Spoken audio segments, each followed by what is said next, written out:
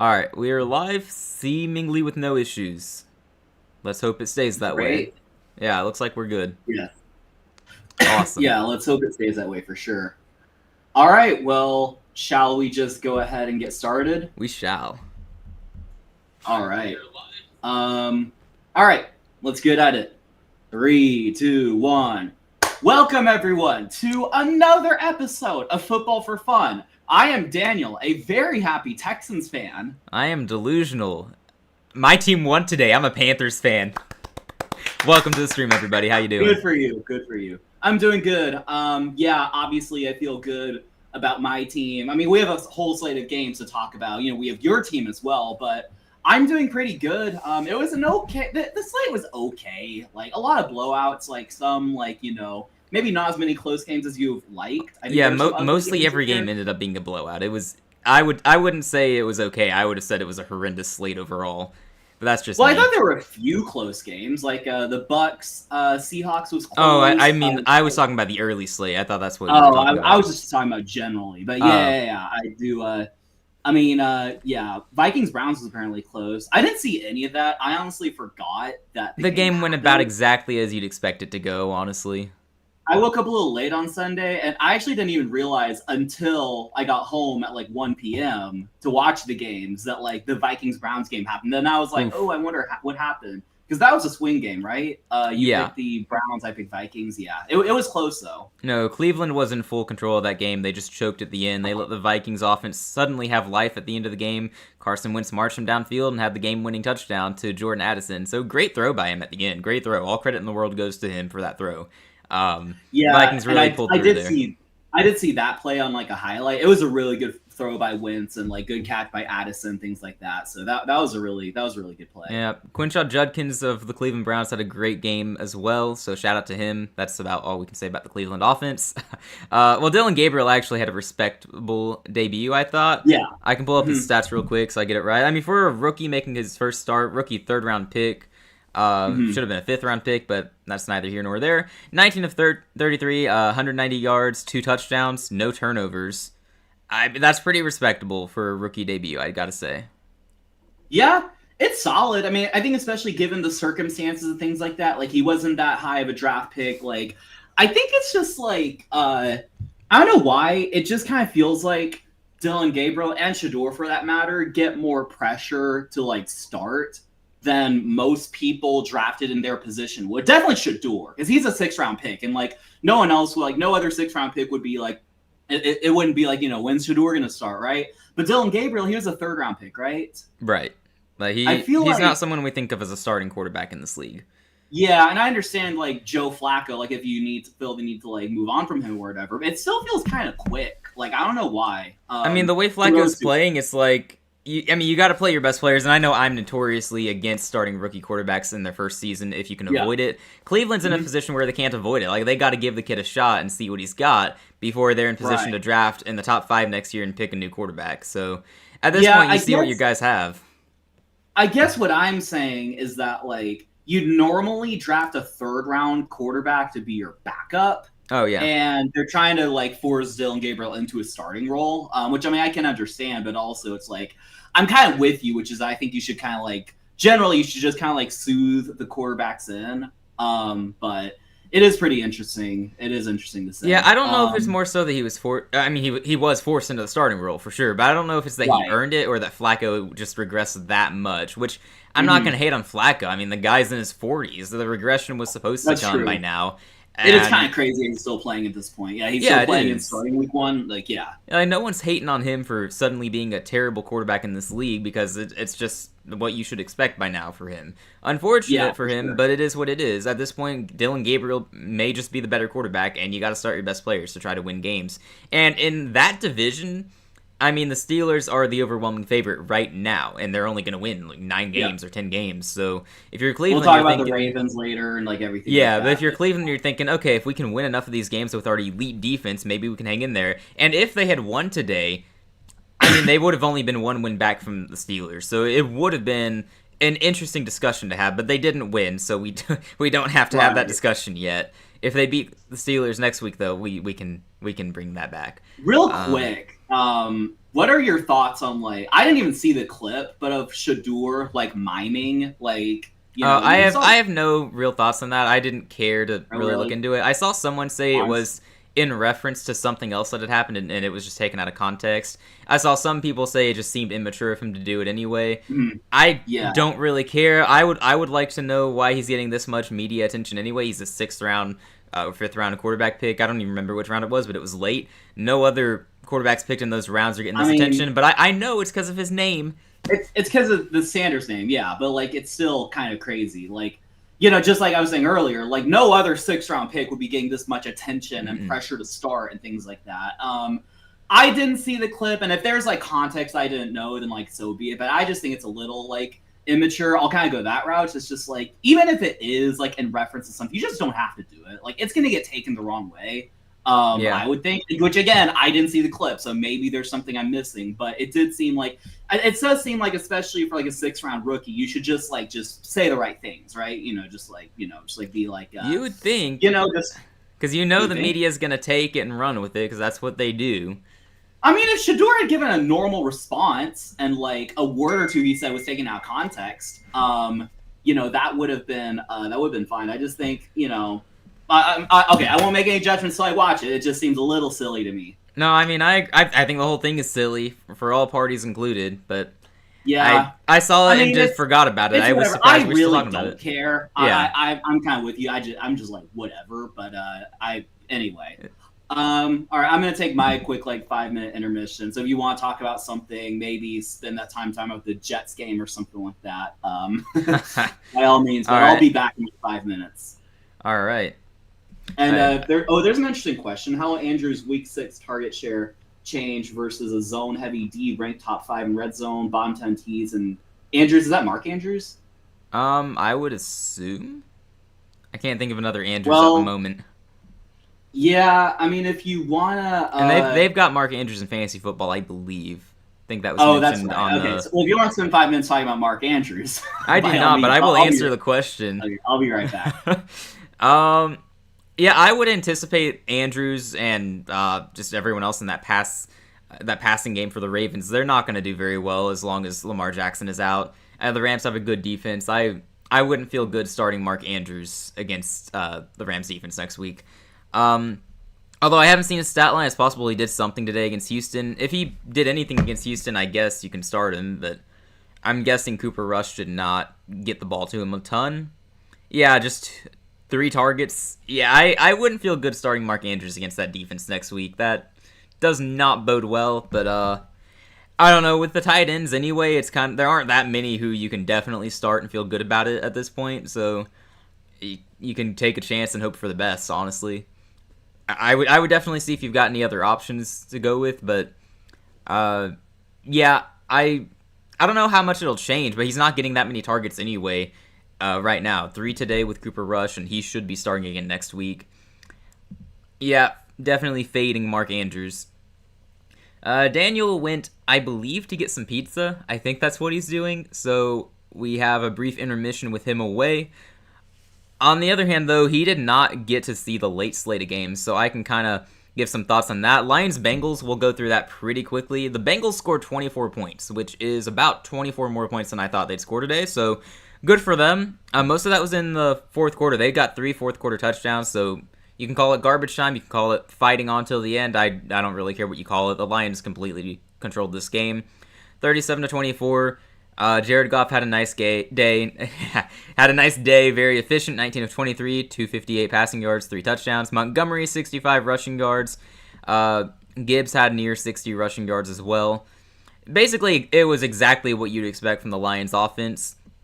David Montgomery threw a touchdown pass as well. You can go find that highlight somewhere. It was pretty neat. Pretty neat to see a running back throw a touchdown. Amon-Ra got 100 yards. Laporta got 92 yards and a touchdown. That's pretty good. The Bengals, Jamar Chase actually had a nice day. 6 receptions, 110 yards. Andre Losivas got 82 yards as well. T. Higgins got a touchdown, but not much else, unfortunately. The Bengals' run game continues to be completely terrible. Chase Brown, he was supposed to break out this year. I don't really know what happened there. He's been a bust. Absolute bust. Jake Browning, 3 interceptions. If they want to try to compete this season, they got to trade for someone. Jake Browning is not the guy. He's showing it every week, unfortunately. Yeah, not much of a reaction to that game. It went about as you'd expect it to go. Should you replace Andrews with AJ Barner? That is an interesting question. I don't know a lot about Barner. I haven't seen his name a lot. I know the Seattle passing game has come alive, and I know that primarily goes through JSN. I see they're facing the Jags next week. I would look into how well the Jags do against tight ends, because I do not have that information readily available, unfortunately. But it looks like Barner has been more of a focal point in that offense lately, so it's definitely worth considering. Just check out what Seattle's defense is good at. Maybe see how they cover Kelsey tomorrow night. I don't know. I would definitely keep that in mind, though. It looks like he is tight end 1 with 7 targets in today's game, 2 touchdowns. I didn't even realize that. AJ Barner had a day. I'll save Bucks Seahawks reaction for later. Titans Cardinals, I want Daniel here for that. Commanders and Chargers, I want to give some thoughts on because I was extremely disappointed by the Chargers. I was extremely disappointed because, you're the Chargers, you're starting 3-0, the Chiefs start 1-2, and you're thinking, okay, you play the Giants this week, you play a Commanders team whose defense hasn't looked all that good, you should be able to win these 2 games. And they come out and they lose to the Giants in Jackson Dart's debut, and then they go and get completely beaten up by the Commanders. And I know the Commanders had Jaden in this game, but only scoring 10 on that defense that let the Falcons offense put up over 30 points. Daniel, I see you're back, and I'm sure you heard that last bit. What do you think of that? Well, I actually didn't really pay attention to the last sentence, but I know you're talking about generally about the Chargers. They dropped 2 straight games against the Commanders and last week to the Giants, right? Yeah. So a little bit of a cause for concern. I think the Chargers are someone that we thought, especially after their week 1 win against the Chiefs, towards like, okay, maybe they can be one of the best teams in the AFC. And I still don't think that window has quite closed shut. Mm-hmm. But it's obviously not going to be it's going to be a tough road ahead if you're losing to the Giants and the whoever else, the Commanders, right? Yeah, no, I'm extremely concerned, man. I'm very concerned by how their offense has looked the past couple of weeks because I was excited early on. I thought their offense had more playmakers than we expected. They have a running game now with Hampton. Quentin Johnston is breaking out at long last. Keenan Allen's still got it. Ladd McConkey is there on the field sometimes, I guess. Yeah. I don't know what's going on with their offense, though. They're just not as good as they should be. Maybe the injuries to the offensive line are affecting them as badly as we feared. But not being able to score more than 10 on this Washington defense has me concerned. I was saying I'm very disappointed in the Chargers because they start 3-0, the Chiefs start 1-2, and we look at that Giants game. It's a game you got to win if you have a chance in that division. Right. And then they don't just lose that. They lose to the Commanders the following week, and the Chiefs have a chance to be tied for first place after tomorrow. You mentioned in the chat Xavier Worthy might not play. That is unfortunate. I saw he was listed as questionable tonight, so hopefully he plays tomorrow. Really? But yeah, the fact that the Chiefs could be tied for first in that division after tomorrow is kind of crazy. Yeah, after knowing to start and the Broncos and the Chargers. Well, maybe not the Broncos necessarily, but the Chargers looked really good, right? At least early on. And a lot of people thought preseason that the Broncos would be the team to beat, but I think we both said it. It's just going to be the Chiefs' division to lose at this point. They'll probably beat the Jags tomorrow, and obviously disappointing for the Chargers, for Chargers fan, the Chargers fan, and things like that. But no offense to both of you out there, 2 Chargers fans. Right, totally. But yeah, very disappointing if you are the Chargers. How did Jaden Daniels look? Because I know he's just coming off injury, and did he look pretty good? Or there were concerns with that knee or that leg. He looked a little funky in a clip yesterday, but he was fine. 231 passing yards, contributed 39 rushing yards on the ground, 15 of 26 through the air. Just a decent day. He didn't do anything special based on the box score. It looked like he did what he had to do, and his defense contained the Chargers' offense, so he didn't have to do a ton. I think on this offense, it was really just the Bill Krosky-Merritt breakout. He finally led the backfield in carries. I don't know why they've been breaking it up week by week for some reason, and finally Bill got the lead. He got 14 carries, 111 yards, and 2 touchdowns. So anyone who's been patiently waiting for that breakout, they were rewarded today. No one else really got a notable amount of carries. Deebo Samuel, by the way, 8 receptions for 96 yards and a touchdown. He's fully embraced the wide receiver 1 role there. Terry McLaurin did not play in this game. So Yeah, the Washington offense did enough, and it was their defense though contained the Chargers' offense. I don't know. That's a surprising result to me. I confidently picked the Chargers because I didn't think they'd have an issue scoring with their weapons and the way Washington's defense has been looking. So, very disappointed in the Chargers. Hopefully they can bounce back. They have an easy schedule. I'm not worried about them in terms of them making the playoffs. Like, they should be a lock for that, unless injuries derail their season. But in terms of their AFC West chances, big disappointment. Hello, Sudoku. How you doing? How's it Sorry going? about the loss. Nice. Nice. That's funny. Well, that's all I had to say about Commanders Chargers. Did you have anything you would like to add? No, I didn't really watch the game, so I can't really add anything constructive. But Okay. yeah, hopefully the Chargers bounce back. And I wonder if the Commanders. So what's the Commanders' record at this point? Are they like probably 2-2? I think they're 3-2 now because they split games 3-2, with right. Jaden early on and then split without him. So they were 2-2 heading into today. Right. Good position in Yeah, the we'll NFC. see. The guy with the Panthers jersey kind of looks like Josh Allen. I'm gonna take that as a big compliment. Take that as a compliment. Yeah. Hey, I that would guy think so, that guy but pulled Haley Steinfeld. I'm just saying, and she's famous. So That's true. Yeah, very famous. Just Did you all playing. see how AZ? Yes, I did. I did see the end of the Arizona-Tennessee game. That was absolutely I kept crazy. an eye on it because I turned it on when it was like 21-3. I watch on YouTube TV and I have the multi-view, so I had all 4 games on. Mm-hmm. And I saw Kyler left the game, and I'm thinking, okay, I guess now there's a chance because Arizona's offense isn't going to do anything with who was it, Clayton? No, it wasn't Clayton. Sorry, it was Jacoby Brissett of all people. And then I think Kyler actually came back into the game, but at that point it was etched into my mind. Oh, this could be a thing. This could be a thing. I don't really know how they lost that though. I was intending to blame it on Kyler being out, and then I realized, oh wait, he actually played after that injury. So what gives? Oh yeah. And I look at the Yeah, box score. I just- There was a fumble recovery in the end zone for Tyler Lockett. There Apparently, was, yes. So Cam Ward, I saw that play. I'll tell you how it went down from what I remember. So Cam Ward, like, I think it was maybe 4th down. I don't know. It looked like a desperate play, and like he just threw a pick. And I'm like, okay, that's another like stupid Cam Ward pick. I'm not saying another like he does that a lot, but it's just like it's a typical Titans play. Sure. But then, so then I like kind of like turned away or whatever. But then I hear that like, you know, like, so he picked it off and he fumbled and Calvin Ridley recovers it in the end zone. So it goes from a Cam Ward interception to a touchdown for Tennessee, which So only that's put them what that within one was. possession. Okay. Yeah. That's exactly what happened. And then I'm not Wild. sure. I guess Arizona had the ball. Maybe they went 3 and out or something. I don't know how that transpired. But then Tennessee got the ball, just led a game-winning drive and got the field goal just nailed. You know what? Good for Cam Ward. I'll say that. Good for Cam Ward. He's struggled in this league so far. Doesn't have a lot of help around him. Arizona, that's another team I am very disappointed in right now. I mean, you got to win these games if you're going to stay in the playoff race. They were kind of a dark horse playoff contender. I don't know if I ever predicted they'd make it, but I definitely had them. I think preseason I was kind of flirting with the idea of them going 9-8, 10-7, and being in the playoffs. I think you'll have to tell me if I'm wrong or not, but I think I held off on that because, you know, I decided Dallas and Chicago were much better predictions for that. As it turns out, that might be true, though. But no, Arizona, after starting off, it was 3-0, right? Or 2-0. They started 2-0 against the Panthers and Saints. I don't think they were 3-0. Yeah, it was 2-0, and then they lost a close game to the Niners. They lost a close game to Seattle. Right. And you think, okay, they're just the definition of mediocre. And then they come in and lose to the Titans after having a 21-3 lead, which, by the way, apparently that was just a theme today. There were multiple big blown leads. We'll get to those a little later. Yep.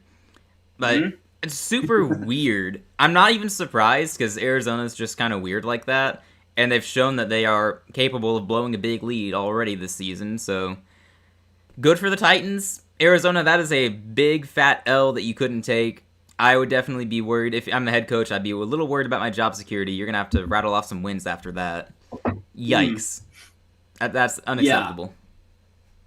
Yeah, it's just like, yeah, so disappointing. I mean, as you said, they started 2-0, but then they lose a close one to the Niners, the Seahawks, and now the Titans. And it's like, they have the Colts next on their schedule. That's probably not going to go well. And then the Packers, then they get a bye, and then they get Dallas, Seahawks, 49ers. It's just like, it doesn't get any easier. So, like, if you're going to stack up some wins, you should surely, like, beat the Titans, right? Just get to, like, what would that have been, 3-3, right? Or 3-2, 3-2, sorry. yeah. Entering that tough stretch, man. Yeah, it's going to be a really tough stretch. I do want to acknowledge some messages. Captain Mickey Mouse. The only reason the Texans won because of Lamar Jackson being out and their quarterback Cooper Rush is bad. He threw 4 interceptions today. That's like part of it. We'll get to that game, but there were like a lot of other key injuries and like, their defense allowed our offense to play really well because they have a lot of defensive stars out. But yes, Cooper Rush being out there was a big reason for big that. Plus. But yeah, any other thoughts from the Arizona game? No, not really. I think because of this, it's going to be a game that costs them a playoff spot down the stretch. Or maybe it causes their coach to lose his job eventually. Like, this is the type of game you lose, and then suddenly the rest of your season you have no momentum, and you lose to all the better teams on your schedule, and it's just... And the way they've looked, too, especially on offense, they don't look like a team that's scary, that you expect to go play and go, oh, Arizona, they could pull this upset, they could play spoiler. They don't look like that kind of team, so I don't have a lot of hope for them after that. Yeah. Any thoughts on Cowboys-Jets? I do not have any thoughts on that. Yeah, we can kind of gloss over it. I feel like that went exactly as we kind of expected it to. Javonte Williams, I exclaimed out loud earlier on my Panthers stream, oh, wow, Javonte has 100 yards at halftime. Because that's crazy. You shouldn't have 100 yards rushing at halftime. Yeah, that's and we talked about Ryan Flournoy having a breakout game of sorts, 6 receptions, 114 yards. George Pickens, only 2 receptions, but had a touchdown, so good for him. Ferguson had 2 touchdowns. I saw that He's balling out. He cooked Sauce Gardner, which was so satisfying to see. Always satisfying. Yeah. Justin Fields threw the ball. They were like hand fighting a little bit, then he just like grabbed it. It was just like, oh yeah. Man, I'll have to go find that play later. For the record, I'm a little bit of a Sauce Gardner hater. I'm sure he's a cool guy. No, you're way more than a little bit. He was taken before Stingley, and everyone thinks like, oh, Sauce is like the guy. Well, I don't think people think that now, but like 2-3 years ago, people were like, oh, Sauce is like some generational prospect. He's like Darrelle Revis in 2020, whatever, and just like he's not that good. He's I blame New York media for that. That's all in New York. They did that to themselves. Right. Yeah, well, Stingley is better, but anyway. Yeah. Maybe. So. Saints won against the Giants. Yeah. I will say... Okay. No credit given. The Giants lost this game. The Giants beat themselves. The Giants did shoot themselves in the foot. I think every time Red Zone panned to the Giants, Jackson Dart threw a pick. And it's just like, the Saints got a lead, and it's just didn't really turn out. Words that we do not say on this channel. The Saints got a what? As far as I'm concerned, they're still winless. Yeah. They stink.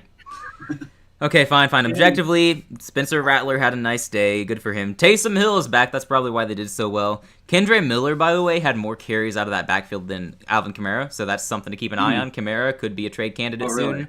Rashid Shaheed had a huge, 80-plus yard touchdown, so big day for him. Olave had his usual 7 receptions, 59 yards. He always has around 55 to 59 yards. It's kind of weird, I'm not going to lie. I don't have a lot to say about it. Just the Giants still stink. The Saints just apparently stink less. I don't know.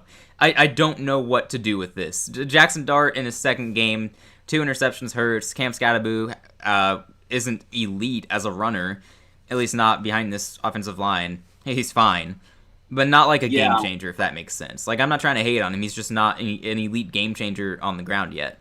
That's fine. But... yeah, you just don't have enough in New York. Malik Neighbors being out definitely affects the offense. These are both bad teams.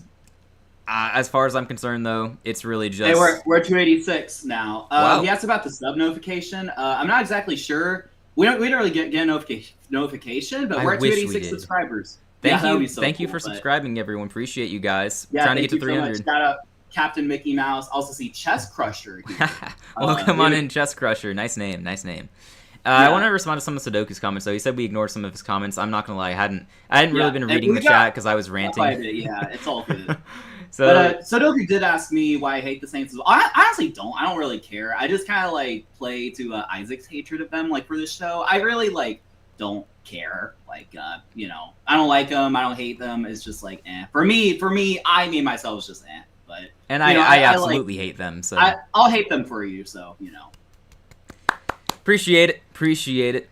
Oh, Husker Nation alt. Nice. Okay. Nice. Sweet. Very cool.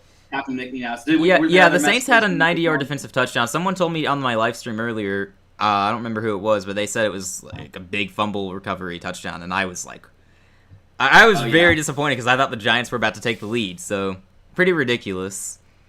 Pretty ridiculous. Yeah, I'm not a fan. Yeah. We can tell. Yeah. We got to go back to Bucks and Seahawks, by the way, because that was the last of the late slate. Yeah. That game was nothing like I expected it to be. I think we were both saying, I think I predicted like 20-17, 23-20, something like that. Just a low-scoring, short game. But that was high-powered offenses. 38-35 is an absurd score. I thought both of these teams had really good defenses. I thought Tampa's offense had been, well, I didn't think it, I knew it. They'd been underperforming all season. They'd been disappointing overall. And I get that they're battling injuries, but it's still a fact. Seattle, their offense seemingly was improving. I didn't think they would do much. Everyone was kind of saying their run game would struggle in this one. And then Kenneth Walker actually had a pretty productive day, 10 carries, 86 yards. Charbonnet also was productive, 4 yards per carry on average. Smith and Jigma did his thing, 132 yards and a touchdown. A.J. Barner, rookie tight end, by the way, 2 touchdowns, so shout out to him. Good day. Darnold, 341 yards, 20 out of 34, 4 touchdowns, but that costly interception at the end, man. Costly interception, just prime Darnold.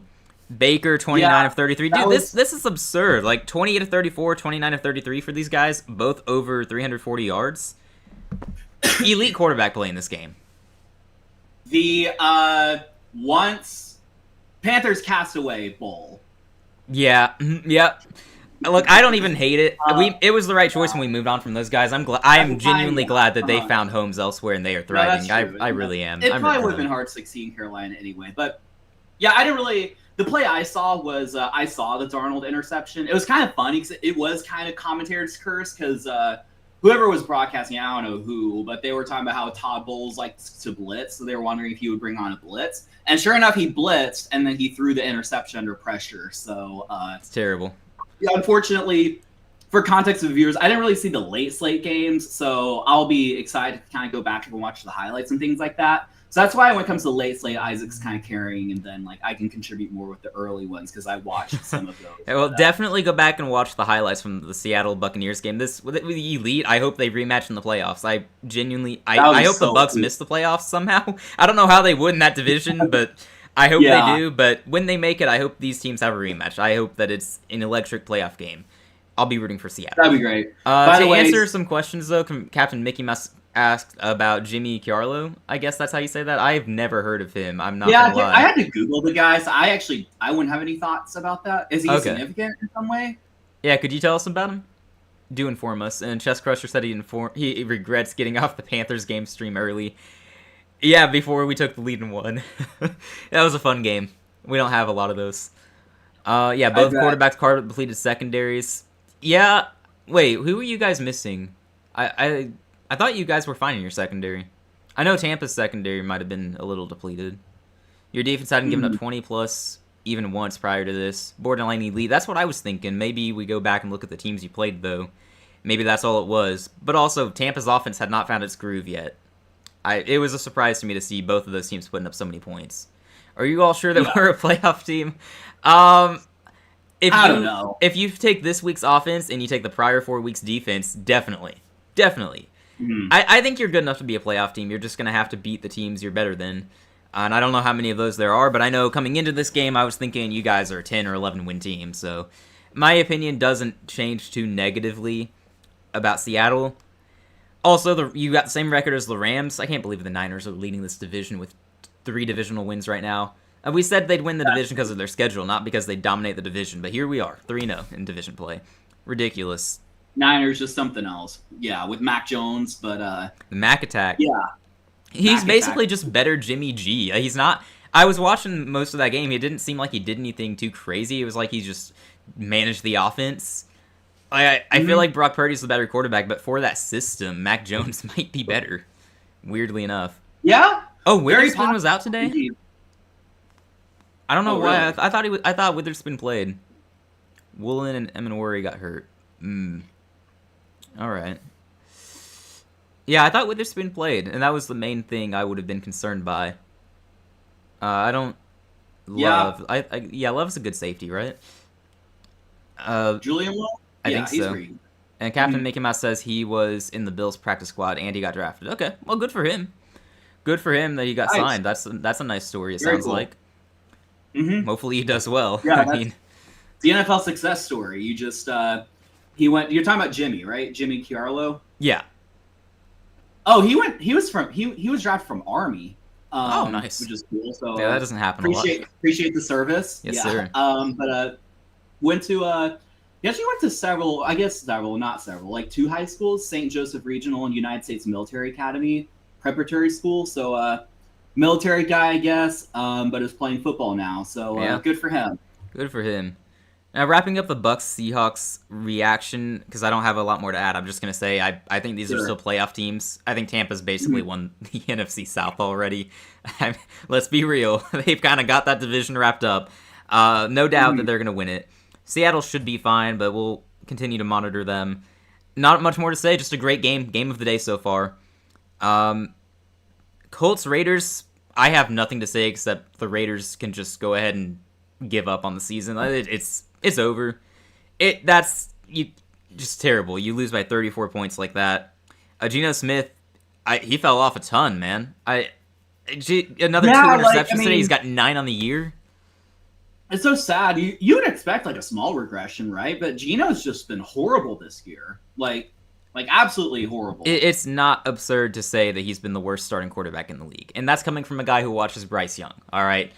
I've seen bad quarterback play this year. Geno Smith looks like he's been worse. You can blame the offensive line if you want, because it's not a good offensive line there. I believe that. But at a certain point, like some of these interceptions, you can go look them up. They're all on him. Like, some of these interceptions are just mind-bogglingly bad. Yeah, 6 touchdowns, 9 interceptions. I mean, you never like an equal touchdown-interception ratio is pretty bad. But, if you're getting more interceptions than touchdowns, that's just, cause for concern.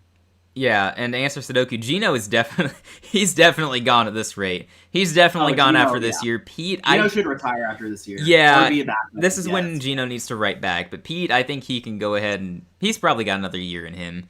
I mean, they paid him a decent amount of money, didn't they? I'd imagine that they give him a year with Jalen Milroe. I get, yeah. Oh, that's right. Oh, wait, what am I saying? Milroe. Jeez, the wrong team. I'm tired, guys. The backup is Kenny Pickett, by the way. I wonder if they could give him a chance, thrust him in. Because, former first-round pick, I mean, he hasn't really done much, but he also hasn't, shown that he absolutely sucks, I don't think. I didn't even realize Kenny Pickett was there. I thought Aiden O'Connell would have been the backup, actually. That's interesting. Yeah, Aiden O'Connell, who's on IR, is, Yeah, I think it's Kenny Pickett time. It's not like Geno is. It can't be about worse. Kenny Pickett time, you would think. Yeah, it can't hurt. I mean, your season's over. Good for the Colts, though. They are indeed for real. I mean, they're 4-1 now. This isn't like last year's weeks 1 through 2 Saints team. This Colts team looks for real. Danny Dimes had another good day. Taylor, 66 rushing yards, but 3 touchdowns.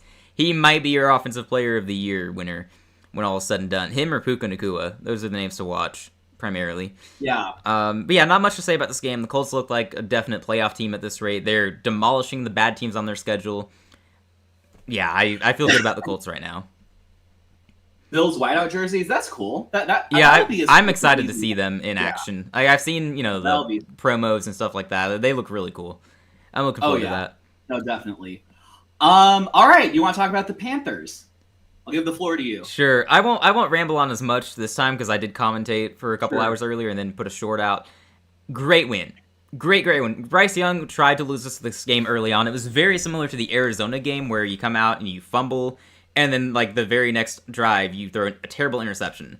Against Arizona, it was not completely his fault. The offensive line did not help him whatsoever. In this case, though, it was Bradley Chubb just coming after him, and Bryce looks scared. He's so tiny next to Bradley Chubb, and he looks like he wants to get away. He does kind of a weird pump fake sort of thing, and then the ball just comes out, and they recover it.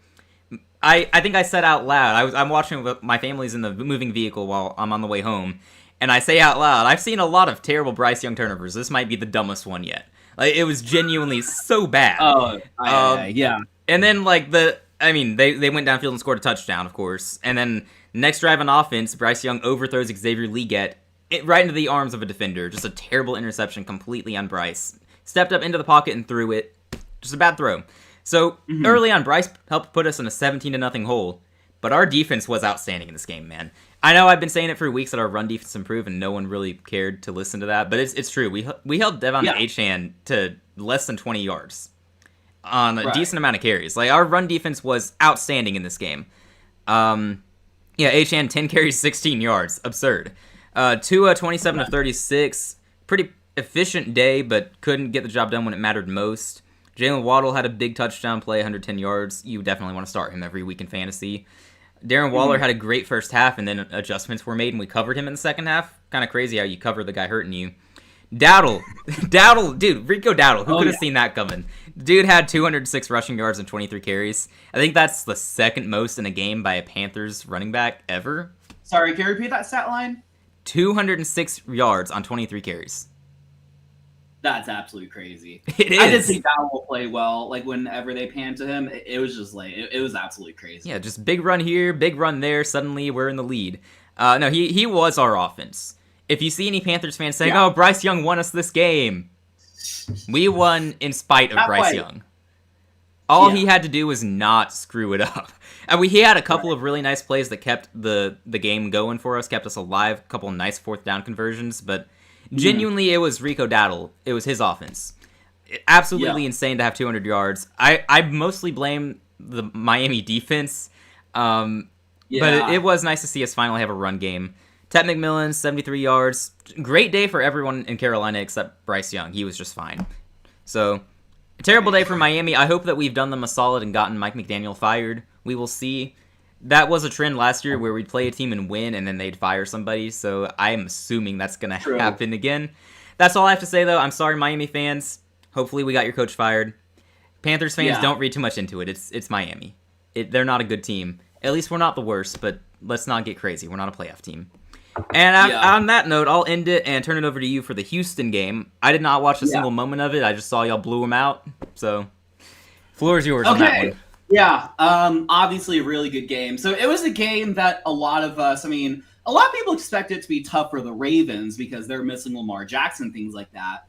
Like, looking back, it's like, and I know, like, hindsight's 2020, but, like, we were only 1.5 point favorites. Like, only 1.5. Yeah. Actually, I do understand that, though. Like, Cooper Rush, I think, does have a winning record as a starter or close to it. And, like, they still could have been tough, and we weren't exactly world beaters going to this game. So I do understand it. But, it looks like CJ really is back at it. Now, I do know the Ravens' defense is depleted and things like that. But, just, like, a win's a win, right? And I think I shared in the chat, actually, which, this is a quote that actually kind of sticks with me, which is that, like, because, by the way, J.J. Watt was calling the game, which was really cool to see. J.J. Watt kind of, like, I think he started calling games this year, and it had to be great for him to, like, be calling this Texans blowout game. But anyway, he was saying that, like, you could, like, credit, like, the injuries for the Ravens for the Texans dominating, but the players on the field know the standard. And I thought that was a really good quote by him, because it's like, it's like, you could blame all the injuries and stuff, but they should still not let up 44 points, right? Like, that's absolutely crazy. But to one of the worst offenses in the league coming into this game, or I think statistically the worst scoring wise, right? Yeah, about right. That sounds like worst or second worst, something like that. Yeah. So yeah, like, you're pretty far down there. So to come in and score that many points in this defense, there are no excuses for that. It's unacceptable for Baltimore's defense. Sudoku, yeah, J.J. Watt has been a member of CBS since he retired, I think, or maybe a year after, but he's been, like, their analyst and things like that. And, like, I think as of this year, he's calling games with Ian Eagle, or Ian Eagle, I think, as he goes by. But anyway, right. J.J. Watt is in sports media, indeed. But, yeah, no, that was really good on the offense. Like, I actually didn't really see the rushing statistics, but it did look like Nick Chubb played pretty well. Yeah, 11 carries, 61 yards, then a touchdown. I guess Woody Marks didn't do as much. I know you have him in fantasy, so you could probably.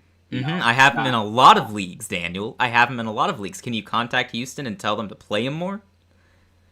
Yeah, I'm sure the time will come. It's a long-term investment. Don't worry too much about it. You'll get your Woody Marks. Dameon Pierce actually played. That's good. Hey, good for him.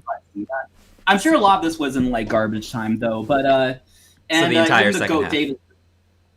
Davis Mills was on the field, so good garbage time. QB1 got out there. Let's go. Yeah, totally. But yeah, on the offensive side, that was like all pretty good. I thought there were a couple of like sacks that I didn't really like. So I don't know if the offensive line really played all that well. I think they did okay. I think he got sacked twice, it looks like. Which I think also last week CJ only got sacked twice. So it looks like there's improvement on the offensive line, which is good. I think it's just the type of thing that like weeks 1 to like 3, we just had to like kind of like get used to everything, and like there's some lot of moving parts, and I think we're all starting to get together. Now, granted, we beat the Titans and we beat the beat up Ravens, so I'm not taking too much out of this. Our game against the Seahawks in 2 weeks, we have a bye next week, which it's good to have a win, going into a bye rather than a loss. Definitely. But anyway, yeah, feel good. Definitely. Feel good. But in 2 weeks we play the Seahawks. That'll be a really good test because I think the Seahawks we all consider like good team, not a great team. It's in Seattle. It's a late game, by the way. So their body clocks are going to be kind of like messed up. Oh, and that's the Monday night game, right? Late Monday night game. Ooh, yeah. Yeah. I got you. So that's going to be a really good test. Like, if we win that game, I feel just about as good as anyone about our chances to, like, not only make the playoffs, even maybe win the division, especially the Colts, if we can get the Colts again. But if we lose, it's like, I don't know, maybe we're not that good. I mean, it'll obviously depend on how it goes. Like, if we lose, but it's like a really good game, then like I wouldn't necessarily complain. But that's what I want to say about the offense. All I gotta say about the defense, we are the best defense in the league. Like, I do not care. Argue with a brick wall. Like, I know there's some other. You finally arrived. Maybe you can like make cases for other teams, but we are straight up the best defense in the league, like without a doubt. Like like Will Anderson, Daniil Hunter, like I know our defensive tackles aren't the greatest, but even like Sheldon Rankins and Amari Williams are okay. And then you have our no-fly zone with like Stingley, Kamari Lassiter, and Petrie, who had like 2 interceptions today. And again, I know we played Cooper Rush. I'm not trying to overreact, but we did hold Stafford and the Rams to only 9 points. We held the Bucs really until that final drive, and then who was our third loss? The Jags. I mean, that was also just an ugly game. So like, my only conclusion on defense is we're the best defense in the league. Like, okay, I'm not gonna say by far, but we're clearly the best defense in the league. And if we can just get our offense together, like we're back in it. Like 0-3 was just a blip, Yeah. I'm trying not to be too delusional, but anyway, you said finally. So you were saying earlier that you thought the Texans. I said it, dude. I called it preseason, and I drafted them in like every fantasy football league I'm in.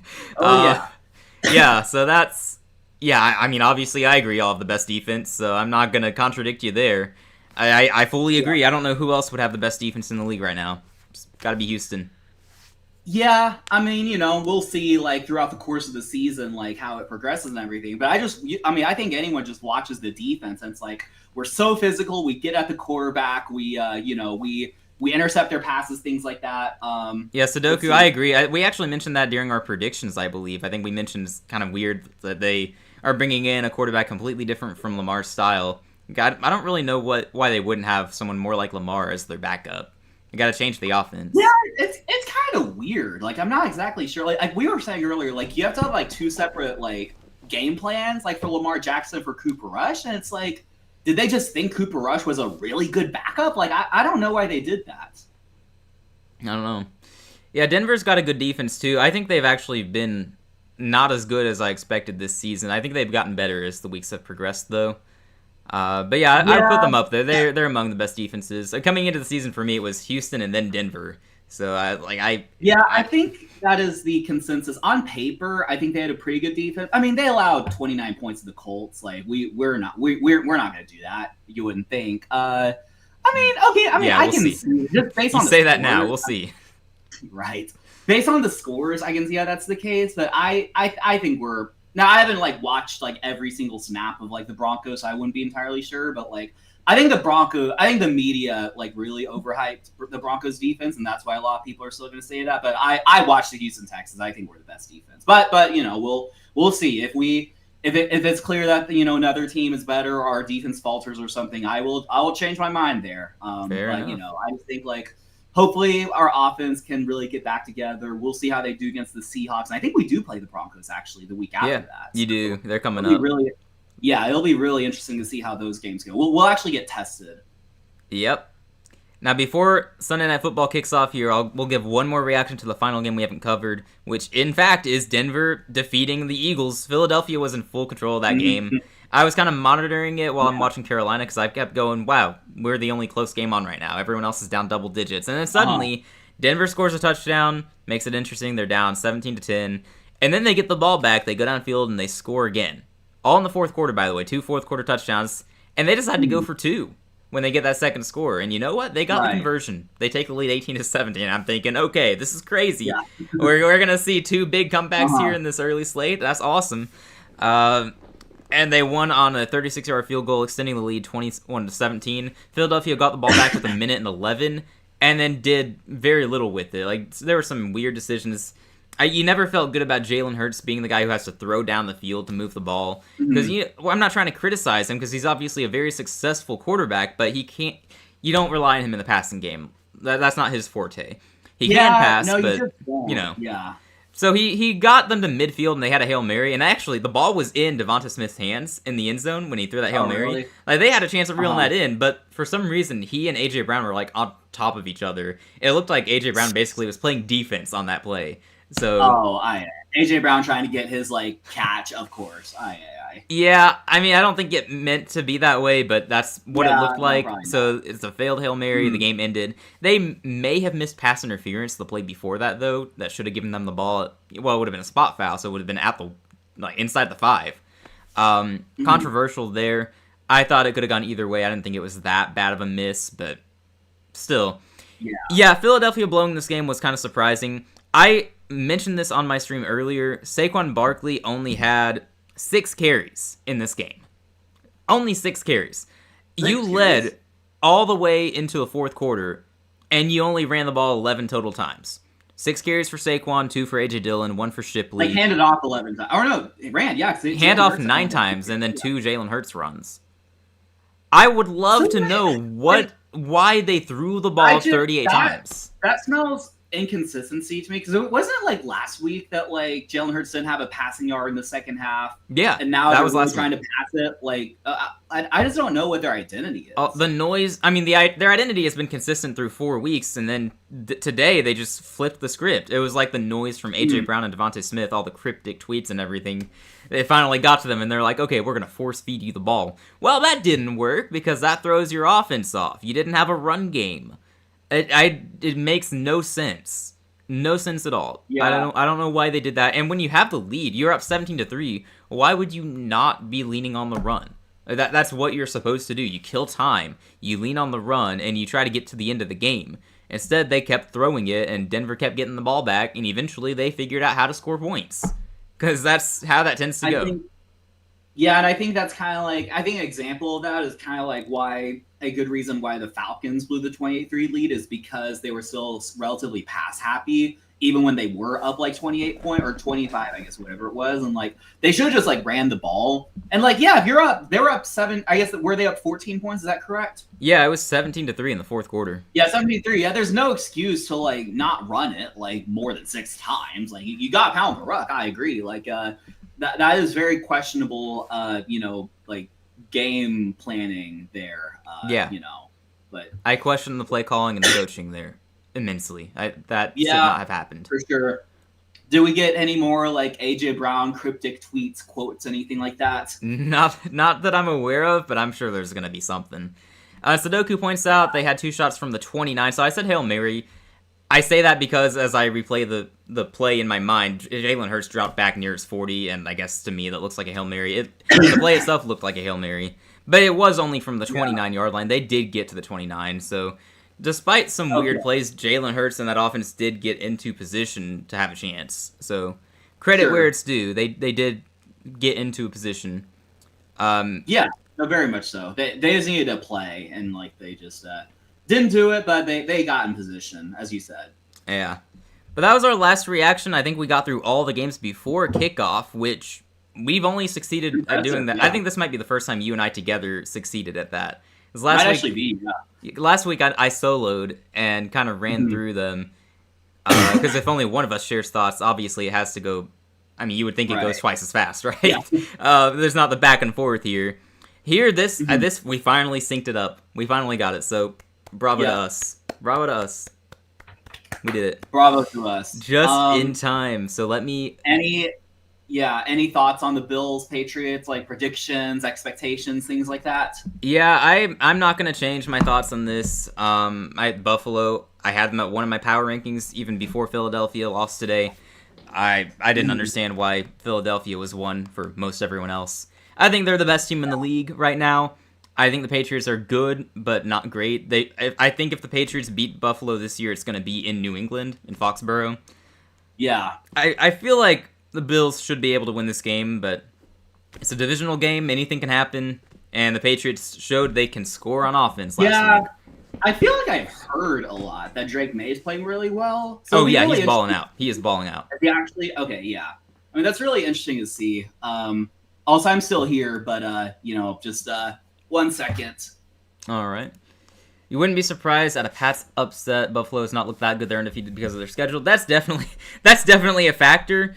And I'm choosing to just look over that for now because they are winning by double digits every week, even if they play down. And we talked a little about that, Daniel. I think they kind of have played down at the level of competition at times. I'm going to say the win over the Ravens counts for something because that was a classic game, and that was when the Ravens actually looked good. That was pre all the injuries, so credit them there. They blew out the Jets. They beat Miami by 10, beat the Saints by 12. I know those games were closer than the score indicates for some time, but they still were not at their best and won by double digits. We're going to find out more as the season goes along, obviously. Their schedule doesn't get that tough for a little bit, actually. They play the Pats tonight. They get the Falcons next week. They better beat the Falcons. Their fans are going to be so annoying. Atlanta's fans, I mean. They play us, which I will personally guarantee you they're going to beat us. It doesn't matter that I'm going to find a way to pick us to beat them when the time comes. I will find an excuse to do it. But the Bills are going to blow us out. And then they play the Chiefs. Like, the Chiefs are their first real test if we're going by the schedule, which is kind of crazy, you know? The Bills have a schedule that lines up for them to win 14 to 15 games and get the 1 seed. Yep. I wish my camera were like in a place where you could like more see. Cause I have my jersey shirt. So I see it. I see no reaction there. That's interesting. No reaction from anyone else. No reaction from you. You're just like, I don't know what to think. I thought you'd be surprised or something. Okay, but anyway. For some reason, this just feels normal. I don't know why.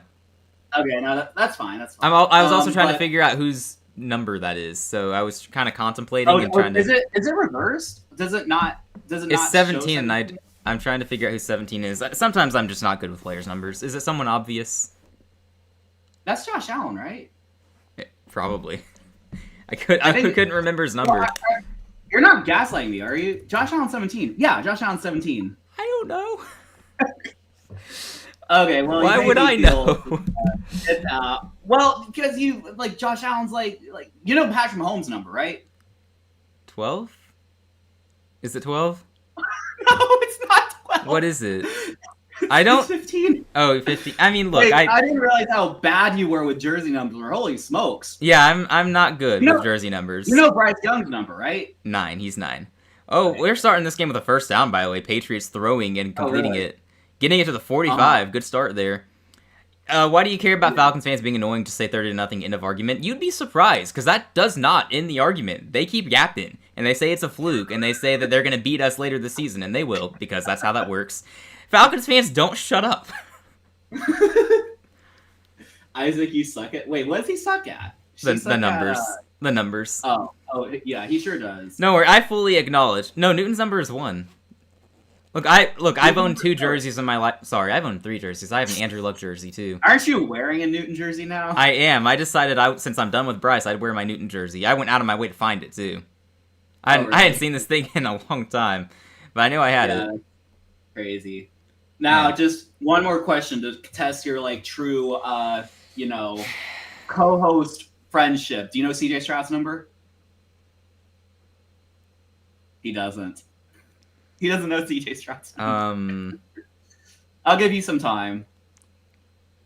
I want to look it up without you knowing. Okay. Yeah, I'm not going to look it up. It's single digit. I'll give you. I was kind of thinking that, and then part of me thought it was in the teens, but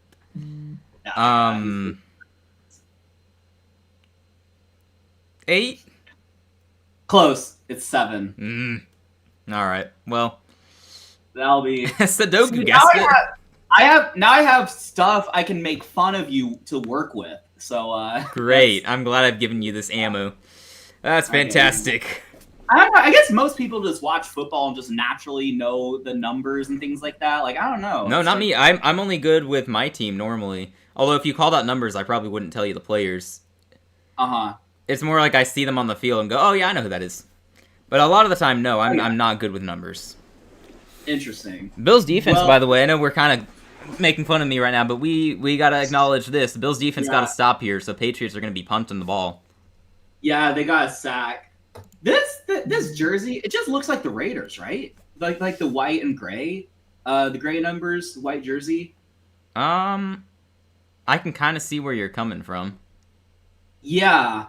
I mean, I like the unis, but they just look so much like the Raiders, I think. Like their away uniforms or whatever. A little bit. Maybe you needed more emphasis on the blue. Maybe the gloves could all be blue. Knowing the numbers is pretty important for watching linemen, otherwise you can't tell who has a good, bad rep. I mean, I'm not great with linemen anyway, so unless it's abundantly clear, I usually can't tell if it's a good or bad rep anyway. I honestly just, like, don't really pay attention to, like, individual, like, O-line players that much, which is why, like, even talking about my own team, I'm always like, I don't know if Titus Howard is good or not, or, like, whatnot, but, like, yeah, it's just, like, the O-lines are, like, tricky, because, like, they wear, like, you know, like, 78 and, like, 69 and things like that, so it's, like, kind of, like, not as distinct as maybe, like, quarterback numbers or even receiver numbers, but, yeah, I see what you're saying. Yeah, I'm getting better about being able to figure out if an offensive line is good or bad based on just watching the game, but I'm still learning. I've been a fan for so long, but it took young me a long time to realize that offensive lines actually mattered. What it really took was Carolina never, ever having a good offensive line. Not during the Newton years, and then not during the Darnold years, and then the Baker half year, I guess, and then the early Bryce seasons. Like we just never. What's Darnold's number? I have no idea what his number is in Seattle. I have no idea. I don't even remember what it was in Carolina. I want to say it was 12 here. I think it was, it's not 14. I thought it was 14. I don't know if he changed it. It's kind of why it's a trick. I think it was in the teens. I think it was in the teens for sure. I don't know. I really don't. I'm wondering why Buffalo kicked off early. I thought that the game was scheduled to start at 7:15. That's what ESPN told me, so I thought they started late. But I don't know. Yeah. Darnold is 14. Okay, well, Daniel got it. Yeah, I knew. That's not what I meant. Wait, what? I don't know. Probably something I said. Nice. Yeah. Good way to get better at this is don't watch the ball, watch the line. I'm usually watching the quarterback and seeing how much time he's got and then trying to see if there are any receivers open. This line play has never been something that I emphasize looking at for some reason. And I'm also more of like a receiver, like pass-happy offense kind of guy anyway. Yeah, I'm still trying to solve, no, that's not what I meant. Is he saying, like, Sam Darnold is 14? Like, that's not what he meant, like, 14 years old? Yeah, exactly. That's what he meant. I solved it. I would have never thought that's what he meant. It took me a minute to realize that, but, like, I thought, like, it was in response to something like changing teams or something like that. Like I thought it was something we said, but that's funny. Yeah, Sam Darnold's definitely not 14. Ooh, good play by the Patriots defense there. Gets Allen down before he can run for a game, but there's some ugly yellow on the field. Hey, we got a bot. Woo-hoo! That's how you know we've made it. Yeah. Oh yeah. Captain Mickey Mouse said it was scheduled at 8:30 p.m. Eastern. Was it? I genuinely do not know. ESPN told me 7:15, so I don't know. I mean, as long as it starts by 7:30, I'm happy. I mean, yeah, I don't know. That's kind of weird. I don't know. Man. Well, we got a good game so far, at least. Yeah, seemingly. Seems like it. When the bots come in, what do you guys press? Well, I just click on this, and then what do I press? I just hide the bot on the Click channel. on like 3 dots and like hide user and channel. Yeah, something like that's that. what I do. That's what you do. Nice. Okay, Josh Allen on the move. Oh, interesting throw. That looked a little Mahomey. It looked a little Mahomey. If Patrick Mahomes did that, it would be on SportsCenter. That was kind of cool though. He moved up into the pocket and kind of threw, like he's coming forward. Oh yeah, like on the run. It looked pretty neat. That's cool. If it's a throw on the run, I mean that's a good play. Absolutely, that's elite quarterback play. Heck of a play by Mahomes there. Mm-hmm. Collinsworth is unironically really funny, by the way. I'm just saying. Like we joke about him, but he's really funny. He sure is, yeah. We got a 2nd and 2 here. Buffalo at their 22-yard line. Just give it to James Cook. You'd think he could get 2 yards here. He's having an outstanding season. They do give it to Cook. Finds the edge, and he's going to pick up the first down before going out of bounds. So about a 4 or 5 yard gain. Sudoku says Monday Night Football is 15 unless it's a doubleheader. So Sunday Night Football, Thursday Night Football are at 20. So it's at 15 unless it's a doubleheader. So it was supposed to be 15 today then. I assume. Okay. I guess. Well, it's Sunday night. He says it's supposed to be 20. Yeah, I mean, I think that's around when it started. Started at 20. Yeah. Oh, yeah, I don't know. Yeah, I'm so out of it. I'm once again on low sleep for this one. That's just the excuse I'm going to use for not being able to read. Yeah. Yeah. I should start sleeping on Saturday nights, though, actually. I keep not sleeping. I stay up way too late trying to make my college football rankings as good as I can, and just to still have people poke holes at them anyway. Whatever. At least I'm trying, unlike the AP poll. But anywho, that's true. We're down to 10 minutes to play already in the first quarter. We got a 2nd and 8 coming up. Looks like we probably missed a short run. Yeah, it's so over for me. It feels like Monday already. I'm not gonna lie. It feels like a long day here. All right, quick pass from Allen. Yeah. That's gonna go for about 5 or 4 yards. So we got a 3rd down coming up for the Buffalo offense. Yeah, it's so over for me. Panthers win a game and I just lose track of the day. Yeah, it's like a fever dream when the Panthers win. Yeah, we've won 2 games. That's more than we won. Well, I was gonna say more than we won a few years ago. It matches our win total a couple seasons ago. Yeah. Yeah. It's sad that I can say that. 3rd and 4. See if Buffalo gets off the field here. Josh Allen looking to make a play. And he probably will because he's Josh Allen. Mm-hmm. He's got the ball. Good protection. He's got all day. Pressure coming now after I say that. He steps up. He throws. It is complete for the first down across midfield. Close to the 45 in Patriots territory. Looks like the tight end brought that one in. I would assume Dalton Kincaid. Yep. Good for him. He's he's quietly having a nice season over there in Buffalo. That's true, yeah. No, just a clean pass. Also, just random mention, this is the Stephon Diggs revenge game, for what it's worth. True, he needs to get revenge on Buffalo for giving him so many targets that he had to leave to go to other teams to get even more targets. It's a shame. Yeah, right. It's a shame what Buffalo did to him. For sure. No, Buffalo really screwed him over. Absolutely. He needs revenge. Buffalo with the ball at the 47 now.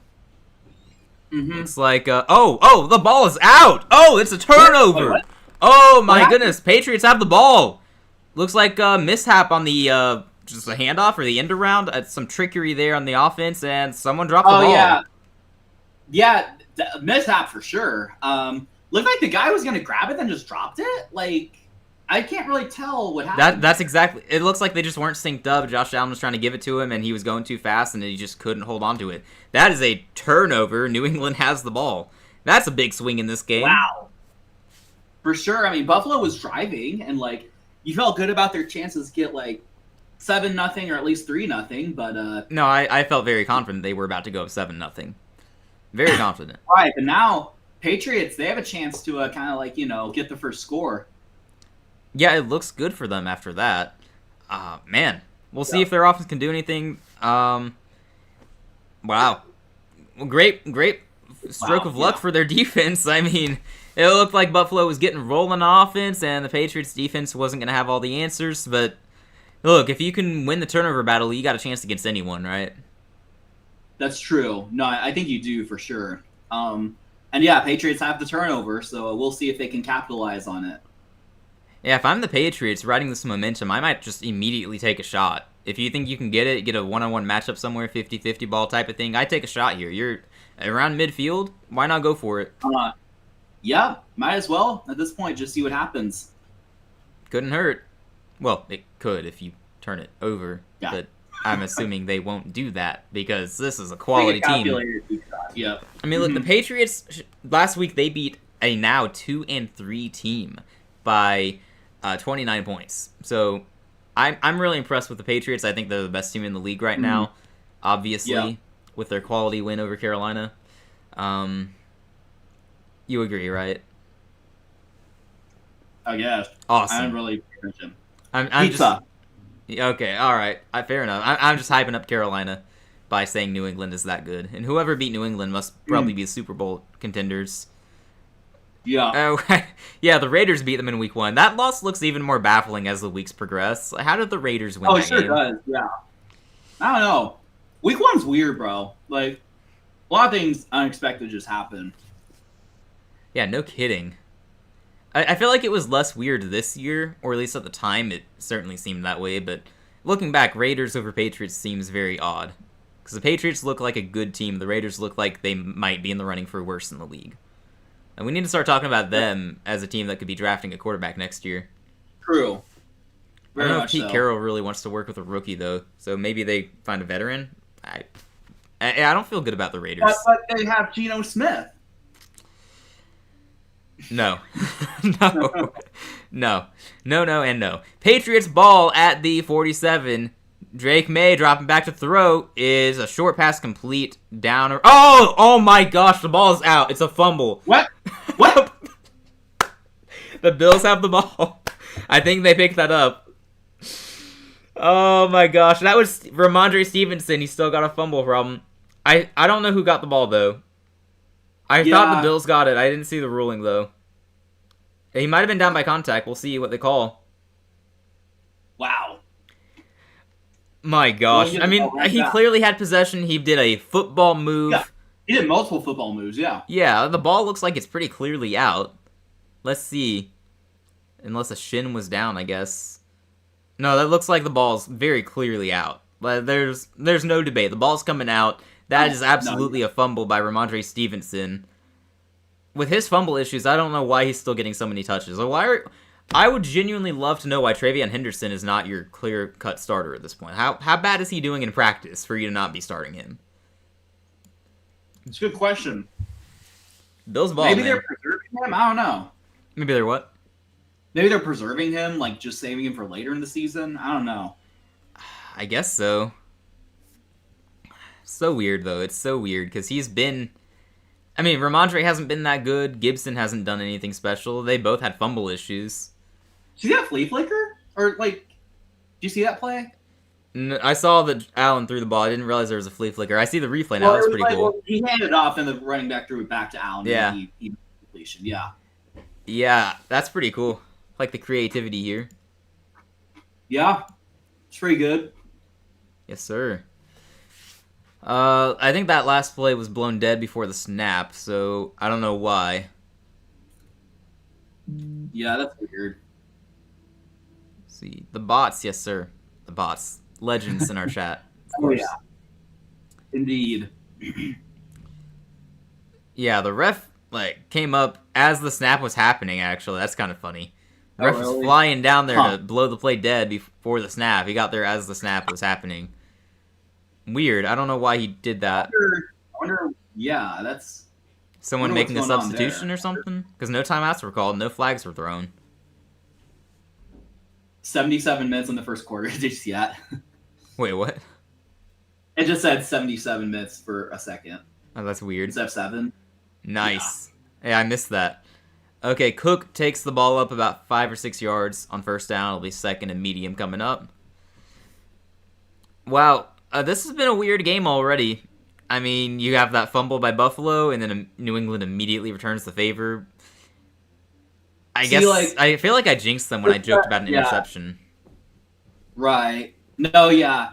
This does look like the Raiders because James Cook ran the ball, and I almost said like, "Oh, Ashton Genty with the 5-yard runners." So like, it does look like the Raiders. It's funny. Yeah, I might slip in like an Ashton Genty or like Geno Smith. No, I'm not. I'm first down sure run, by the way, by Genty. Oh, wow. Yeah, Genty. He's doing flag pretty on good. the field. Is that Christian Wilkins with the hold? He's not on the team anymore. I just can't name any other lineman. I know that's a defensive lineman. I don't care. I just needed a lineman to name. Is that Max Crosby? Well, I view him as a defensive end, but I guess he's also a lineman. Oh, I don't know. Yeah. I don't know how you label them all. Defensive end, defensive lineman. Yeah, I think like front four, but I see what you're saying. Fair. My brain works weirdly sometimes.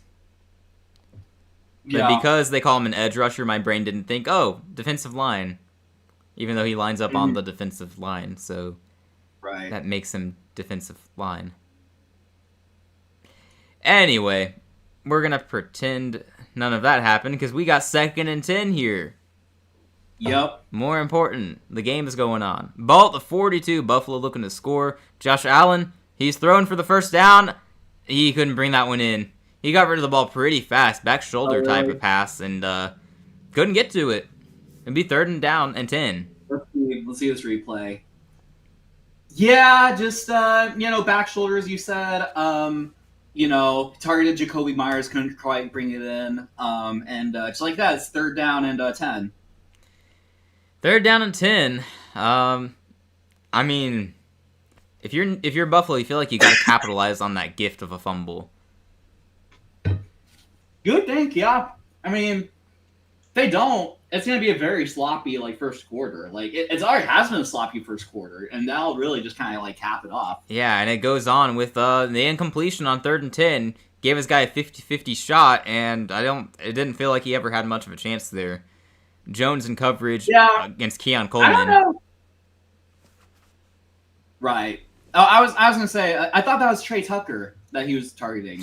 Yeah. Okay. I'll stop just naming Raiders players. I think the joke is jokes. Well, the next time an interception is thrown, we got to say Geno Smith enters the game or something like that. Yeah. Yeah. I don't know. Tried a couple 50-50 balls, just didn't quite work, and I guess now it's Patriots ball. We'll see what they do with it. We'll see. I mean, they got to feel good after that horrific fumble by Ramondre Stevenson. They get the ball back. There is a flag on the field. I wonder what that'll be. Yeah, I wonder what that'll be too. It's probably nothing that'll be too game-changing, but I mean, unless they ran into the kicker and we both missed that, which I guess is possible. Looks like it's just a false start or illegal formation. Something like that, yeah. They're talking to the Patriots, so... Yeah, it did go against Buffalo. Yeah. Have him punt again, probably. Just like a longer punt or something, yeah. Oh, no, they enforced the 5-yard penalty from the dead ball spot, so they'll just move it up after the kick. So, okay, we don't have to re-kick. We go to a commercial break, and we're still tied at 0. Very, very sloppy game, like you said. Entertaining because of its sloppiness. We got 2 fumbles in this game in the first quarter, so it's gonna be one of those days, I guess. I don't know.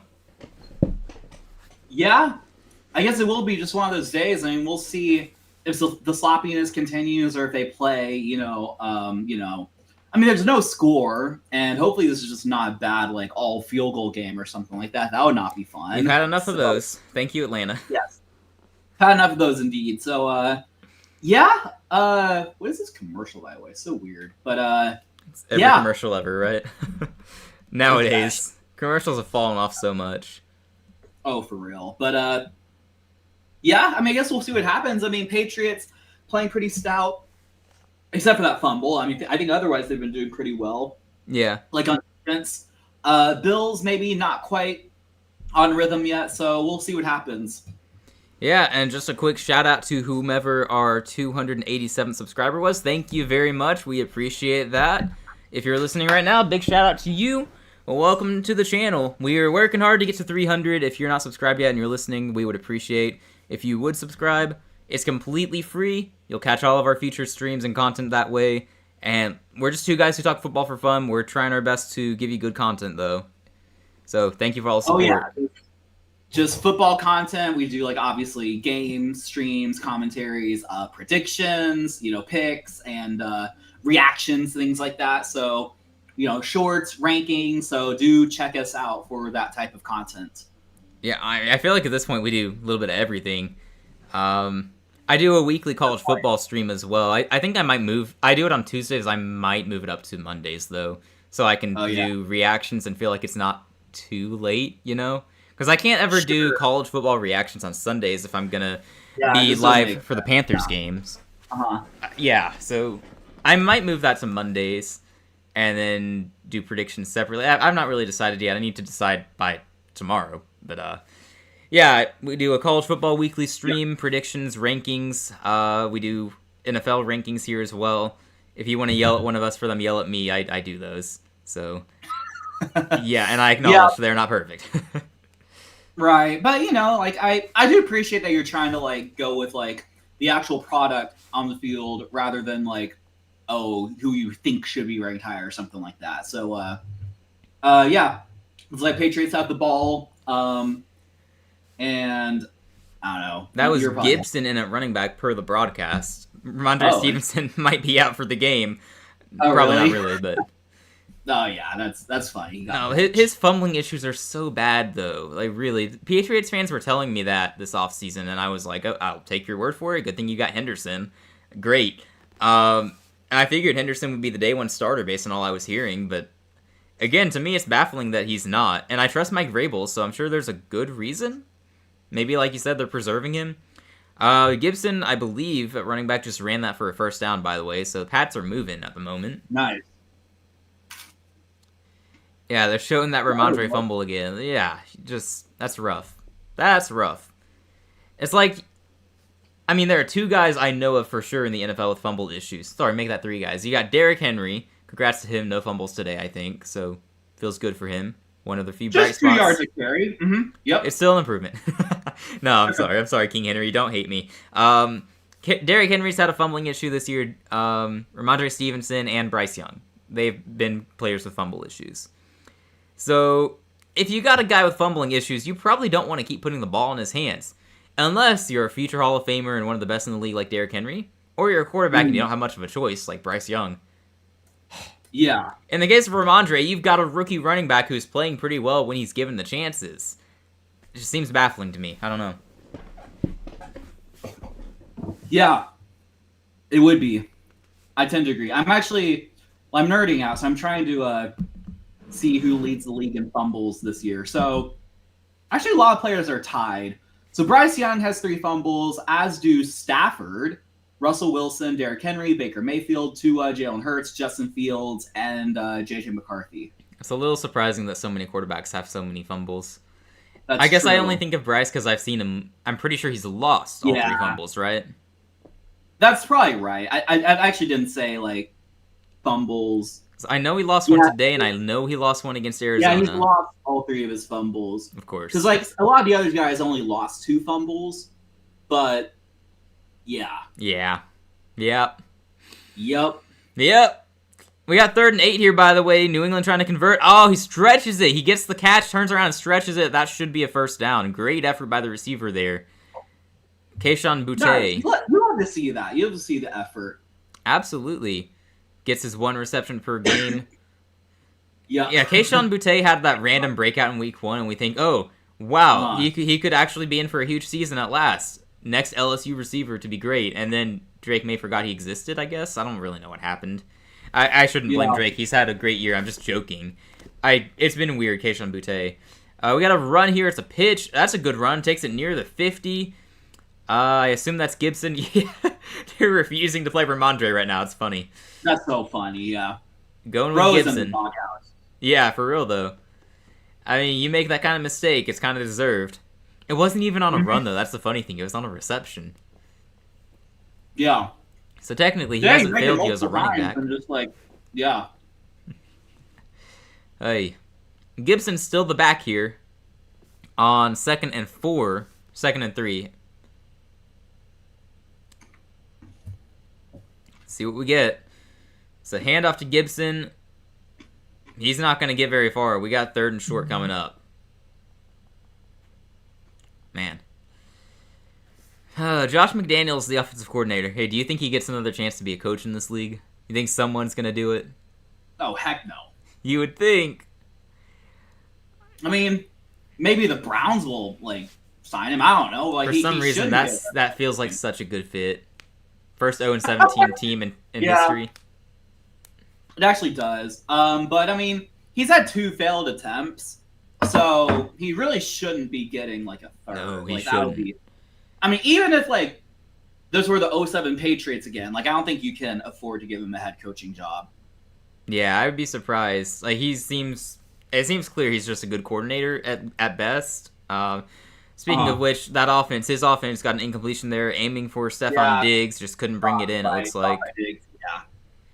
Yeah, looked like he had him open. It was not the most accurate throw by Drake May though. It was a little bit behind him. Still want to see Diggs make that catch when you're the top receiver in New England and you're always complaining about lack of targets. Got to reel him in when you get him. Yep. But yeah, no, that wasn't an easy catch to make. He fired that man. That's true. Yeah, and like the positioning was kind of awkward. So yeah, I don't know, but I won't give him too much hate for not bringing it in, but definitely a little bit on both of them. Yep. Should have been thrown more accurately, but they punt the ball. It's Buffalo's ball now with 2:17 to go in the first quarter. I gotta say, I wasn't expecting it to be scoreless this late in the game. You know, in the first quarter. Right. Late in the game, you know. Yes. You know what I mean, though. Like, I expected points. I see what you're saying. Like, you wouldn't expect to be 0-0 this late into the game. It's just like, I kind of think we're in for an ugly one, honestly. Look, and that might end like 17-10 Buffalo or something like that, or 13-10, something like that. Like, it's looking that way so far. I think it'll be the most exciting game. And the way these teams are playing right now, just very sloppy overall. That's the way it's heading. That's what it looks like right now. Mm-hmm. I hope that's not the game we get. I hope we get some fireworks soon. I want to see Josh Allen come out here and just launch up downfield to one of his receivers. He still doesn't have a true number 1 receiver, by the way. Somewhat notable. True. Like, Keon Coleman hasn't broken out yet, and Khalil Shakir is not elite. He's good, not great. Kind of in that Jacoby Myers role. Uh-huh. Right. Had to throw out another Raiders player there, you know. Yeah, totally, of course. But yeah, I mean, it'll be interesting to see like who takes command of the Bills' offense outside of Josh Allen. If anyone kind of like takes over. But yeah. I was hoping Instagram and I see the Devonta Smith lying on AJ Brown. That's pretty funny. Yeah, it was really funny watching that at the end. They both go up for that play, and it's just, come on.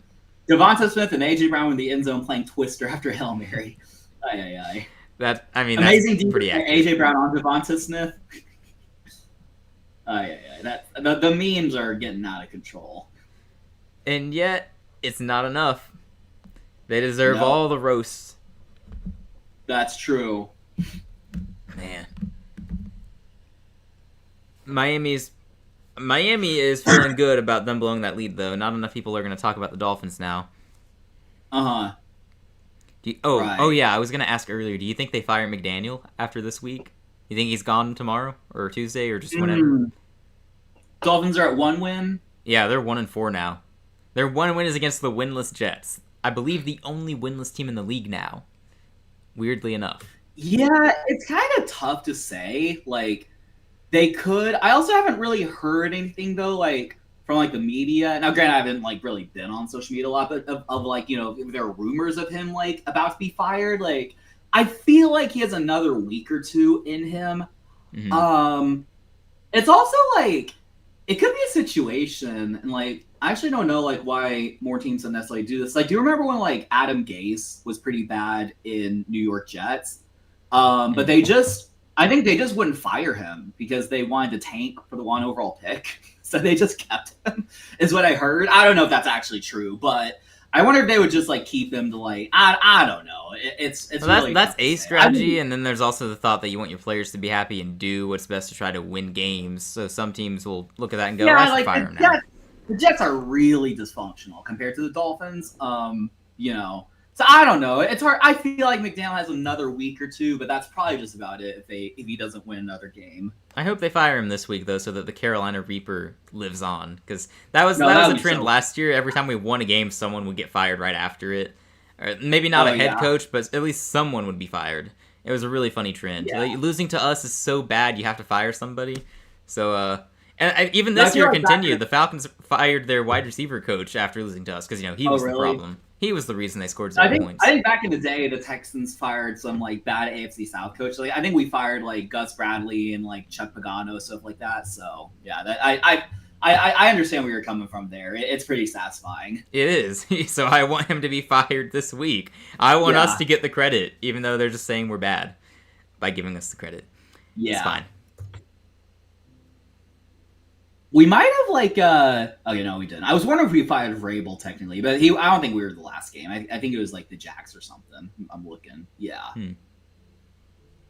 We had a Patriots player injured, by the way. Good to see him up and walking off the field.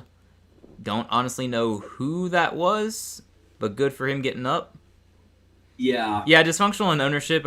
I'm guessing that's what you meant, or even front office at times has been dysfunctional. The Jets. Sudoku's talking about the Jets. Oh, yeah. Oh, sorry. I don't have chat open. Yeah, I was talking about the Jets. Really just the overall team. Dysfunctional in terms of ownership. Oh, my gosh. We have another fumble. At the 10. Talk about... New England thinks they have it. Bro, what is this game? That's the third fumble in the first quarter. And they're calling New England ball. Keon Coleman, bro, you're not coming back into the game after that, buddy. Wow. Absolutely crazy. What is this game? Genuinely, that's the third fumble in the first quarter. At this point, it's just who can be sloppier. Buffalo better score on this. Or, sorry, New England better score on this. Wow. I don't know the last time I saw this. 3 fumbles all in the first quarter. Just like that. That's crazy. So sloppy. I mean, that was a great play of the defense. I don't want to take away credit there. But, I mean, in general, this has been a very sloppy game. Right.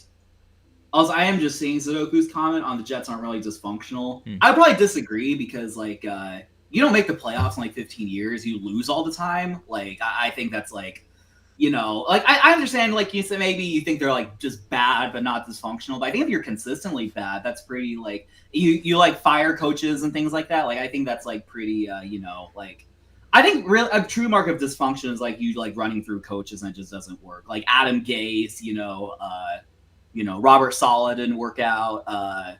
Who else? They've had some other terrible coaches, right? Todd Bowles was their coach at one point in time. Todd Bowles. I mean, yeah, and I mean he's doing good in Tampa, so you can clearly blame the team, but Adam Gase deserves another chance, to be honest. I think there are a lot of teams that seem dysfunctional, but they aren't really.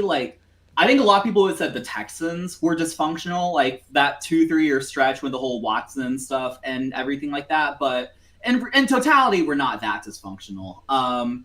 They've been dysfunctional in general. They're just bad. Well, compared to Dolphins. Okay, so I thought you said they're not dysfunctional. So now you're agreeing. I don't know, but whatever. He's adding to it. He's adding to it. They aren't that dysfunctional at the moment. Glenn seems to be stabilizing the culture despite the 0-5 record. Oh, yeah. I don't disagree with you there. I think, I'm right here, right now. I think just generally they've been dysfunctional. But if you want to say right now they're stabilizing the culture or whatever, I can get behind that. Kind of how Dan Campbell. Patriots offense just went 3 and out, by the way, but there's a flag on the field, so we'll see. Sorry to interrupt. I just had to give the game update there. No, it's worth interrupting a conversation about dysfunctional teams. But kind of you remember how Dan Campbell went 1-15 or whatever his first year. I think they won more than one game, but they didn't do very good the first year. But that year they had stabilized things. So not that I'm comparing Aaron Glenn to Dan Campbell, but I can see where you're coming from. Jets to the playoffs next year? Probably not. I never believed in the Glenn hire anyway. I don't think. At least if I'm pretty sure I never believed in it. I don't think I ever claimed to believe in it, at least. It just felt weird. I didn't think his defenses in Detroit were ever that good, But, I mean, I hope it works out for them, because it's been pretty embarrassing for a while. Patriots did go 3 and out, by the way. So after all of that, a fumble to give them field position at the 11, they're kicking a field goal. And at least that's good. We got points on the board at last. Okay. Patriots with the lead. 3-0 Patriots. Yeah. Yeah. What a game this has been. I mean, what a game! It's low scoring, but it's so sloppy that it's enjoyable to watch. If that makes sense. Yeah, I can see where you're coming from there. It's like tight. It's tense for sure, definitely. Yeah, I get the feeling it's going to come down to the wire. It's going to be a close game the whole way through. We need some of these offenses. Wow, some of these offenses. We need both of these offenses and some of these players to make some plays. Do something other than fumble the ball away. Because this has... It's been lousy. It's been lousy. Yep. I have a fun game I love. Nice. Would you rather win a game 3-0 or like 48-49? 48-49. Oh really? That's way more fun to watch. If we're gonna win, I want it to be the fun way for me to watch. 3-0. We're gonna kick that field goal, and I'm gonna spend the rest of the game thinking, "Oh, we're gonna blow it." I feel like for my team, I have to say 3-0 because our defense is so good, and like if we dropped like 48 points, and like that'd be really concerning. But low scoring plus turnovers, let me tune in. Yeah, exactly. It's a Sudoku's type game, exactly. Yeah. Yep. Hey, look, my type of game is just anything I think is fun to watch, which usually means a lot of points. So 49-48, that sounds like game of the year type of material to me. Buffalo on the return gets across the 30, so that's good. Good field position, decent. Yeah, I feel like most people tend to favor what I said, just liking the points and the high-scoring games. No, I think but there's still a lot of people who like that sort of game too, Sudoku. Yeah. And for me, it's not even necessarily that I would enjoy it. It's just that I'd rather that outcome than, like, win a game, but I drop 48 points. But, yeah. I don't know. It's pretty interesting, but I can't really see my team winning a game either way like that, so it's hard to imagine. Yeah. I mean, I guess I can see us shutting out a team since we did that. Take that, Falcons. But only scoring 3 points. I don't know. Josh Allen on the run, by the way, only gains a few yards. Ugh. I don't like 3-0 game. No, I don't think most people would like a 3-0 game. No, I just mean like the type of game, more low-scoring turnovers, right. some good defense. Yeah, fair. I mean, as a fan, I'd be concerned if my defense gave up that many points, but also as a Panthers fan, I'm used to it, so you can't hurt me anymore. You can't hurt him anymore, is what the man said. And I know if we win a game 3-0, we're going to turn around and give up 40 points the next week anyway, because, hey, we literally just did that, didn't we? We gave up 0 points and then followed up by allowing 42 to this Patriots offense with 3 points through one quarter. Panthers won. Yes, sir. Panthers won. That was a good one. Tied for our largest comeback in franchise history. You'll love to see it. We got to be careful, though. Can't get too far ahead of ourselves. It was just Miami. They're not a good team. But we did true. Win.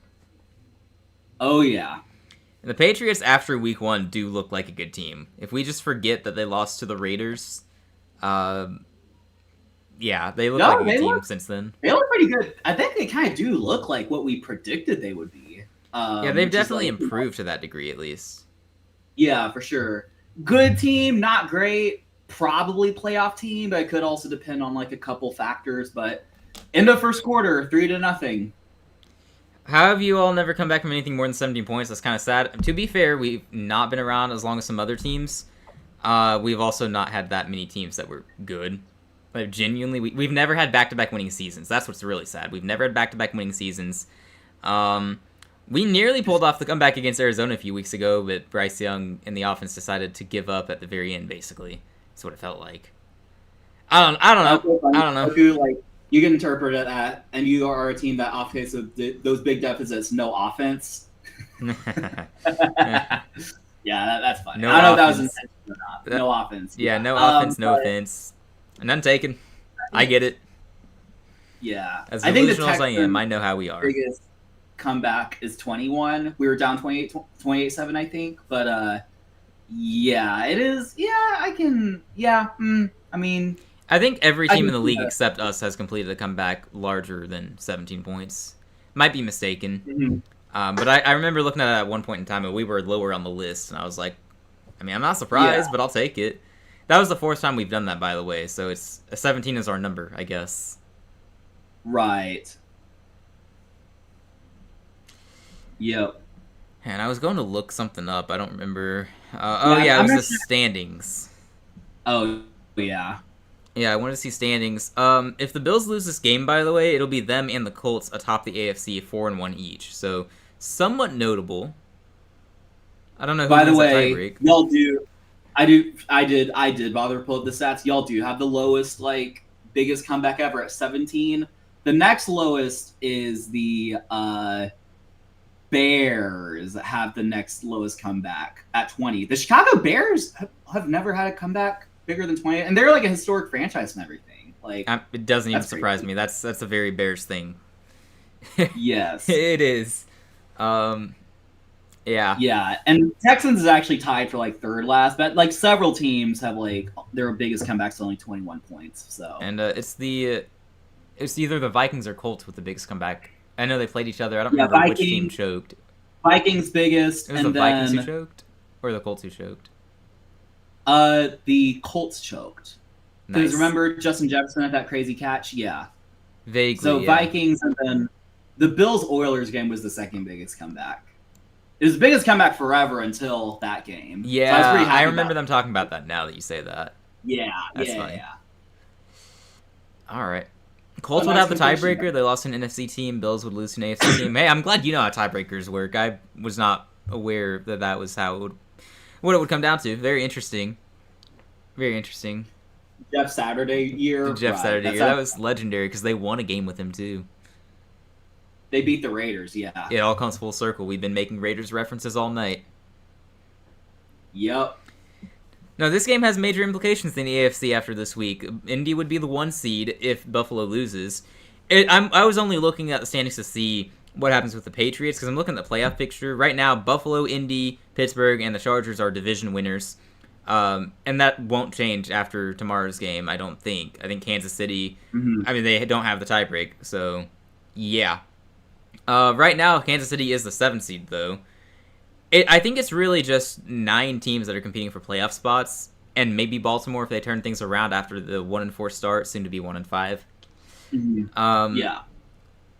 Yeah, like right now there are only 8 teams with without a losing record in that conference. If New England loses, it's just 7 teams. Big play by Buffalo just now, by the way. They got a big first down. Buffalo's driving. Yeah. Looking to take that lead. Yeah, the Oh, AFC yeah. doesn't have a lot of teams contending. Like I don't count Cincinnati. We've seen Jake Browning play a few games now. No, not even gonna pretend. No. They're not making the Yeah. playoffs unless they make a quarterback change and turn things around, I guess. We actually didn't talk about. You're talking about the Bengals, right? Yeah, I talked about that one. I think that was my go-to did game when you left because I figured there wasn't much to say. It went exactly Yeah. like we thought it would. So Right. Okay. Because I was like, I don't remember talking about that, but there wouldn't have been much to talk about anyway. yeah, there genuinely Um, wasn't. Right. Poor Jake Browning. Yeah, we were led bad. to believe he was a good backup quarterback based on what we'd seen, but doesn't look that way. I mean, we have to actually play games. It's not looked good. This Almost year, as bad as Geno Smith. yikes. The worst starter in the league? Question mark. Ah, geez, Minnesota would be a playoff team if the season ended right now. The Rams wouldn't be. That's kind of funny. Yeah. Yeah, I hope Minnesota's not a team we see in the playoffs. That would not be fun for anyone except whoever they play, I guess. Right. That would be pretty. That'd be pretty funny. Actually, funny. They would wonder- play the 49ers, and I could unironically see them winning that game. Honestly, yeah, that would happen. Mac Jones versus Carson Wentz. The matchup we all want. Totally, yes. Man, looking at the Two other former playoff matchups first-round right now are picks. really good, though. It would be Seattle against Tampa, which we just saw today. That would be fantastic. And then it would be Mhm. Detroit against Green Bay, which who doesn't want that in the playoffs, right? Minnesota has Right. great coaching still. We agree on that. We agree on that. They got one of the best coaches and systems in the league. And they got a good defense. except for when they have to stop the run, then they just refuse to do that. So, other than that, yeah. Well, it's not that we think they suck. I just don't think that they're a playoff caliber team right now. And I don't think they're fun to watch. And I have a hard time seeing them win a playoff game, except for San Francisco, because I do not trust them. Right. Yeah, I can't trust San Francisco, right? I mean, no, this year Carson Wentz has looked pretty good statistically. 69% completion, 750 yards, 5 touchdowns, 2 picks. I mean, like, O'Connell's kind of the quarterback whisperer, which is a real indictment on J.J. McCarthy if he can't step it up, because other than that, like, half against Chicago, like, he's looked horrible. Not even half, though. Like, that was just the fourth quarter. It was when we stopped watching the game live, I think. Right. Yeah. We're like, okay, we don't need to see the rest of this, and then he starts playing well. Yeah. Man. Aye. No, Washington would also miss the playoffs as of right now. Very interesting. Dallas, because they tied the Packers instead of beating them, they're still further down the pecking order, so yikes. Mm-hmm. Yeah, the NFC race is going to be really interesting, it looks like. It's shaping up to be a good race. Carolina's only 1 game back from a playoff spot. I love that. That's so funny. That's funny. I'm going to hold on to that for as long as I can until we lose next week. I mean, win. We're going to beat Dallas. We're going to beat them. Yep. Mm-hmm. Can't wait for my free pick. Do what? Can't wait for my free swing game. You said that this week, didn't you? Oh, man. Oh, what a play to get rid of the ball. That was reckless by Josh Allen. Oh, my gosh. Oh, yeah. Let me see. Yeah, check that out. I mean, if that got for a first down, it would have been amazing, but... Oh, wow. No, he just kind of like... Oh, yeah. No, he just kind of... Yeah. He's trying to do his best Will Levis impression there, except he didn't turn it over. So he didn't. It was a little Mahomey. If it works, it's Mahomey. If it fails, it's Will Levis. That's basically what it is. Yeah. Or if it doesn't work, it's Jameis Winston. True. Also Jameis Winston. Yeah. Do you think Houston... I think we can make the playoffs.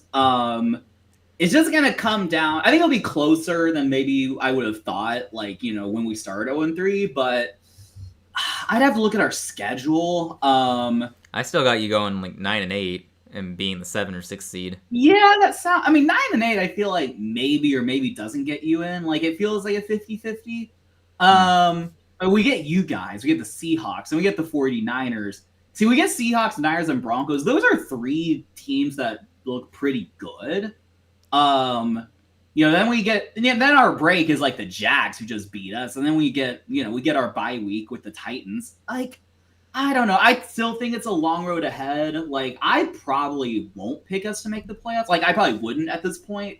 Like, I appreciate the optimism and everything like that, and I think we're improving, but I think we just dug ourselves in too much of a hole at 0-3, and I just don't think we're going to, I would like to say that, we got our offense back together and we have the best defense in the league and we can just start to, just run the table, but I just think we're going to drop a critical game or two and it'll just, maybe we'll win 7, 8, 9 games, just miss the playoffs. I don't know. It's hard to say. You need the Steelers to start losing games, or the Ravens to just not resurge and win that division, I guess. If they don't get to 9 wins, then you're good, obviously. Right. You have the tiebreak as well. Yeah. The Pats, you need to root for them to lose to teams they shouldn't lose to, because they have an easy schedule. If they could get to 11 wins, it would not surprise me. Right. I don't think they will, but it could happen. Yeah. I mean, okay, yeah, come on. These blips. Losing to the Titans is a thing that would sometimes happen. There's a glitch in the system when it comes to just how things work, and us losing to the Titans was just a glitch. So we destroyed them. Breakout game against you guys. No one's breaking out against our defense. Wow. Man, you're trying to sound as delusional as me. Watch me say that, and then Sam Darnold has a career game or something like that, but. Oh, yeah, the Broncos. I didn't even realize you didn't mention them. Yeah, the Broncos are likely going to be a playoff team. You can pencil in the Chiefs, Chargers, and Broncos, so that takes up 2 wildcard spots. So you either need the Colts to fall off and you guys win the division, or they win the division, which I buy into that. I think they're winning that division. I think they're getting a top 3 seed at this rate. Seeming like it, yeah. I think you need the Jags to fall off, which I think they will. I don't believe in them at all. Although maybe I should, because they beat San Francisco last week, and then they went and beat the Rams, so... Maybe I should stop hating, but we'll find out tomorrow. Yeah. I would agree, Sudoku. Yeah, besides the interception, I would agree. Elite game by him. Career game was today. Yeah. Well, he's gonna follow it up. We actually see though. So if I had to predict, so we're 2-3 on the spot. I think we can go 2-1 against that group of 3 teams: Seahawks, 49ers, Broncos. I kind of think, not to like preview my pick like 2 weeks in advance, I think we might beat the Seahawks. We'll be coming off a bye, and like it'll be tough though. I really don't know, but I think we'll lose to either the Niners or Broncos. So that puts at what, 4-4. You should lose to the Broncos, I would think. They're nearly as good on defense, but better on offense. Even if we say, let's say I'm pessimistic, we're 1-2 against those teams. That'll put us at 3-5. Then we beat the Jags 4-5. Beat the Titans 5-5. Say we lose to the Bills 6-5. I'm just gonna say we split the Colts. I don't know. Like maybe we lose both. Like, but that would be what, 7-6. Mm-hmm. Let's say we lose to the Chiefs 7-7. So the Colts have won the division by now, for sure. Right. They're winning at least 11 games. 8. Yeah, I could see 7-8. I don't know. I just don't think we have. We still have to play the Colts twice. Like, I don't know. You need a split there. Yeah, we absolutely do. Yeah, it's gonna be tough. You need your offense to keep playing well. I will be Colts. Our games against Colts is week 18. I will be here for it. If it's another AFC South championship game, that would be really cool. You guys are gonna have to win a lot of games. Indy's not going anywhere, dude. You check out their schedule. There's a good chance they're like. I know you jokingly predicted they'd be 8-2 going into the Chiefs game, but there's a realistic chance that is the case. You pull up their schedule real quick. I called it Danny Dimes breakout.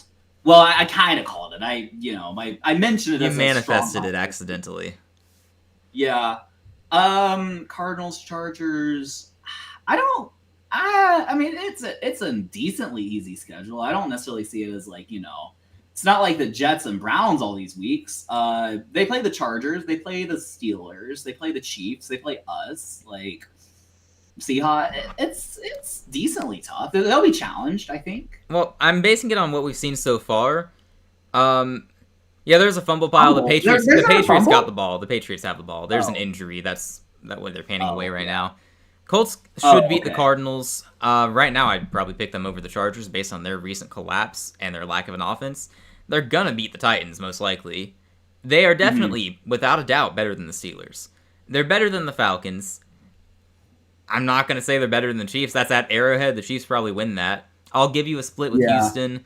You'll lose to either the Jags or the Titans. And you play the Seahawks and Niners as well. Like, I see Indy getting 11 or 12 wins with this schedule. Like, they should be better than a lot of these teams. And like they should run away with the South based on what we've seen. Man, all these bots. Jacksonville, though, I think they're going to fall off. I wouldn't worry about them. Yeah. I keep saying that, but they keep winning games, so what do I know? Right. Yeah. Jags, they're not that good. I think the AFC North gets one team into the playoffs. I don't think it'll be the Steelers and the Ravens. I think if the Ravens win that division, they probably end up sweeping the Steelers at this rate. Like, they're going to be 1-5 after next week. Yeah, shut up, bots. I wish there was a way to keep them off. I'm sure there is, but I don't know. There probably is a way we could probably like get some like anti-bot like installment or something, but we're not that big. We haven't invested into that yet. Yeah, looking ahead, since I believe the Jags are going to fall off, I think New England's going to be your biggest challenge for that 7th seed in the wild card race. That's the team I'd be watching, and then you just hope that only the Ravens or Steelers out of that division makes it. The loser in that division race just doesn't get in. You hope the Steelers win because you don't mind facing them in the playoffs. Right. Yeah, I still think that'll happen, Sudoku. That's what I'm guessing. I think they will probably still win that division. And I don't trust the Steelers at all. I've learned my lesson in the past. Yeah. I see what y'all are saying. Oh my gosh, they get the Browns and Bengals next. The Steelers are about to be 5-1, possibly. That is ridiculous. Yeah. That is absolutely ridiculous. I still think that this is the Steelers division to lose. And I just and I know theoretically they have an easy schedule. Lamar Jackson coming back. I mean, they still have other injury. I think the Baltimore Ravens will be 6-7 wins at the end of the season. Honestly, that's my take. I think they're just a bad team this year. It just happened, and the Steelers. I think the Steelers will just win the division at 9, 10, 11 wins, something like that. So we'll see. We'll see what happens. I mean, if Lamar Jackson, kind of makes a comeback and saves the Ravens, I mean, as a Texans fan, it may not be my favorite outcome, but as a football fan, it'd be a good story.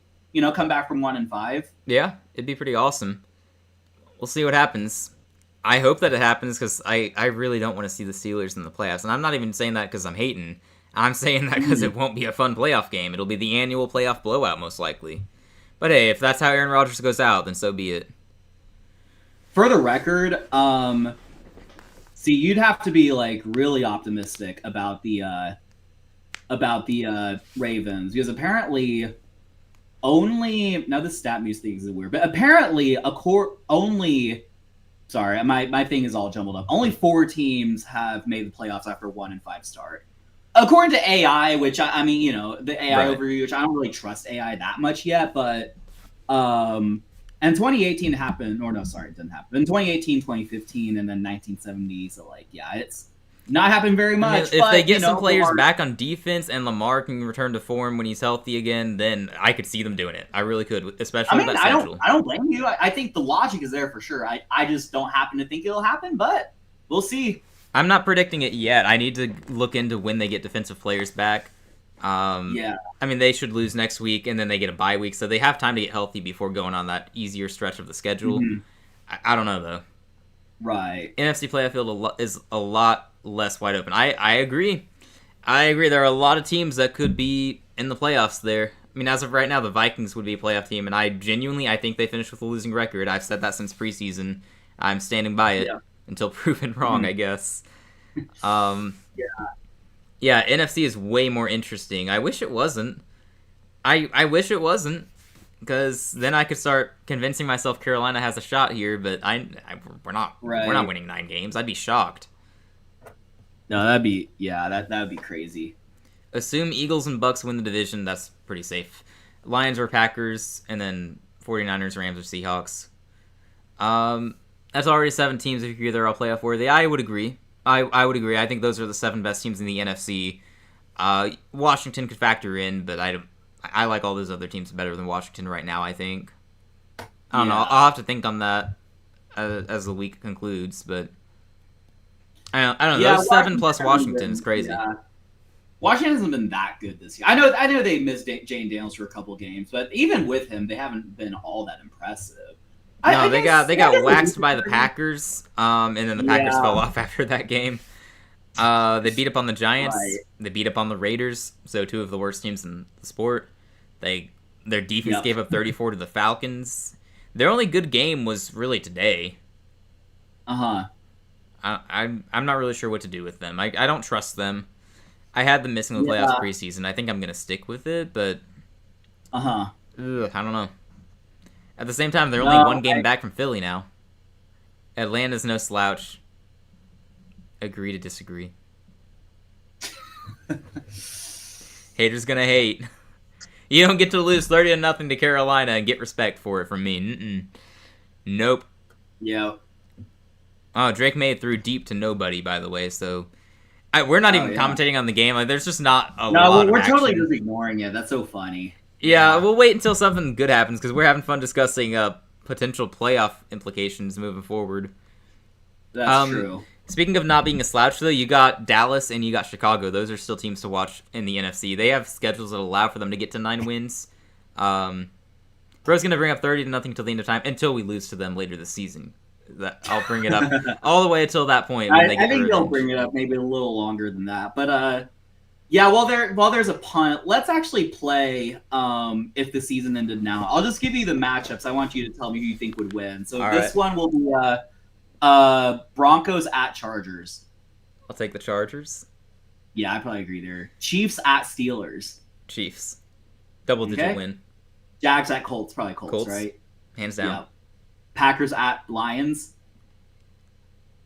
That's tough, because I've seen the teams play. But since then, the Lions have looked much Yeah. better. At home, I'll take the Lions. I think I would probably agree, like a Lions revenge game. Seahawks at Bucks. It's at Tampa. Could be a Seahawks revenge game Yeah, I'm tempted. the week after.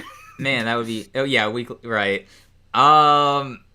It's at Tampa though. They played today at Seattle, and Tampa won. And Seattle's banged up in the secondary. Apparently, I did not know Witherspoon was not in that game today. I really didn't. Oh yeah. Man. You take Broncos, Chargers, O-line is banged up. That's valid. That's valid. Yeah. I might be holding onto the Chargers a little too much here. I think they're pretty evenly matched right now, and I just kind of said Chargers because home team, but I might need to. I think you go either way. I might need to get lower on them, but I'll have to think on it when I get around to doing my power rankings. Seahawks and Bucks is so tough. Like, it was tough to predict even this week. I guess it depends. Like, if they get Witherspoon back for that game a week later, then I'd take Seattle. If not, I'd take Tampa. So, since it's based on what currently is known, and what's known is those players are banged up, I guess I'd go Tampa. Okay, that's fair. Vikings at 49ers. 49ers. I would go with the Niners. So, wait, Daniel, that's not correct. What's not correct? Something about the playoff picture? I think I'm just going this based on what the playoff predictor says. Chargers are the 4 seed. Broncos are the 6 seed. Yeah, that would be because the 5 Chargers have 2 losses now. Steelers, Bills, and Colts have 1 loss. Are the Broncos Steelers, Bills? So how's this? The Chargers are the 4 seed. That's what I'm saying is correct. Yeah, Chargers are 4 seed. So why are the Broncos 6 seed? Let me check ESPN. I just had that up. ESPN says the Jags. Yeah, the Jags have 1 loss. They're the 5 seed. My thing's that playoff predictor says they have the 7 seed. I mean, the Jags? Yeah, that's weird. They're 3-1. They have a better record than Denver and whoever else they put in the playoff picture. Oh, did I put Jags are 3? Oh, I might have put a loss. Oh, didn't that save? You know what? I used the playoff predictor for our predictions. Mm-hmm. I guess that didn't. Wait, what? Hold on, let me update it. Man, you guys thought I was a peak hater. Daniel's one up in me here, erasing Jags wins just like that. No, you're right. Because Chiefs are 7 seed. Okay, let me redo this. I messed up. So this is Jags at Chargers. I would take the Chargers. Okay, Broncos at Steelers. Broncos. Chiefs at Colts. Yeah, I just realized that's what we're setting up. Oh, jeez. Oh, well, I mean, Rashee Rice doesn't play. If it's the season ended now, Rashee Rice doesn't play. Does Worthy play? He's questionable right now. It's at Indy. Call me crazy. I would take the Colts as of right now. Healthy Rashee Rice and Xavier Worthy, I take the Chiefs. And if it's at Arrowhead. But it's at Indy. Yeah. They look elite. I would go with the Colts. I would take the Chiefs, so we'll go Colts for the entertainment value. No, I'm not doing it for entertainment value. I'm being genuine. I think the NFC matchups are the same. Packers at Lions, we picked Lions, we picked Bucks, and then we picked 49ers, right? Yeah. So divisional round will be Chargers at Colts. Well, if I just had the Colts beat the Chiefs, I guess I'm going to have them beat the Chargers. I would go Colts. Okay. Broncos at Bills. Bills. Probably Bills, yeah. I'll go ahead and confirm I'm picking the Bills against the Colts as well. Bucks at probably Mac Jones-led 49ers. I'll take the Bucks. Oh, and I'll feel really bad about it. All right. Lions at Eagles. Lions. Okay. So then that means Colts at Bills AFC Championship. Bills win, and then the Lions beat the Bucks. Lions beat the Bucks. Okay, so we're predicting a Bills-Lions Super Bowl. Yeah, and I'm watching the Bills play super sloppy tonight. I'd probably pick the Lions as of right now, maybe. I don't know. That one would be really evenly matched, I feel like. Yeah. Yeah, that's a tough one. I think the Colts are good. I think they might be a little bit overhyped now. I don't think they're Super Bowl contenders. I don't think they're really at that level yet. Honestly, I think they might be the type of team that loses, that gets bounced in the first round, but they might end up being that. But it's if the season ended right now, and right now they are rolling, man. When the No, time you're not comes, I'll wrong probably there, predict them to lose. But right now, if it ended right now, they look like one of the best in the league. So that's what I'm working with. I mean, yeah, I will say this though, and I know it's maybe I'm like cherry picking. Like the Vikings, like last year looked like a really good regular season team. I think there was another season where they really looked like it, but then they just lose in round one of the playoffs, and it's like doesn't really matter when it comes to that point, right? Yeah. Yeah, and I mean, as the season went along, I think we also looked at them and went, okay, they're probably fraudulent, right? And I'm guessing that's what it'll be with the Colts. Like last year it was Darnold and the Vikings. This year, Danny Dimes and the Colts. That would probably be what I expect, but if it ended now, like that's what I'm working with. Like last year, if the season ended in week 5, we probably would have been really high on the Vikings and said, yeah, they'll win this game, they'll win this game because it's just what we're. No, you're probably right there. Yeah. I just like. So, do you actually think the Colts could make the AFC champion? Like, not now, but like, like in December. I guess that would be January. Do you think the Colts will make the AFC championship, or do you think that would be over? I think at that point it's probably just gonna be a clear 1-2 with the Bills and Chiefs. Like, I picked the Colts to beat the Chiefs in this hypothetical because the Chiefs are gonna be missing. They're gonna be missing Rashee Rice because it's if the season ended now. Rice isn't playing, and Xavier Worthy's currently questionable, so he's banged up. If those guys are healthy, then I'm picking the Chiefs. Especially if it's at Arrowhead as well. So, yeah, when the time comes, it's going to be Chiefs. You don't go 14-3 as a fraudulent team. Yeah, I mean, I'll give you that. Like they earned that record, but it was also clear that they weren't at that same level as, say, the Lions. I can see both sides. I forget who they played. Did they play the Rams in the wild card? They did, and mostly everyone picked the Rams to win, and then mostly everyone was right. I think I was one of the few who boldly said be the Vikings. I guess it depends on what you mean by fraudulent. Well, when a team goes 14-3, you expect them to be a Super Bowl contender. I don't think a lot of people that's actually kind of thought what about I'm angling at too. Like, you're 14-3, you didn't even win a playoff game. I think that's a little fraudulent. Or maybe fraudulent's the wrong word. Maybe it's just you were a disappointment. Maybe that's all it is. I mean, that's probably a better way to put it. Honestly, I don't even know anymore what like fraudulent means. Like in this context, like I think the idea is like what he says. Most people were saying Vikings in that game. I saw so many people picking the Rams in that game. Like a lot of people in sports media, it was a trendy upset pick. And a lot of people had the Rams going on a legit Super Bowl run, and it came out of nowhere to me. I'm pretty sure I picked the Vikings. Right. I don't know like what most people picked. I also thought I saw a lot of people pick the Rams. Yeah, I saw Rams from everyone everywhere. It was weird. Vikings only lost to 2 teams last year, Lions and Rams, both 2 times. Yeah, that was a catalyst for a lot of people picking the Rams. They would point to that first win and go, well, it's already happened, and these teams match up like this, so the Rams are going to win.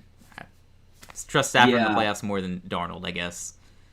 Oh, no, you know what? I think what y'all are forgetting, or what we're forgetting, is that the Vikings had got destroyed in Week 18 against the Lions. Mm-hmm. So people thought that, like, they're just not that good. But... Fair enough, Sadek. Yeah. You have a life unlike me. I watched a lot of playoff predictions last year, or looked them up at least. Yeah. I think a lot of people just like saw that game, and that's just like that's not going to go well. But I don't know. I don't remember them having a lot of important wins as well. I don't know if that's true or not. I guess they must have swept the Packers, so that's something. Like the Packers were good, not great last year. Yeah, they swept the Packers. I mean, they did win almost every game, so. I do not have a life. I mean, like they got the wins. It was still just something felt off the whole time. But maybe that's just because Sam Darnold was your quarterback and it was hard to believe. You checked his quarter 3. Okay. All right. I mean, fair enough, I guess. Fair enough. Yeah. Totally. Patriots are moving the ball, it looks like, maybe? Yeah, they just got it back and had to play for a first down. It's 3-3. Dude, I thought this was going to be a more fun game. But, We should do your playoff predictions, though. We just did mine, so I'll ask you the matchups now, or who you'd pick. Yeah, now are we saying, like, if the season ended now, or if these teams played in, like, January? Okay, so now. If it ended right now. So everything we know up to this point, no projecting what will happen, because if we're projecting, we're saying the Chiefs probably end up as the 1 or 2 seed, and it's going to be them against Buffalo, because that's the sane prediction. Yeah. As of right now, it would be Colts against the Chiefs. Colts at home. Okay, so when does Rashee Rice come back? Would he be in playing in a playoff game? No, because he misses 6 games, so he's suspended. But 5 games have been played, right? So he only missed 1 playoff game. No, the 5th game is on Monday. Oh, the okay, 6th game the playoff game would be the 6th. Well, if it ended now, I guess the 5th game doesn't get played. So, but I mean, because week 5 has happened, so I think the assumption is that he would like miss 1 more game, and then. Well, if it's in terms of how many games you miss, because it says 6-game suspension, right? So there are 6 games after pass that he misses. Yeah, no, I guess you're right there. We'd assume he missed 2. That's still probably. Anyway. I'll still probably be high on Jags over Chargers, says Sudoku. Now that I think about it, I guess as of right now there might be a mismatch with their defensive line against the Chargers' offensive line. I just can't imagine the Jags actually score points. Goodness, that would be an ugly game. Yeah. But yeah, we're assuming no Rashee Rice. I would imagine Xavier Worthy plays if it's a playoff game. Like he's not 100%, but they're gonna make him go. Tomorrow maybe they let him sit, but we'll see. Chiefs at Colts. Chiefs at Colts. Yeah. Was that the first game? I'm picking the Chiefs. Like I always just believe in them. Okay. And I know it's like like it's not even like a if this were in January type. I would just pick the Chiefs regardless. It's like if the season ended now, but it's also like a playoff game is going to be different than what we would see from like a regular season game. Is kind of my assumption. I think the Chiefs would rise to the occasion. I think it changes in that regard. Perhaps. Broncos at Steelers. Broncos at Steelers. Disgusting that they would host a playoff game. I would be inclined. This is tough. Broncos did just win. They look really good. They've looked. Let me actually see real quick. Who did they play? 2025 Broncos. I mean, they just beat the Philadelphia Eagles, so that says a lot. I mean, no, I know that. That's part of why I say they looked really good. They lost by 1 on a walk-off field goal to the Colts and a walk-off field goal to the Chargers. Like, they are very close to being undefeated right now. Yeah, they beat the Titans, lost to the Colts, lost to the Chargers, destroyed the Bengals, beat the Eagles. Yeah, I mean, as much as I think the Steelers are good enough to win their division, I'd probably pick the Broncos. Okay. And then Jags at Chargers? Jags at Chargers. It's tough. I'm always just going to say Jags suck. Give me Chargers. All right. The first higher seed to win here. I mean, the Chargers just lost 2 bad games in a row. I don't think they'll lose a third is also part of my logic. Fair enough. Well, you've set up Chiefs at Bills in the second round here. Playoff game, Chiefs versus Bills. I'm just going Chiefs. Okay. All right, you got the Broncos at the Chargers. Broncos at Chargers. I guess I take Broncos. They've just looked better at this point. So 7-seed Chiefs at 6-seed Broncos. Yeah. Oh my gosh. Chiefs. Okay, you got the 7-seed Chiefs going to the Super Bowl because why not? I do have this. I'm always gonna have the Chiefs go to the Super Bowl, honestly. Okay. NFC Vikings at 49ers. Also, can I make an amendment? I might actually just pick the Bills to make the Super Bowl instead of the Chiefs. Whatever. Okay. Anyway. Actually, yeah, I actually think it's tough though. Chiefs did look really good against the Ravens. Well, I guess anyone looks good against the Ravens now. Did you see how you guys look today?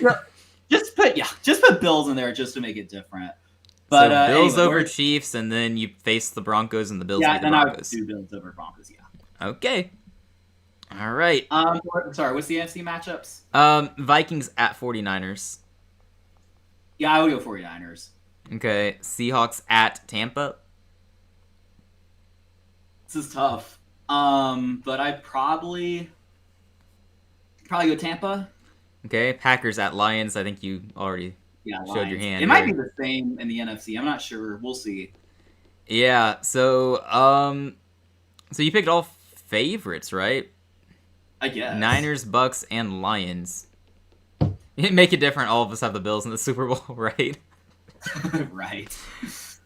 Yeah. I'm gonna make it different as far as the Chiefs not going every year. Yeah, fair enough.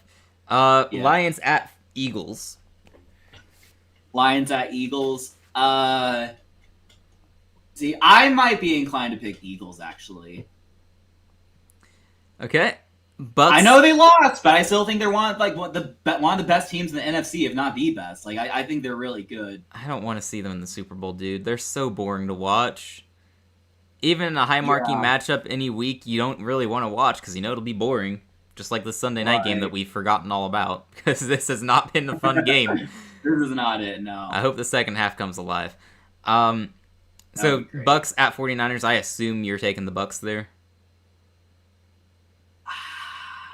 I actually don't know. I don't know, actually. Mac Jones is the quarterback in this game since it's if the season ended now. I do not care. Like, the 49ers have gone to Super Bowls with Jimmy Garoppolo. Oh, no. I mean, I guess if anything, it's probably better if Mac is playing instead of a banged-up Purdy. So you said Bucks at 49ers, is that correct? That's correct, yeah.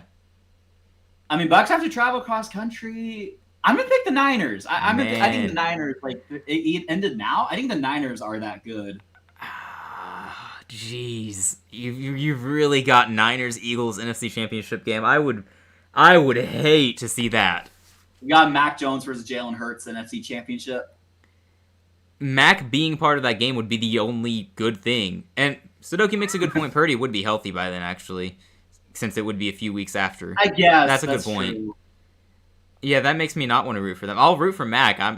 I'd probably root for the Niners in that game regardless because I don't want Philly to go back.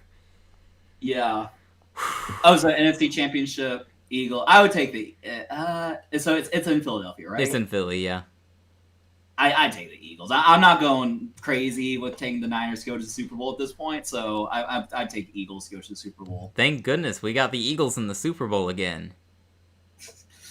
I will have the Bills win that game. Thank though. goodness. I think the Bills would win that Super Bowl. Yeah. I hope so. I know here they're not necessarily looking good, but I think overall, in totality, they're one of the best teams in the NFL. Maybe they need to take a loss to really get into form. Like, they've been playing down to the competition for a few weeks. They keep this up, I'm going to think we could beat them. Oh, wait, the Patriots are about to score. I did not realize that. Oh, really? Yeah, they're inside the 20. Okay, we got to tune back in now because apparently they're moving.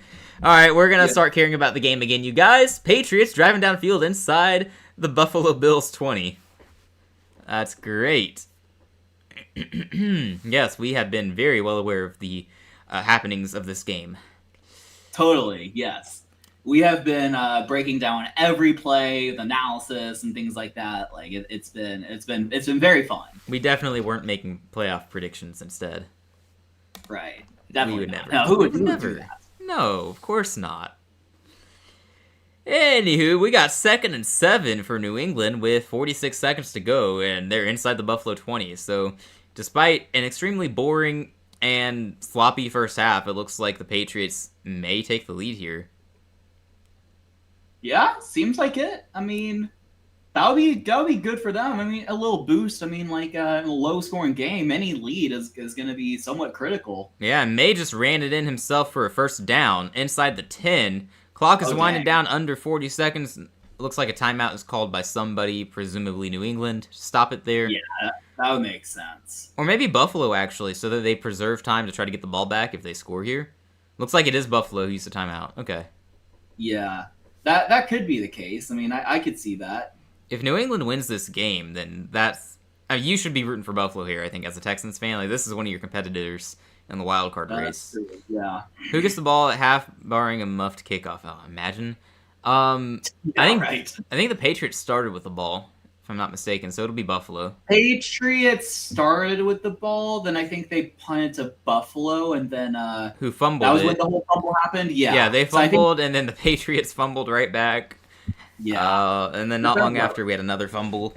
Drake May on the run, I believe. I don't know. I looked up and looked back down, and number 10 was running. Yay, that was May. He goes down. We're under 30 seconds now, 2nd and goal. They're going to end up kicking a field goal, aren't they? Yeah, seems like it. Why does this keep happening? I Even when the game is supposed to be good, we get this.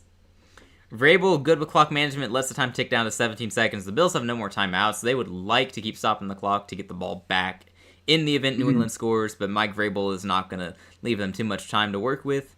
Right. Pretty good management there. And on second and goal, you're ahead of us? Nice. Good for you. Nice. Now you That's can cool. spoil it. Yeah. That's actually... I don't know how you're ahead of us, actually. Like, I don't think I That's have any crazy. lag. That's funny. Yeah. Oh, never mind. Oh, you're played behind. Oh. That would have been way more fun if you were ahead. That would have been so funny. Oh, man. Very interesting game. Not really. Yeah. We lost interest and started talking about the playoffs. So Drake May looking to throw into the end zone. He's on the move. Oh, you got to get rid of it, dude. Killing time. He throws. It's short of the receiver. He might have had a chance at that, but it's not going to make it there. Third and goal. You get one more play. You get one more play to try to score a touchdown here. That's true. I went to the ball quite a bit, which I guess might actually favor the Patriots since the Bills won't really get a chance. But yeah. Well, what would favor the Patriots? Just the fact that Drake May held on to the ball to kind of kill actually could favor them. Well, normally I might be like, you should try to like make the play shorter, but here it might actually be good that he did. Yeah, like if he holds the ball a little too long here and he takes a sack and time runs off, then that would be pretty. That would be devastating. Oh, flag thrown here as the snap happens. Guess that's a false start. Looks like it was Diggs. Way to take revenge on your team. That's so funny. Oh, never mind. The announcers, it looked like they were saying Diggs at the top. It was Keishon Boutte, apparently. That's way less funny. Yeah, I actually did see as it was replaying, he jumped or something. What a shame. I was hoping it was Diggs. Well, that's just going to make this tougher for New England. They only got one shot here. It's third and goal, so even if you had time for two plays, you aren't taking two shots into the end zone and risking not getting points. In a game where it's tied 3-3 here, nearing halftime, you're going to take the field goal. Drake May, you would think. Pressure coming. He moves up into the pocket. You got to get rid of it. It's thrown into the back of the end zone. Incomplete, but they're going to call PI on that. That is definitely interference. Oh, really? Yeah, that looked pretty blatant to me. You can correct me if I'm wrong, but that looked like he's all over it. They throw the flag. Yes. That's pretty blatant.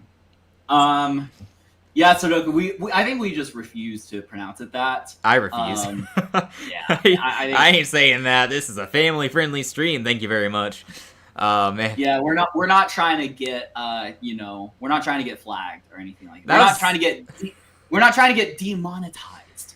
Yeah, because we are, we definitely make money. We're very profitable. We need to protect our lucrative business.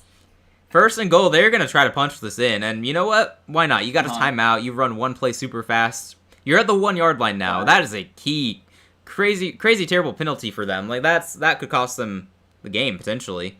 Thrown into the end zone. Oh, he couldn't get it. What the heck was that? It looked like he just had it. I think that was Austin Hooper, the tight end. You tell me if I'm wrong. Did that not just bounce off of him? Am I seeing things? It was kind of a weird angle. He had only one hand on it for some reason, but I agree. He should. Yeah. He should catch it. Yeah. It was just one hand. It looks like he just wasn't ready for it yet. I guess so. I think the timing might have been off. Which, I mean, if you're Austin Hooper, you're like, well, they're trying to get rid of the ball. Like, you know what? The Bills player was also like, not like grabbing at him like it was a PI or anything, but he was kind of like in the way somehow. Milano, yeah. So yeah, I said Austin Hooper. That might have been Hunter Henry. I'm not sure. I don't know. The broadcast said Hooper, and then he didn't look like Austin Hooper. Yeah. Oh, Austin Hooper's still. I mean, he's only 30. I honestly would have thought he was older, but yeah. Yeah. Well, they got the field goal, so it's 6-3 at halftime because the NFL hates us.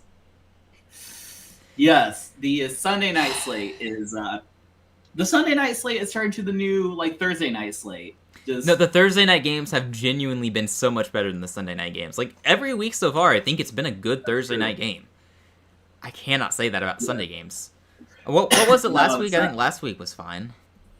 Last week, was it, wasn't the Chiefs, was it? No, that was 2 weeks ago when they were 0-2. Oh, that was, Packers Cowboys, yeah. That one was great. And I think that was the first really great one on Sunday night this season. And you still have a lot of people complaining that it was like a tie. Which, I mean, I understand, but it's just like...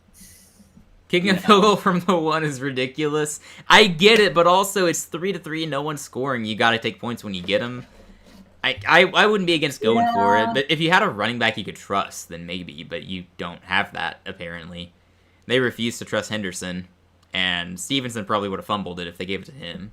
Right. I wish I were joking. Part of me believes that. Part of me believes he would have fumbled it. I kind of think he actually would have, yeah. I mean, he's got a real issue there.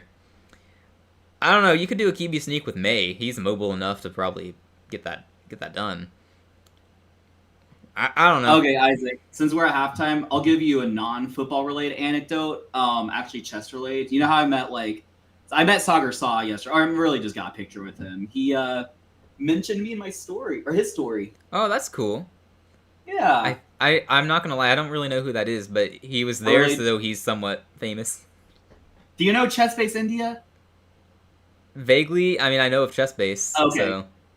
Well, it's actually different. Like, it's not even associated with Chess Base. I don't know why they're called it, but really? They basically do. Yeah, no. Even though the YouTube channel is called Chess Base India, it's like not associated with Chess Base. I don't know why. That doesn't really make. Oh, okay. No. Yeah. All right. Great marketing strategy. I can just tell you. Let me see how many.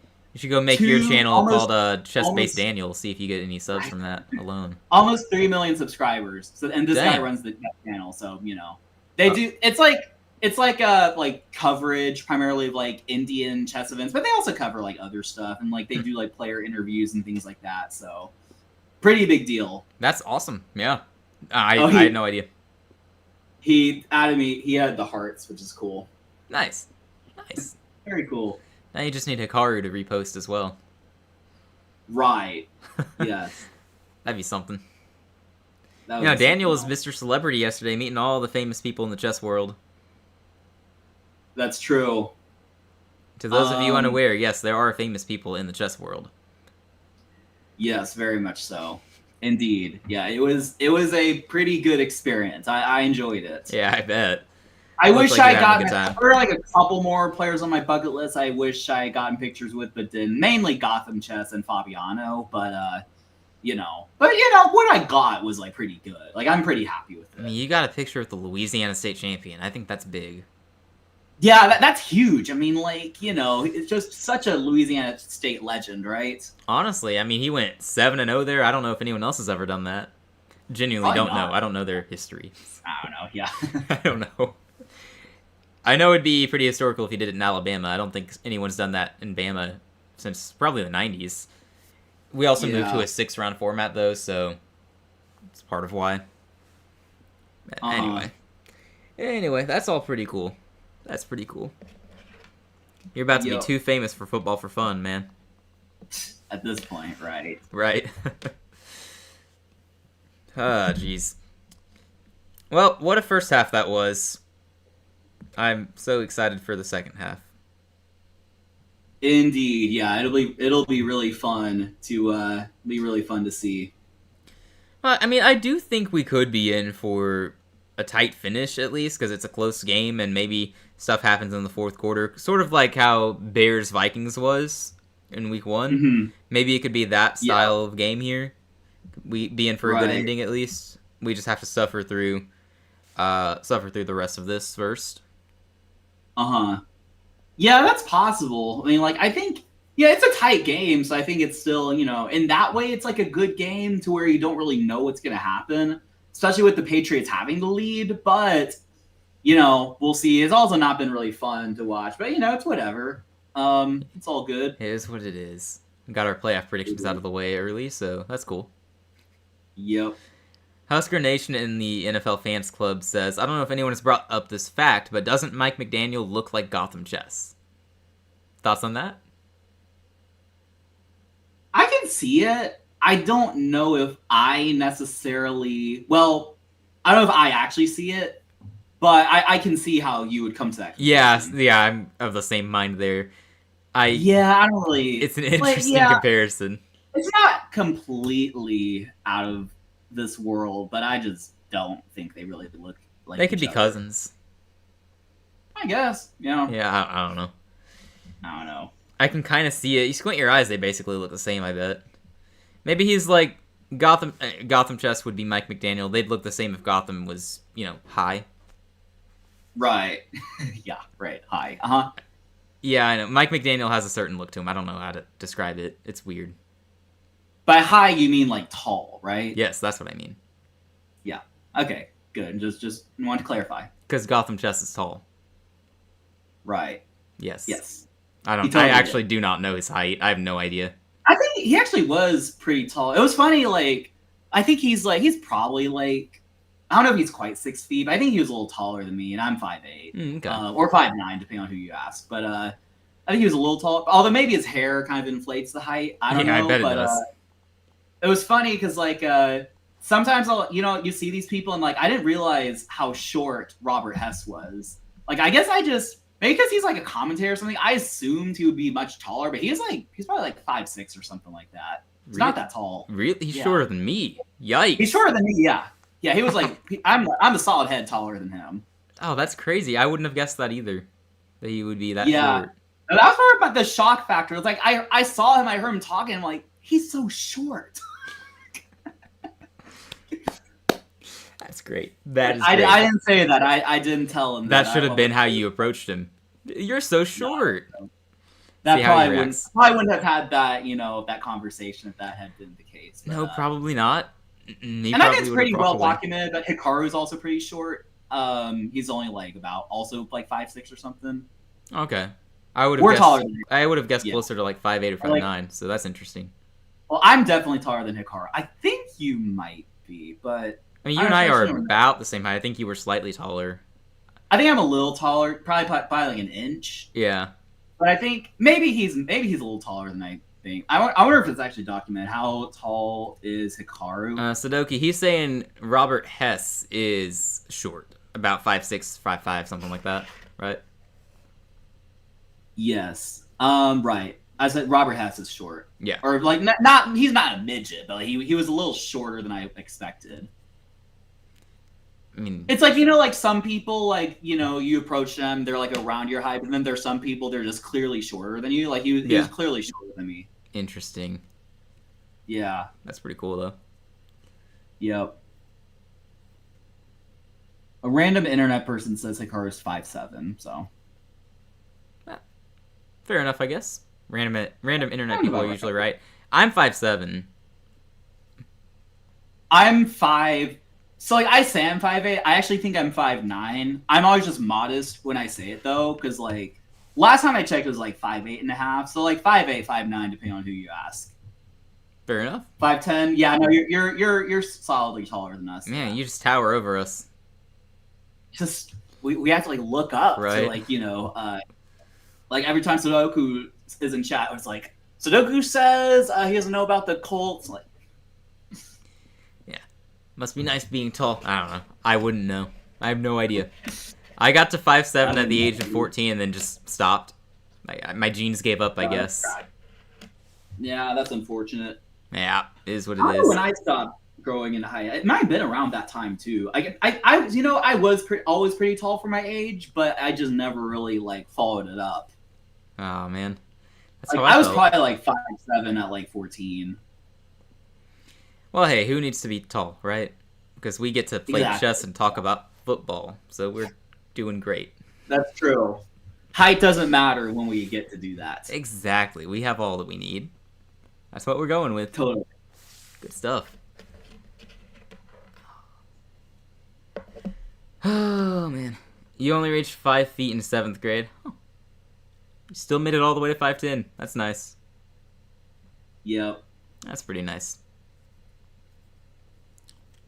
Man, it's sad how boring this game has been to us. We can't even talk about it during halftime. Like, I don't know what to say. You're still growing? Lucky. That's crazy. Lucky indeed. Bro's in college and still growing. That's not how that works. Yeah, yeah, good for you. I mean, you're gonna be 6 feet before you know it. That'd be pretty cool. Almost there. Yeah. I mean, no, shout out to you. I don't think either of us were growing when we were like, whatever, 18, 19, however old you are, 20, something like that. Yeah. Yeah, I think he's I don't want to reveal his age, but he's college age. So. We don't need to leak it. That's true. Yeah, but around that range. Yeah, he's still growing as a college student. That's pretty nice. That doesn't happen too often. That is nice. Yeah. Yeah, that is tall. That is tall for her. Yeah. My dad is 6'1", and my mom's 5'6". Mom's height is really tall for an Indian woman. Yeah, that sounds about right. Going extremely slowly though.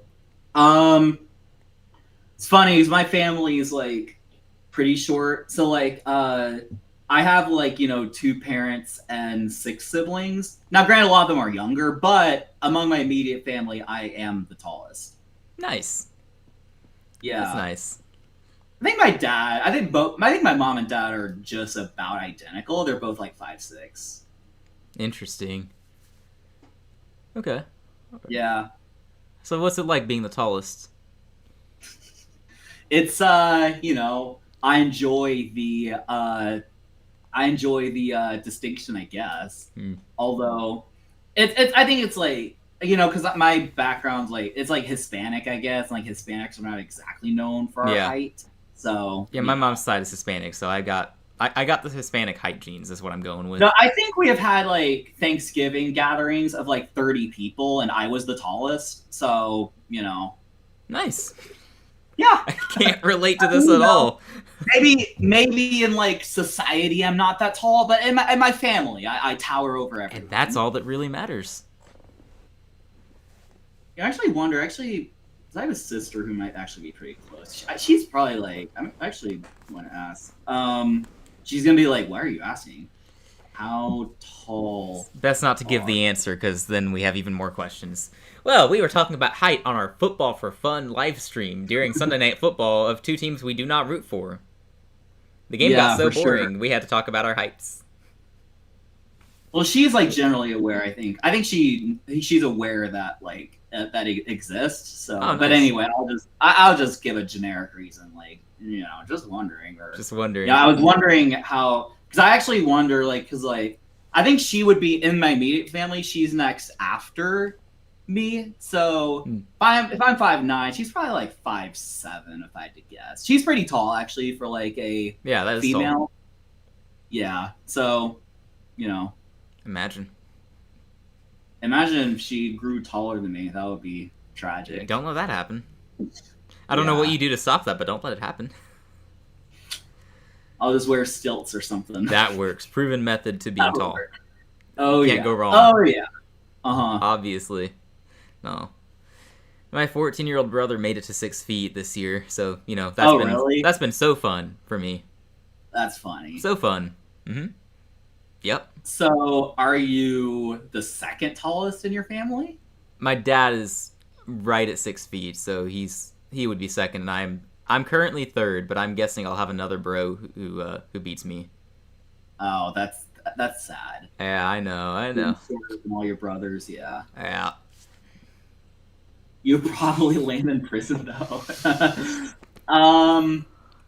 6 feet at 14 years old. Yeah, I don't know what happened. He got all the good genes, is what I say. I mean, your dad's tall. Is your mom also tall? I mean, she's like 5'4", 5'5" something like that. Really. So not really, but but your dad being tall should mean that you could be tall. Instead I'm just right in between them height wise.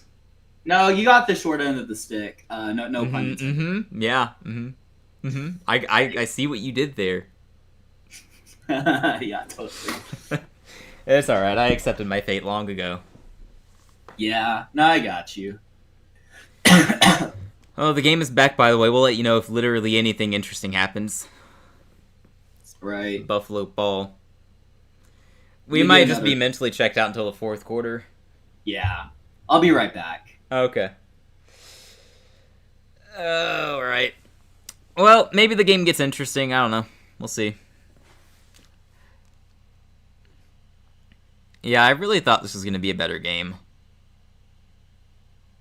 I mean, we both did. That's why we said we would be doing this tonight. We're usually more careful with our selections, especially after some of the bad games. So this was definitely supposed to be good. Oh, Josh Allen slinging it now. They're across the 50. Hey, maybe Buffalo's going to score here. Maybe they put some points up. That would be nice. Give us some entertainment that way. Hey, Yo, what's going on? Buffalo's moving there across midfield. We might have a Oh, drive. that was a nice pass to Brock Bowers. Yeah, it was. That was Brock Bowers after all. Looks Totally. the same. I heard he was going to miss this week's game, so I'm glad he made it onto the field for somebody. Yeah. Oh, dude, this was the one week I forgot to like set my lineups in my leagues, and I have Brock Bowers in multiple leagues, Ooh. so I think I'm getting punished for that, rightfully so. So Another first down for Buffalo, by the way. Hey, there's still time to go add his backup, right? Oh, well, I guess you have to. I can't replace. No, I can't replace him. Yeah, I forget like not everyone Martin. just has a roster spot open for no reason like I tend to. Well, I mean, the thing is, I've started Brock Bowers in my, in my leagues, and I can't just sub him out when the Raiders already played. Oh, right. I am so out of it, man. They did play today. The game was that bad. I Yeah. just pretended they didn't. That's what I'm going with. Right. But Yikes. I was too distracted by meeting Hikaru and everyone, so That's a valid reason. Yeah, I just kind of because I got back late, just kind of forgot. It happens, but Josh Allen fakes the handoff to literally no one because no one was there to help him fake it, and he runs for the first down. right. You want to release Adams so badly just because he's on the Rams, or wait? He's on the Rams, right? I am losing my mind, dude. I said that and was like, that doesn't sound right. But that's where he is. Yeah, I am really out of it. It is so over for me today. I am struggling right now. Yeah. Goodness. I was jokingly using the sleep deprivation as an excuse earlier, but I think it might actually be getting to me. Oh, James Cook's stuff. Really? Yeah. He's on the Rams. That's fair. Sudoku predicts 27-13 Bills win. I'm here for it if it means they score 24 points here. In the second half. Let that be the case. Give us a show. Yeah, and also Sudoku, I think you got 3 receivers better than him now, right? With Roma Dunze breaking out. Good for him, by the way. Roma Dunze on the Rams? No, on the Bears. I mean, Sudoku's fantasy team, he has 3 better receivers, I think. Oh, okay. I thought you were losing your mind again. I mean, I am, but not to that extent. Yeah, I'm not that far gone. Oh, we had offsides there? I think it is offsides. New England, what are you doing? It's like you don't want to hold on to your lead. Right. Okay, why isn't this team scoring points, though? They put up 42 on us last week, and I know 14 of those points were due to special teams, and then another 7 due to them running up the score for no reason. Genuinely, they win it for it on 4th down late in the game for no reason, and then got a touchdown. Anyway, this is an elite offense. They should have more than 6 points. Josh Allen throws for a completion, first down. Yeah, Buffalo looks like Buffalo on offense again. Oh, yeah. No, they're turning it on, it looks like. Well, we'll see if the Patriots made any adjustments on offense as well. Rams are relocating to Rome. Let it be. They probably have more fans in Rome than they have in LA. Sounds about right. They'd probably embrace that in Rome. I mean, yeah, it'd be fun. It would be so funny, right? They're at the 21 now, by the way. Like, they're genuinely about to score. Josh Allen drops back a ton, 10 yards to throw. It's a short completion to a wide open player. I assume Dalton Kincaid, who's having a pretty nice day. Yeah. Uh-huh. Yeah, don't worry, Sudoku. I'm being heavily sarcastic because I tend to be that way about the teams that beat us.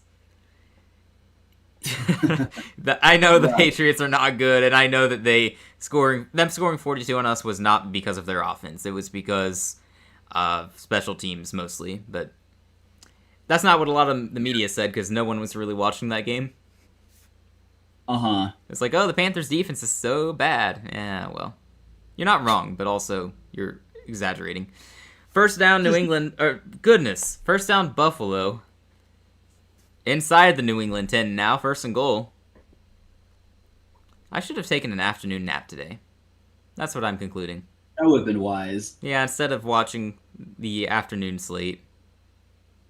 Yeah, that probably would have been a good use of time. Yeah. Yeah. And then I'd be more awake for this boring game that's trying to put me to sleep. Yep. First and goal at the 6. Shotgun formation. Player in motion. Probably just give it to Cook here. No, Allen's going to throw.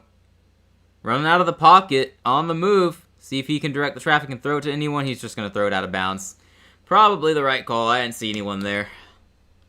Yeah. Yeah, it looks like he just got, yeah, I guess no one was open. And at some point just ran out of time.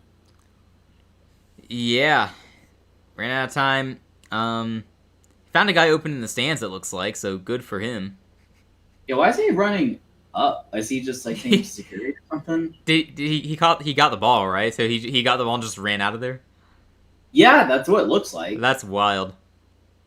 I guess he's taking it to security or something. I don't know. Perhaps. Oh, Josh Allen, quick throw. That's a touchdown. That's an easy touchdown. Pressure was coming. They were ready for it.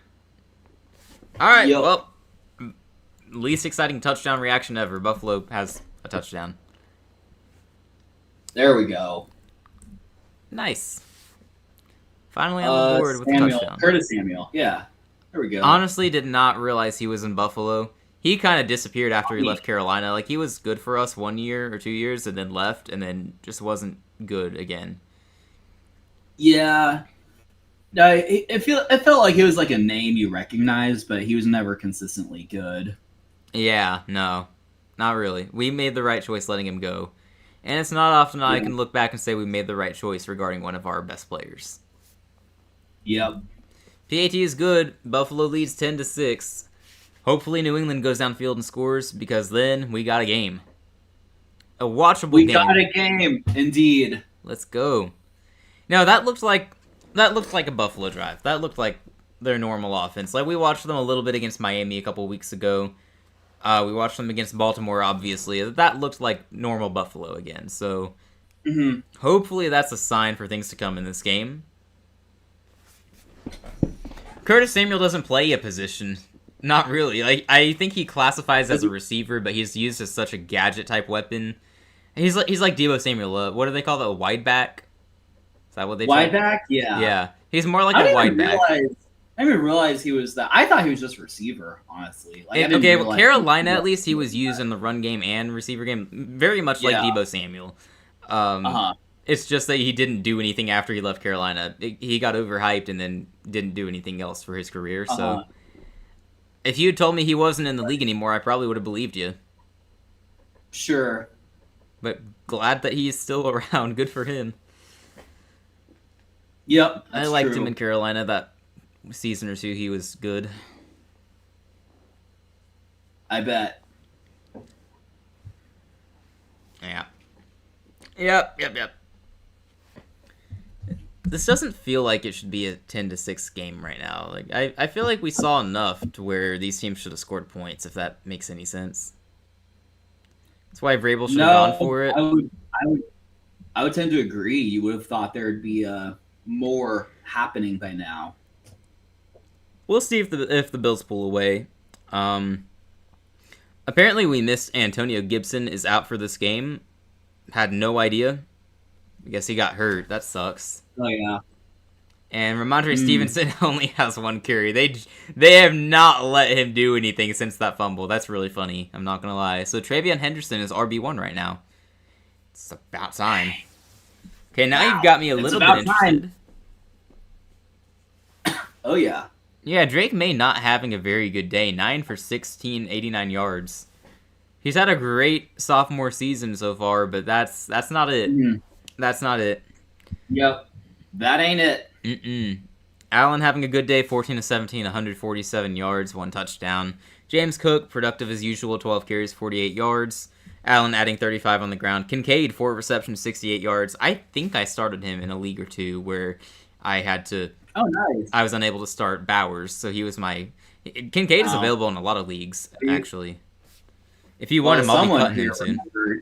Someone here remembered to set their lineups. Yeah, this time I did. I've been forgetting myself in a lot of leagues I'm in.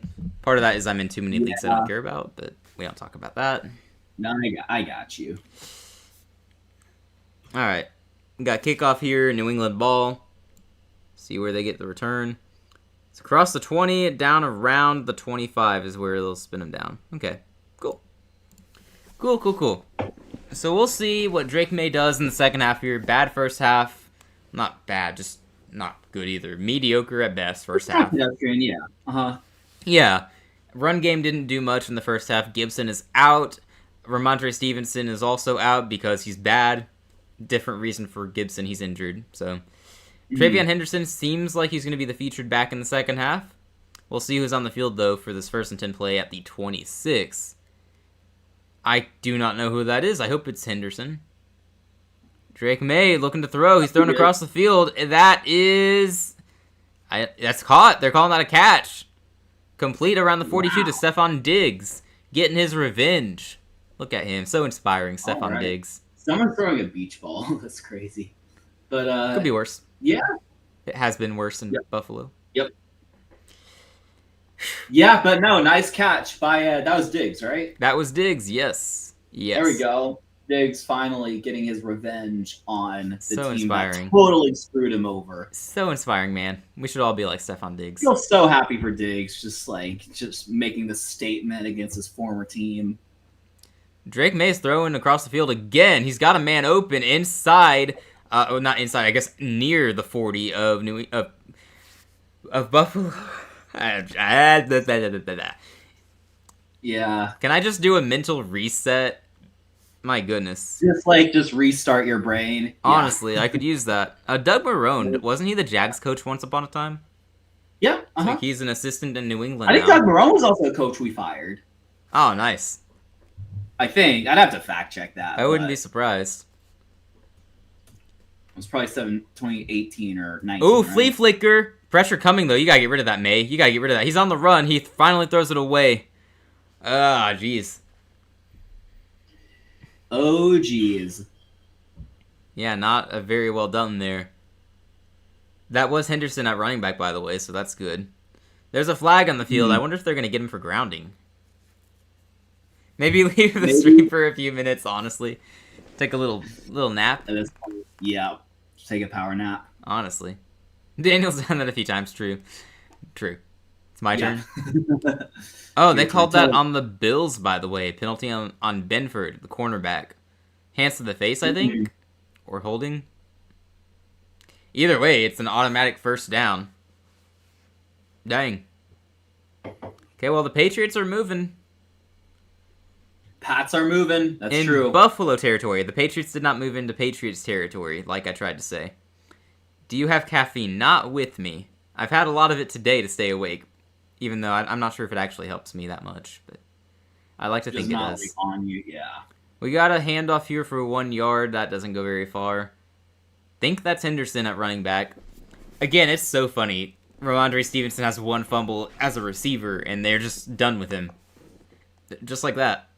I mean, you hate to see it for him, but... I mean... He's had a fumbling problem, so I understand. When he's done it over and over, that's the last straw. To me, it's weird that this is when the last straw occurred. It wouldn't have been a few weeks ago when he literally lost them the game against Pittsburgh. I mean, after that, I would have thought, yeah, you'd lean on Henderson. Drake May dropping back to pass, pressure coming. He's on the move. He's got to get rid of it. He throws deep. Oh my goodness, that's caught. That is caught inside the 5. New England. Down inside the 5. What a play. Look at that play. Wow. Stephon Diggs coming up huge. Look at that play. Oh, yeah.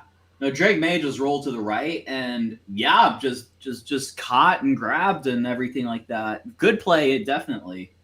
Yeah, look at Diggs doing well to get open there.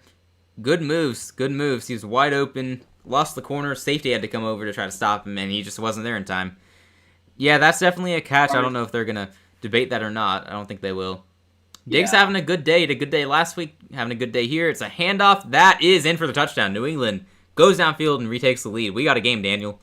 We've got a game. Thank goodness. Oh, thank goodness. r/AZ Cardinals is voting on becoming a Cardinal Bird subreddit. What? No, not return for a touchdown. As funny as that would be. It was Stevenson in at running back, by the way, so he gets a little redemption there. I guess so. Henderson that's owners upset everywhere now. Rightfully so. Yeah. So I take it the Cardinals subreddit is not happy after today. Right. I understand. Yeah. I understand. That's understandable. I wouldn't be happy if I were a Cardinals fan. I do. That is a sucky situation for them because I mean, it seems pretty clear Kyler's not the guy. I think we kind of all knew that already, but they're still riding it out with him. They didn't have much of a choice last year, I reckon. Wanted you all to see that. Yeah, unfortunately, just a little too late. If I had seen that before the play, I might have believed it. Or I would have at least had a reaction to it, because that is very believable. Even the fumble return for a touchdown would have been so funny. That's great for the Chargers. That's great. Right. Yeah, that sounds about right. Yeah. That was a fun time when the Raiders blew them out. r/Texans. I sure will just be like a Texas subreddit or something. Things to do in Texas. Probably. Yeah. Not sure of other incidents since Reddit is a trash platform. Agreed. I'll check it out often. Nice. Yeah. Nice. I couldn't tell you a single thing about the Panthers subreddit.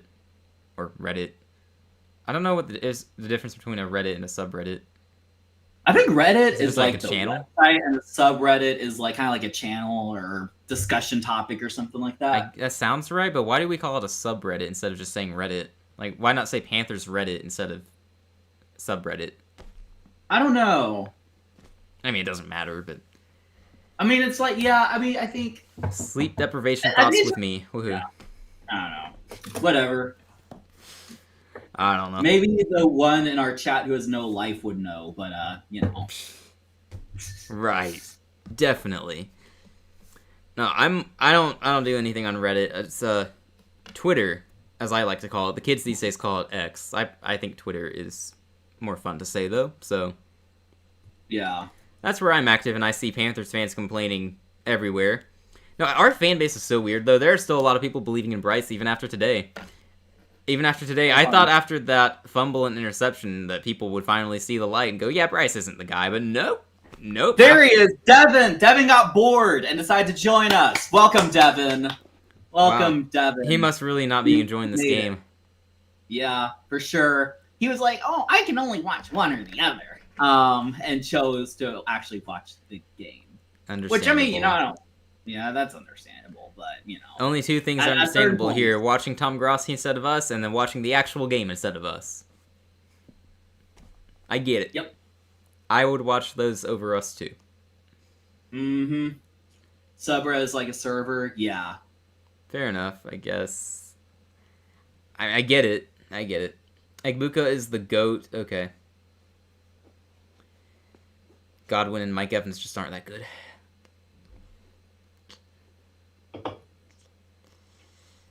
About to head to bed. Imagine it's so early. Yeah. Fumbles are crazy, though. I would agree.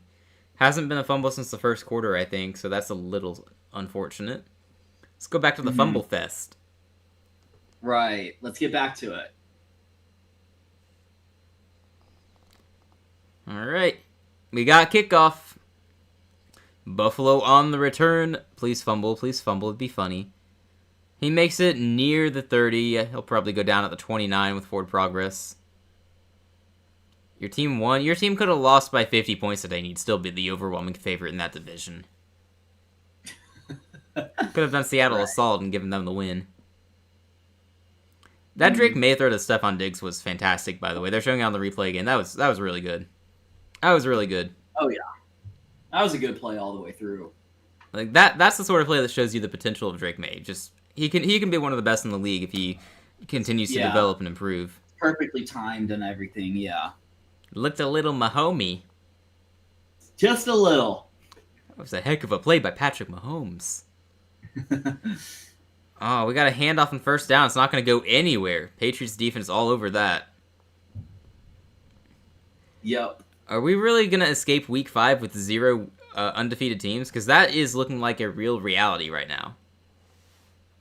A real reality. Wow. What a statement. That alliteration goes crazy, man. No, but seriously, though, we come into the week with 2 unbeatens, and they are 1 loss, and this one's in trouble.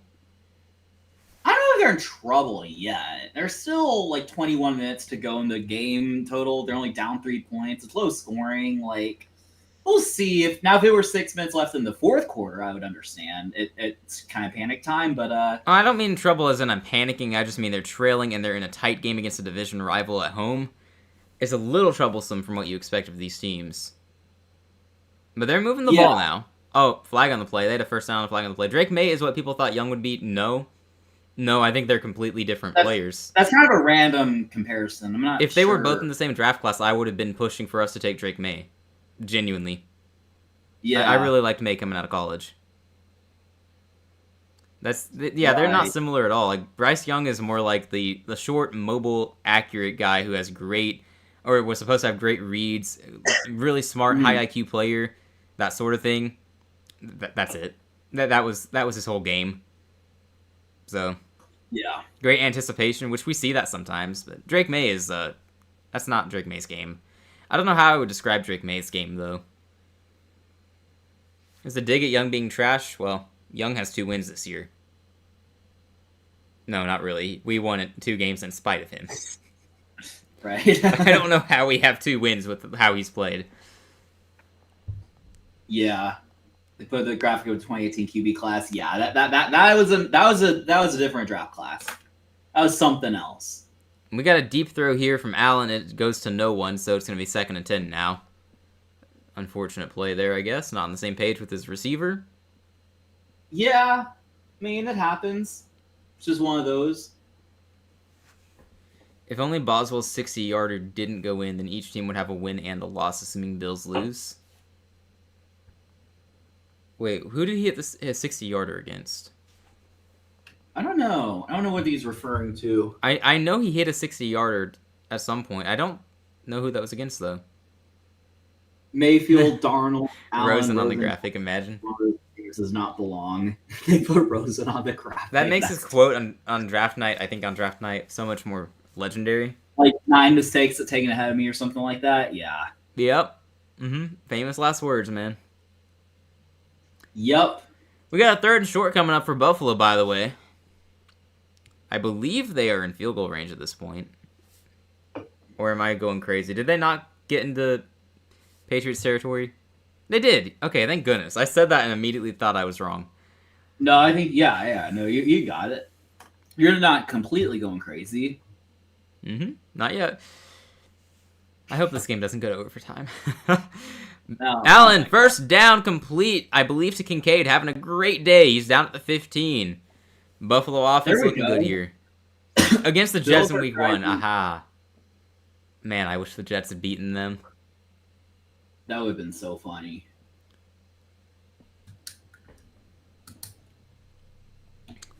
Great play by the Bills offense. Allen just waited for Kincaid to get open, and he did. Big gain for about 15. A little more than 15. Kincaid has 85 receiving yards. I think that's what it said. Sounds about right. I mean, that's a pretty good game. That's solid. Wide receiver 1 for the Bills. Got a handoff on first down. It's going to go about 5-6 yards. So 2nd and medium coming up. Yeah, let's have a second half shootout here. Let's get it. Let's see it. I'm here for it. Let it be, man.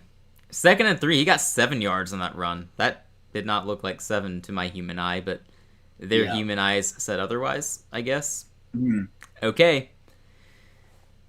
2nd and 3. Just hand it off, I guess. No, it's a short throw, kind of a screen play, and he is... Ooh, great hit by the Patriots defense. He's going to be stopped short of the first down. Got the ugly yellow on the field, though. See what they call. Could be holding. I didn't actually see any penalties myself, but I'm just speculating what it normally is here. Yeah. Looks like they're calling pass interference. Oof.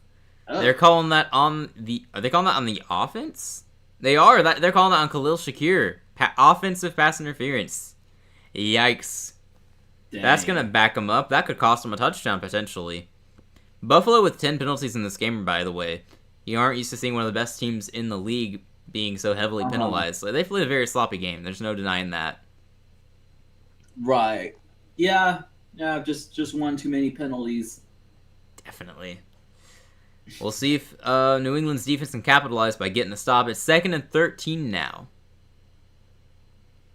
See what they can do. Allen with a running back in the backfield, shotgun formation. He takes the snap, drops back. He's looking to throw. He gets rid of it, and oh my gosh, is that intercepted? That is picked off. What? Josh Allen picked off in the red zone. Oh my goodness. We were just talking about it. Are you sure that wasn't Geno Smith in the Raiders uniform? I mean, with that kind of throw, it sure looked like Geno Smith. My goodness. Wow.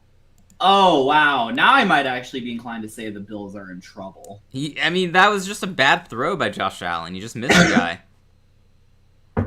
We were just saying how sloppy they've been playing. You had the 2 fumbles earlier. Yeah. You got all the penalties, and now you've got a red zone interception. Josh Allen picked off. Patriots maintain their 13-10 lead. They take over. That's crazy. Yeah. I mean, man, Patriots just keep the ball and chew some clock. I mean, yeah, it's gonna it could go the Patriot way. Yeah, absolutely.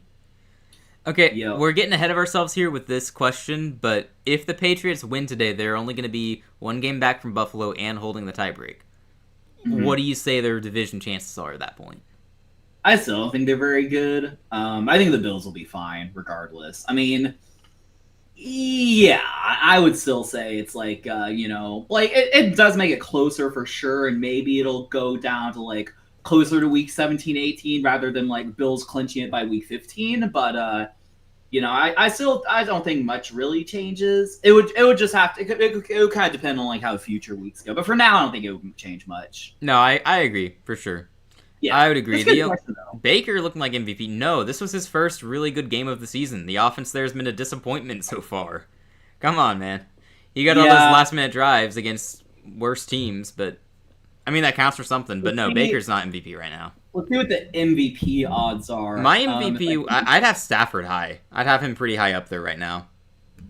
So Josh Allen is by far the favorite. Then it's Justin Herbert.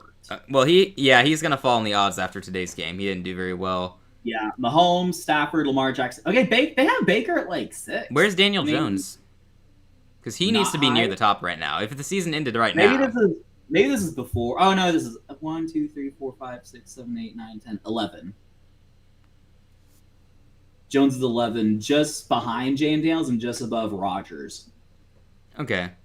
It's a weird list. As of right now, I would give it...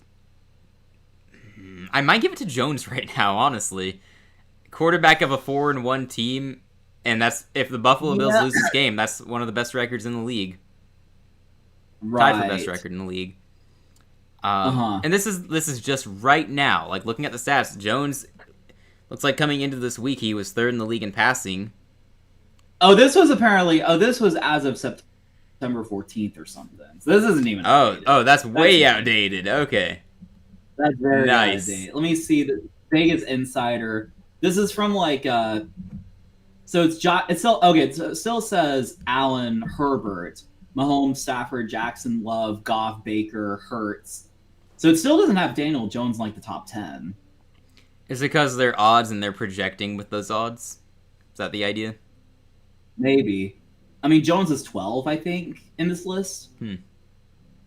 Yeah, it's got to be a projection thing because he's playing fantastic. He's been one of the best quarterbacks in the league.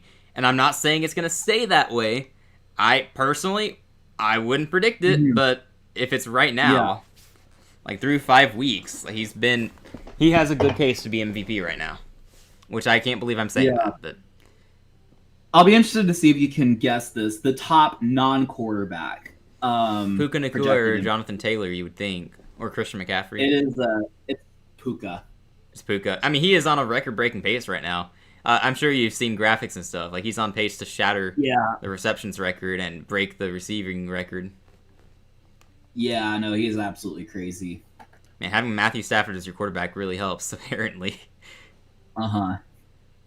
Yep. We kind of missed that last play, but on that catch, the player bobbled it a little bit, so a little bit of danger there, but he held on in the end.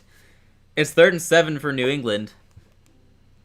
1.5 remaining in the third quarter. Pressure coming. Drake May escaping outside the pocket. He throws. It's just a throw. Oh, wait. Did he get that? The sideline says incomplete. The ref says he got it. They're calling that a catch on the sideline. Wow. Look at that play, Daniel. That was great. My goodness, he came back and got that. Yeah, good footwork. It looks like. Just got the feet. Wow, yeah, he's wow. Good play. Look at that replay. Look at how he keeps his toes in bounds. He drags there. A great composure, great body control to hold onto the ball and stay in bounds. That's fantastic. That is fantastic. Oh yeah, that is out of this world, definitely. Elite catch there. I don't know who that was, but great job. Great job. Drake May on 1st and 10 dumps it off to, I assume, a running back who can't reel it in. So, yikes. Probably want to catch the ball when it comes your way, man. I think that's Henderson. Yeah. Maybe that's why Ramondre's getting all the touches. I understand it now. Yeah. No, not really. Right. I'd rather have the guy who drops it than the guy who fumbles it. I would tend to agree. Yeah, there. Yep. Well, we're under a minute now remaining in the third quarter. We got 2nd and 10 at the Patriots 23, trying to keep their lead. Extend it even. Got a quick throw here, trying to go for a screen. That's a fairly decent play, makes it near the 30. We got 3rd and short coming up in what will be the last play of the third quarter, presumably. Yes. And yeah, 13-10 Patriots, and they're driving, so might be seeing the Bills suffer their first loss. It could be. It might be good for them to take a loss, though. It might be for the best. I mean, they keep playing down to the level of competition. They need to actually lose a game at some point. I don't know. I get the feeling that'd be good for them. Drake May, pass complete on 3rd and 3, makes it to the 40. That he's gonna go out of bounds. So I guess we're gonna get one more play. No, never mind. That's not how the rules work. The clock keeps running. Oh yeah. I guess. I'm still getting used to that. I think because he ran backwards. Yeah. Maybe, is that the reason? Yeah. It might be. Sudoku knows. He was telling us last week when we did. I think he actually did say that. It's that since he went right. backwards, that's like because he did clearly go out of bounds. Yeah. And that's the only thing I really saw differently. Yeah. Well, great end to the third quarter for New England. They pick up the first down near the 40, and they're driving, man. They get a touchdown here. Buffalo really is in trouble. Oh, yeah. I mean, look, they're losing the turnover battle 3-1 right now. That's kind of the key difference in this game. That and the 10 penalties Buffalo has to New England's, I want to say, 5. And you play a game that sloppily, it's going to come back to bite you, or it should. Or it could be another case of the Bills not playing very well, getting outplayed, and it doesn't matter because they're just the better team in the end. So, it's going to go one of those two ways here. Oh, Seahawks won a game in 2023 because of the backwards tackle out of bounds. Fair enough. It's a good way to. Or was it like time crunch and like they couldn't get the snap off in time because he ran backwards or something? That would be memorable. That'd be a tough way to lose. That sounds like the type of thing Dallas would do in a playoff game. Yeah, it's like run backwards and then yeah. Let's go ahead and write that into the script. If the script writers are listening, that's how you should have Dallas lose a playoff game this year. And make it against the 49ers. That's always funny. 49ers or Packers. Do Packers. Tom Grossi would like that. Yeah, that would be so funny. Absolutely. Nice. Tackles made by Woolen back when he was good. Mm-hmm. Yep. Right after a game-winning drive. Dang. Must have been some game. Dang. Oh, it was the Titans. No. Laugh at the Titans. Yep. Hey, I'm with you, Sudoku. I would love for them to miss the playoffs. I just don't believe that to be the case as of right now. It does seem unlikely if they can just roll out Mac Jones and win a bunch of games, but they're missing most of their best players on offense. It's weird. Right. It's all the Shanahan system. I want them to just go pick up complete randoms off the street or fans in the stands, something like that, and just see how that goes. I would be curious. Based on the system he has in place, I want to see it. That would be so fun. Give me a chance to go play quarterback for the Niners. I'll show you all that it's not just a system quarterback thing. Yeah, I wonder if you put I wonder if Kyle Shanahan just for a day like coached like the Titans, like if they would drastically improve. I bet they would to some degree at least. I mean, you can only do so much with what you have, but change the system. I don't know. I'm guessing a lot of the players wouldn't fit the system. Big completion there, by the way. Realistically, it might be hard to implement anyway. Like for a game, like I think if like if something happened and like Shanahan wasn't on the Niners and he got hired by the Titans, like and he had a whole offseason and everything, like I think he could really improve them. Yeah, that might be one of those things too. If he coached a whole season, like it would start slow and then it would get better as it goes along. Kind of like Brian Flores with the Dolphins. That when he was their coach, feels like a long time ago now. Goodness. Yeah, that was a few years ago. Yeah, man, they had some fight with him though. First attempt at the Buffalo 35, by the way. May dumps it off. Henderson has it. See if he can make a move. He just gets out of bounds. No gain. That wasn't Henderson. Was it? I thought it was. Yeah, that was Henderson. The back of his jersey, it didn't look like it said Henderson, so I was confused. Oh yeah, no, I can actually see that. It doesn't look like Henderson. It doesn't. I was trying to read that too. I don't know what it looks like, but I didn't think it said Henderson.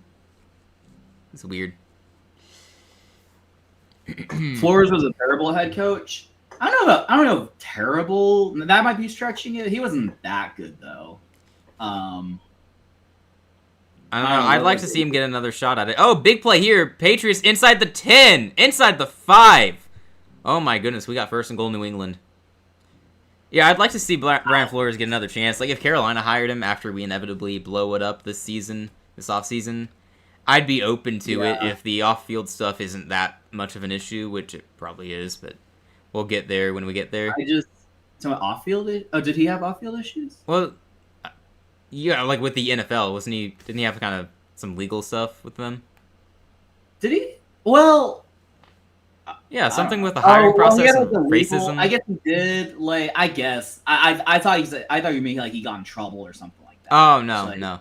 I guess that is usually what that means. I always heard was that he was like that he hated Tua or something like that. Like he didn't get along with quarterbacks or something. But I don't know.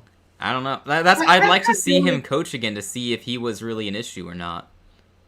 Yeah, I kind of feel like if he was going to get an opportunity, he already would have gotten one. So he hasn't coached. He hasn't been a head coach since 2021. It's been 4 years. So yeah. I don't know. Yeah, Sudoku, my thought was he hasn't been getting interviews because of his problems with the NFL. I thought that was the main issue, but I don't know. The game here, second and goal, we got a pitch. Oh, he's got open space in front of him. That's an easy touchdown for New England. Oh my goodness. He made a claim against the Houston Texans. That's fine. I'm just reading the Wikipedia article. Stevenson gets the second touchdown, by the way. Texans and Broncos. Oh yeah, I remember. Oh, sorry, I totally ignored it. It was a touchdown, Stevenson again. Yeah. Wow, he's really. But I remember it's so funny that he filed the lawsuit against us because we hired a black coach. So like you couldn't really say it was a racism thing. Yeah, I don't know, man. It was weird. Yeah, there's a lot of weird stuff there.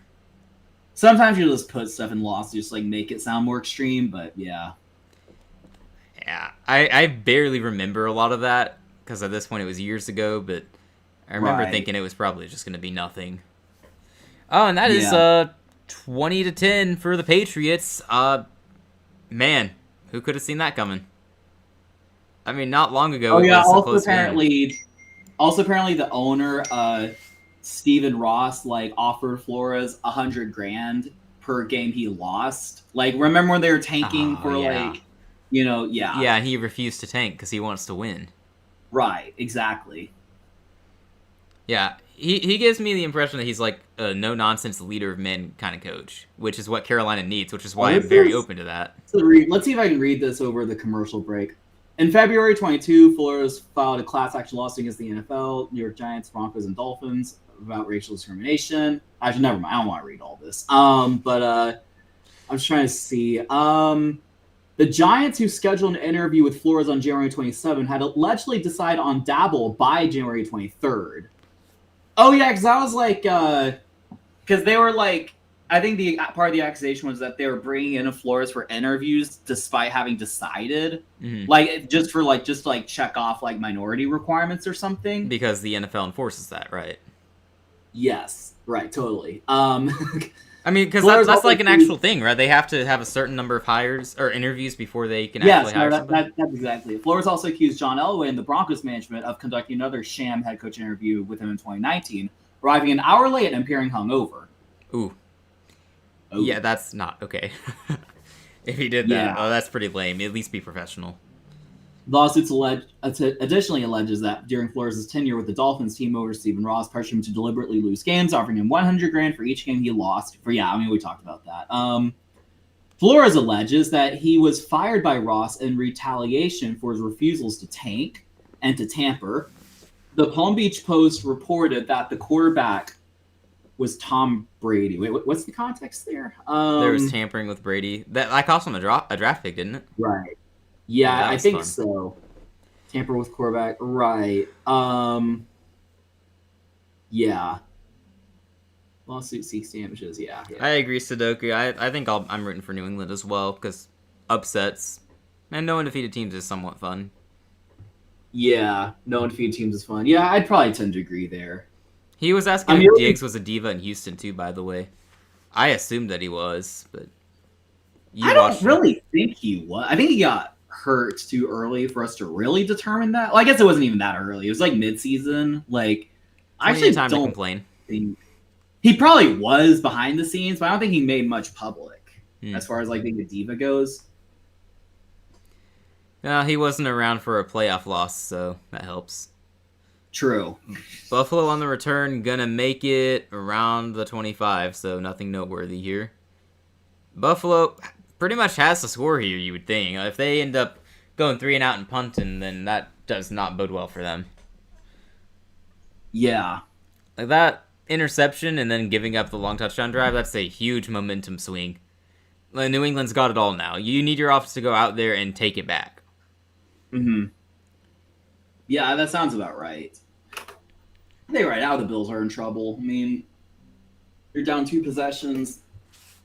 I don't know how much time, because they're showing the replay. And like, we got 12 minutes here. Allen going across the field, wide open. He's going to make it to midfield there. I believe that's Dalton Kincaid again. Have a day, Dalton Kincaid. Oh, wow. Nice. He's having a pretty good year so far. Yeah, just slinged it to Kincaid. And, I mean, if they can just respond immediately and just break it down to a 2017, the score that is, that could, they got plenty of time. Once again, yeah, for sure. Yeah, part of me still expects Buffalo to win this game, but they are down 10 points, so anything could happen from here. Could be another turnover the way they played. Allen dumps it off to Cook, who is not going to get far. He might have lost a yard there. We got the ugly yellow, though. Uh-oh. Clock stops at the amazing 11:11.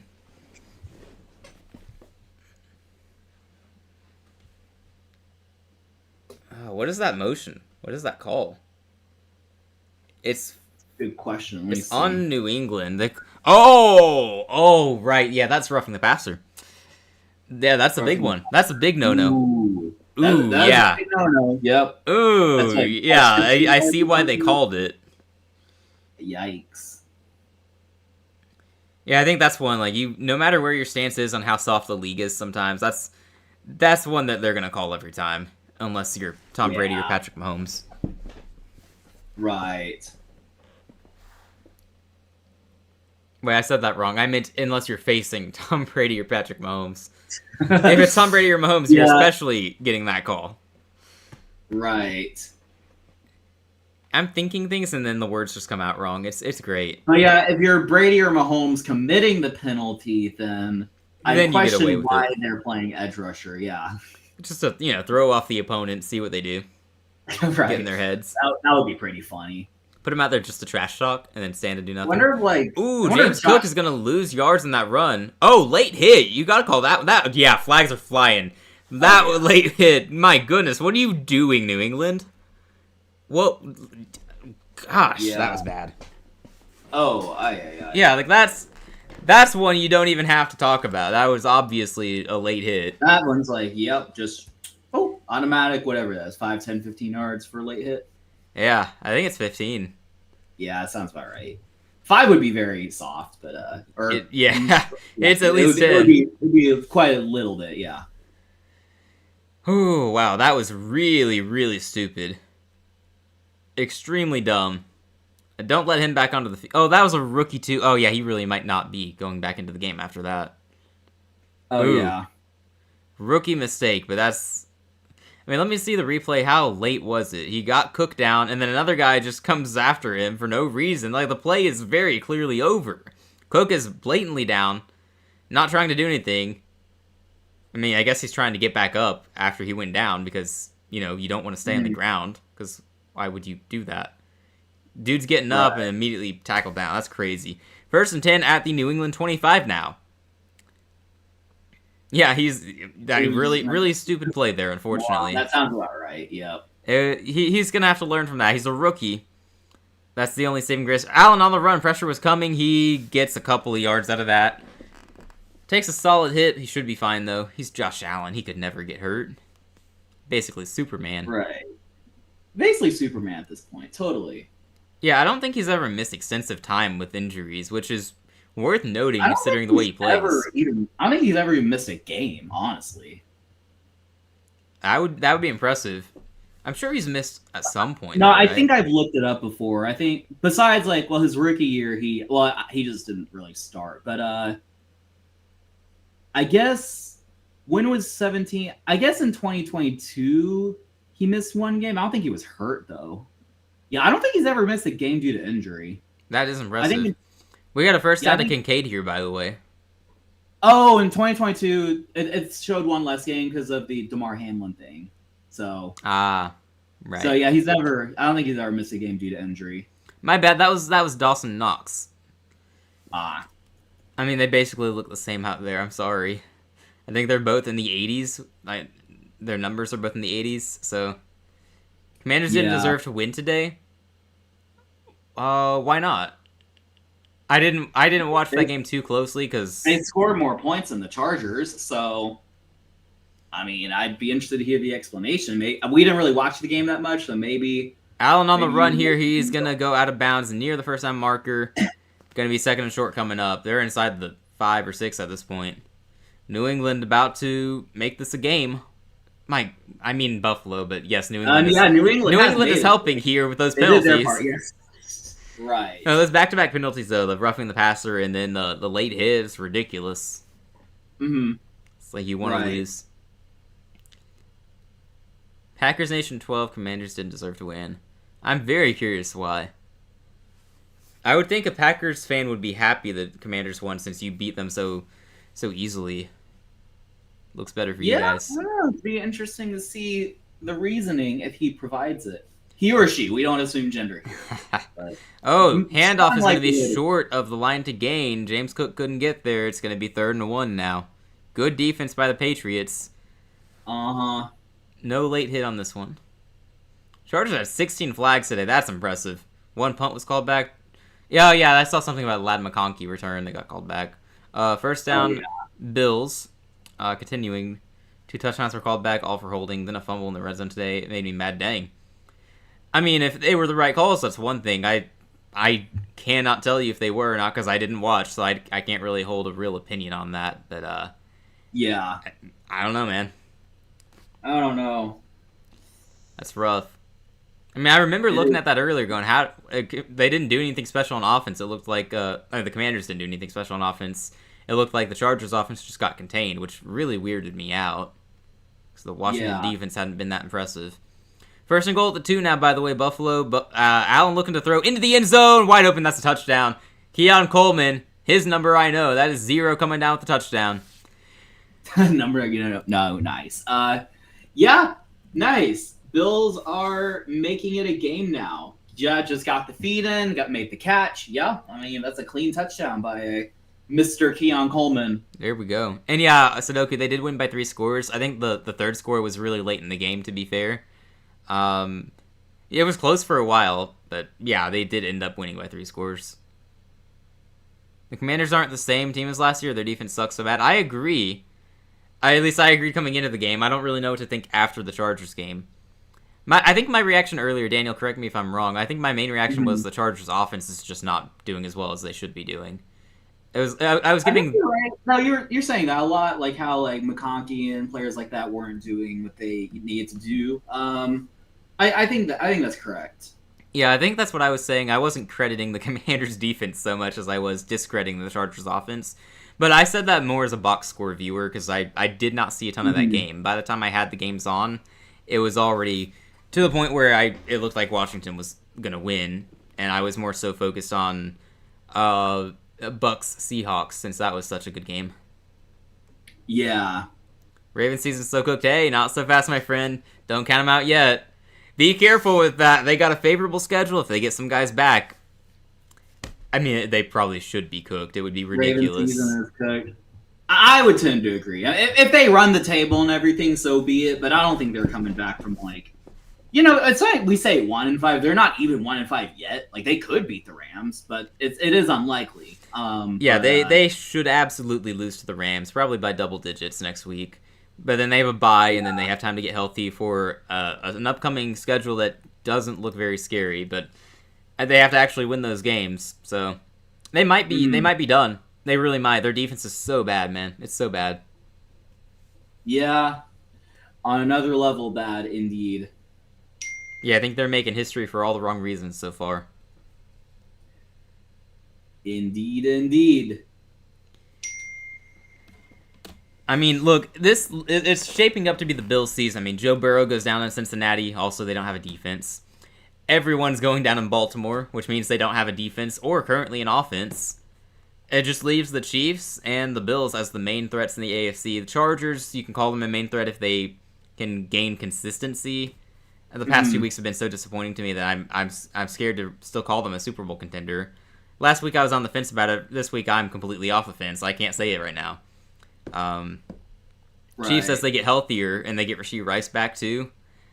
It feels like right now, and I'm saying this as Buffalo trails in this game, I realize that, but as of right now, it feels like if the Bills are ever going to break through, this is their best chance to do it.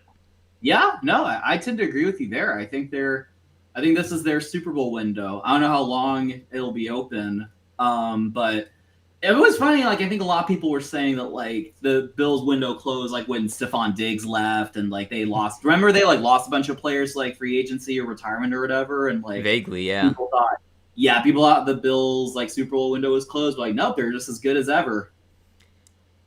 You believe in Rodgers, man. Hey, more power to you. I mean, Daniel's been saying that's their division to lose, and I mean, it should be. It should be their division to lose. I mean, who else in that division realistically should finish with a winning record? No one in their right mind is going to say Cleveland or Cincinnati. It feels bold to even say Baltimore right now. Like, I'm saying I still think they go rattle off enough wins to be in the conversation, but that is suddenly a very bold take because of how bad that defense is.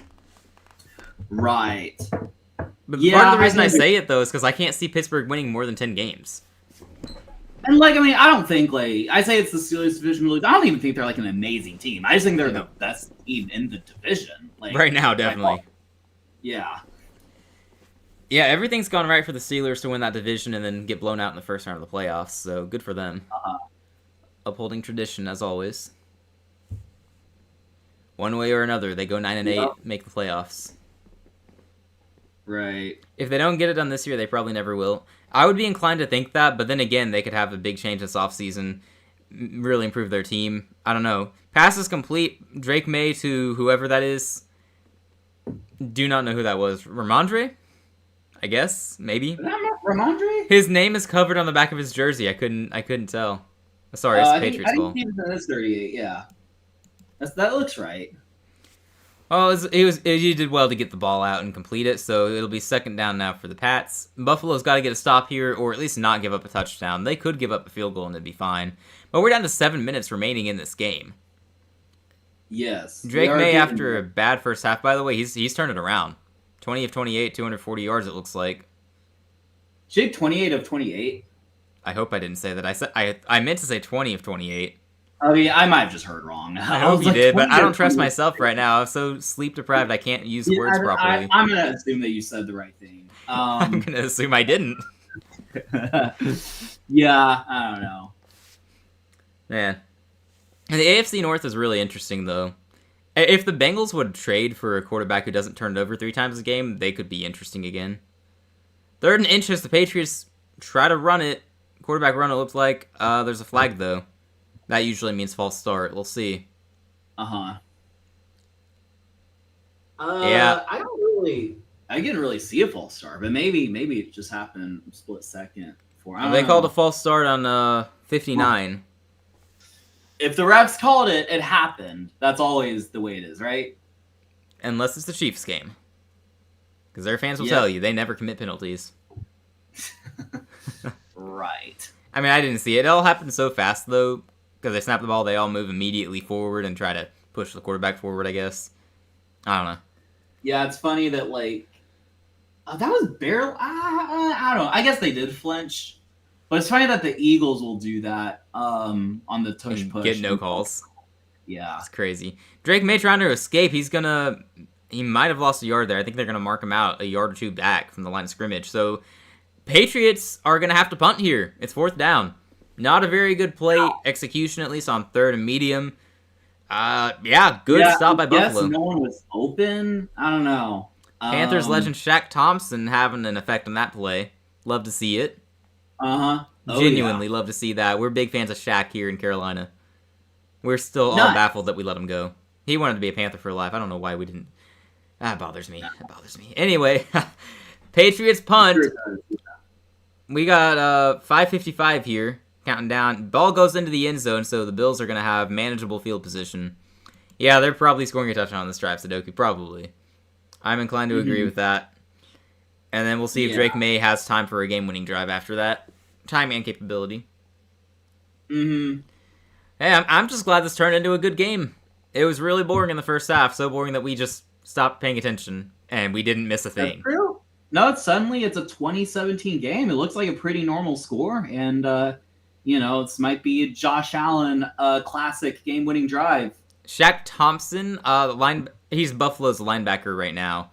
I think middle linebacker. He was Carolina's linebacker for years, man. I didn't yap about him last year because he got injured pretty early in the season. But he was the leader of our defense for basically all the years after Luke Kuechly retired. He was the next man up, and he led our defense really well. Loved being in Carolina. We loved having him, but we let him go. So he's having a pretty good season in Buffalo. I think I sent you something, Daniel. He's like the highest graded linebacker in coverage. I think that's what it was. Ooh. PFF's highest graded linebacker in coverage, something like that. So yeah, that sounds familiar. 2017's most common. Is it actually? That sounds about wouldn't be a surprise. I would not be surprised. Yeah. Man. But back to the AFC discussion. It really does feel like it's the Bills or the Chiefs as of right now. And I know I've kind of said if the season ended now, the Colts would be a pretty favorable pick, the way they're playing and the way they look. I'm guessing they're going to regress as the season goes along, but I don't know. Kicking from your own 12-yard line to the opposing end zone is insane. That information may have flown over my head then if that was how far he kicked. Wow. I guess that would be right, actually. Dang. Patriots got themselves a punter. Dang. Yeah. I mean, that would be like a 88-yard punt then? I guess that sounds right. There's no way. Surely not. Did we really just watch that long of a punt and just not care? I don't know. I mean, it's not like we're really paying attention to punts. Like, and we've been tuned out for so long. Someone could make like 100-yard punt, and like half the people watching aren't even like they're in the bathroom or something. Okay, ESPN calls it a 73-yard punt. Beringer punts 73 yards to the end zone. Because the punter's behind the line of scrimmage, so I guess it doesn't count as all those yards, right? Yeah, that looks like that's what Sudoku is saying. That's right. I forgot about the lining up behind. Yeah. So 73. That's still crazy though. Yeah, good stuff. All right, we got a run on first down. James Cook is going to gain about 4 yards there. It's probably good to lean on the run early on if you are able to, as in you're picking up yards, because you want to kill some time here. You don't want Drake May to get the ball back and have enough time to lead a game-winning drive. I don't know how clutch he is or how successful he is in those situations, but you still don't want to give him that chance. Yeah, I mean, I think he's still relatively unproven in that regard, but also you'd like to think you could trust your offense enough where you could choose some time off the clock but still be able to conduct a methodical drive down the field. Right. You would think so. We got 2nd and 6 here. Josh Allen dropping back to pass. Good protection. He's taking his time. He's going to move up. He's running. Being chased. He throws. And that is... Did he catch that? No, it's incomplete. Oh my gosh. They're saying intercepted. What? There's a flag on the field, though. The Patriots think they got a pick. The Bills think it's incomplete. There's a flag on the field, though, so none of it may matter, depending on who I it's don't know on. if he's got speed in. It's really... I think the guy might be doing, like... What? I said I couldn't tell. Yeah, I think the guy might be, like, doing, like, theatrics, like, all celebrating. Oh, the ball's loose. Yeah, that's not. No. Yeah. Yeah, I think I agree. Theatrics is the right word there. It looks like the flag was on New England anyway. They called pass interference on 51. Yikes! Oh, really? Yeah, he knocked the receiver over, basically, or forced him out of bounds, so... Yeah. That's what it looks like, at least. Dang. That's crazy. Now we'll never know if it was really an interception or not. It wasn't. Yeah, totally. Well, that helps out Buffalo tremendously. They move up to their own 43. We got 5:01 on the clock. 51 kind of pushed the guy, which kind of like got the other guy in the way. Like it was kind of funny how that worked out. Like you know what I'm talking about, right? Yeah, nice chain reaction there. Right, yeah. Allen moving up, gains a few yards. All right, not much to say there. He goes out of bounds, so the clock will stop at 4:52. Would like to keep that running, but what are you gonna do? Stay in bounds and take a hit? Nah. Right, yeah. 21 was the one who pushed him out of bounds. 51 standing behind. Not sure what the penalty was.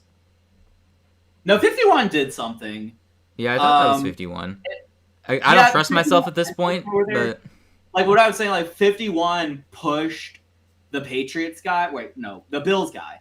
51 pushed the Bills guy, which is kind of the reason that 21 didn't get the interception, because the guy who got pushed was in the way.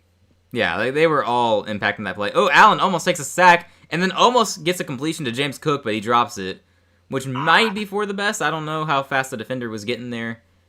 Let's see, Josh Allen, I think he took a hit at the end of that. Hopefully he's fine. Probably fine. He's always fine. Always fine, indeed, yeah. A little slow to get up, but he does get up on his own. Yeah. On his own power. Yeah, looking at that replay, yeah, he should be fine. Yeah. The hit was, I mean, it was a rough hit, of course, but it wasn't like, oh, yeah, that looks like it hurt, you know? Mm-hmm. Oh, we got 3rd down and 6 here. You got to pick this one up. Well, I mean, I guess you could go incomplete, but that's no fun. It's a throw. 50-50 ball is caught. Buffalo with the 1st down. Wow. Keon Coleman comes up big time there across the 40. Buffalo's driving. Keon Coleman, I'm here for it. Yes, sir. Keon Coleman impacting this game now. 50-50 ball. Yeah, he did his thing. He got it. That was good. Very good play by Keon Coleman. Props to Josh Allen for trusting his guy. Yeah. For sure. Man. All right. Good stuff. Good stuff. We are down to 4:15, counting down here. Coleman now 4 receptions, 23 yards, and a touchdown, so not a crazy big day or anything, but he's making an impact at least. James Cook not going to get very far on the ground. The Patriots' run defense has been pretty effective in this game. Yep. Buffalo's not found really much success on the ground in this game. Really, I don't think anyone has done much in this game except Dalton Kincaid. I think he's been the one name we've seen time and time again come up big for them. Keon Coleman's made a play or two in this game, I guess. I just said that, so it's true. But even still, the one player we've seen over and over again is Dalton Kincaid, so maybe they'll call his number on this drive. Yep. 2nd and 9. We're 3.5 minutes now. They're doing a good job killing time here.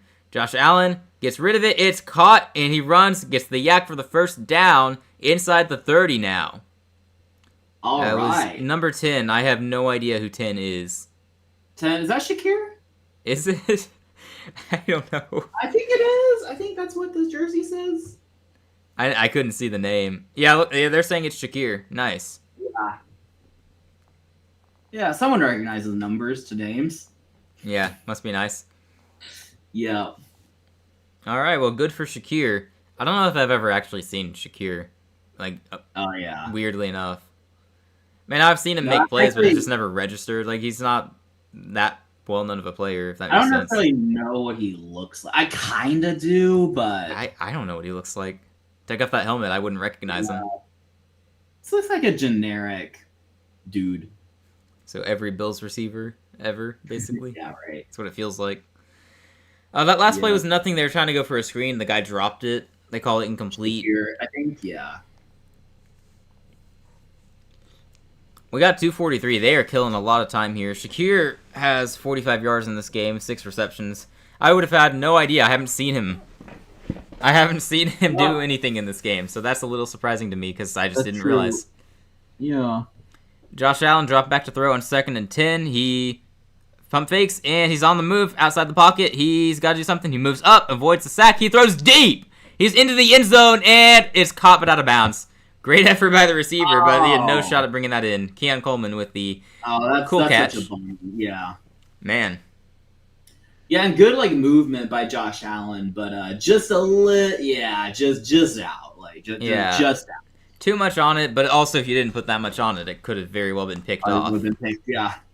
Not much you could do. No, it was good coverage on that route by the defender. Is that 0-on-0 matchup? That's kind of fun. That's kind of funny, yeah. Is that Gonzalez? I think 0 is Gonzalez, actually. Christian Gonzalez. Makes sense. Gonzalez with really good coverage on that play. There is no shot of that being completed. Yeah. Allen on 3rd and 10, looking to make a play. He's rolling out. He's got to get rid of it, though. Very similar to the last play. He throws, and it's incomplete. Good coverage there by New England. Buffalo's got 4th and 10, 2:21 on the clock. They're going to have to take the field goal here and tie it up, right? Yeah. Yeah, once again, Josh Allen trying to make moves, but ultimately just doesn't go through with it. Man. If you can't get a guy open, there's only so much your playmaking is going to do. And you can't just take off and run. I know you're mobile, but you're not quite Lamar Jackson where you juke out literally everyone on the field sometimes. Right. It's like a different kind of mobility. No one got open. He tried to make a play, but good coverage by New England. Very good coverage. Prater out there now to attempt the game-tying 45-yard field goal. Very critical play here. I would trust him. NFL legend. In terms of kicking, at least. Yep. Here we go. The kick is up. That looks good, and it is good. Game is all tied up. 2020. Drake May and the Patriots in position for a game-winning drive here. They got all 3 timeouts. They got 2:17 on the clock, so that means they also have the 2-minute warning timeout. Plenty to work with here. That's true. But that also means, conversely, if they don't capitalize, Buffalo could get the ball right back, and we know Josh Allen doesn't need all that much time to get you into field goal range. Oh, he just make one throw and just get into field goal range. Exactly, man. But yeah, this is tense. I have no idea who's gonna win, honestly. Yeah, this is hard to predict. My gut tells me it's still gonna be Buffalo. Yeah, I'd probably predict that too. But is that because they're the proven commodity here, or is it because we don't trust New England to pull this off, or are we being misled by our feelings here? Is it really the Patriots we should be picking? I mean, I think if all things are equal, we should pick the Patriots, but I do think the Bills are the better team. I'm not sure if I trust the Patriots offense enough to make a game-winning drive. I don't know. But the Patriots don't need much to get into field range, though. So it might be harder. They do have a rookie kicker, by the way, so we don't know a lot about his range so far. I couldn't tell you. Yeah. I mean, I don't know. I don't even know where the guy played in college, and I'm usually good about that. So I have no reference for how he's done as a kicker in his past. Yeah. Gonzalez is insane. I'd agree. Watched him lock up our top receiver last week. Andy Borregales. Yeah, I did not know who that was coming into the season. Or I don't know if I really said his name during the draft. Oh, he's Venezuelan. He went to Miami. Okay. I don't know if that bodes well or not. I don't Yeah. I don't remember Miami kicking a ton of deep field goals last year. Cam Ward kind of just led them He's to made touchdowns a a lot. 53. He's made a 53-yarder just for reference. This season in the NFL or in college? Yes, in the NFL. Okay. All right. So that's as long in the NFL then. Cool. Good for him. Good for him. Right. Yeah, good for him. Yeah, totally. All right. We'll see. All right, yeah, they're showing the comparison by the quarterbacks. May has been 20 of 28, 242 yards, 12 rushing yards. Allen, 21 of 30, 240 passing yards, 53 rushing yards, though. But also he has that interception. So if you were to ask me who's played better, it's tough to say. Like, Allen has been the better quarterback when he hasn't turned it over, but factor in the turnover, and I got to go with May here. Yeah. May's played the better game overall.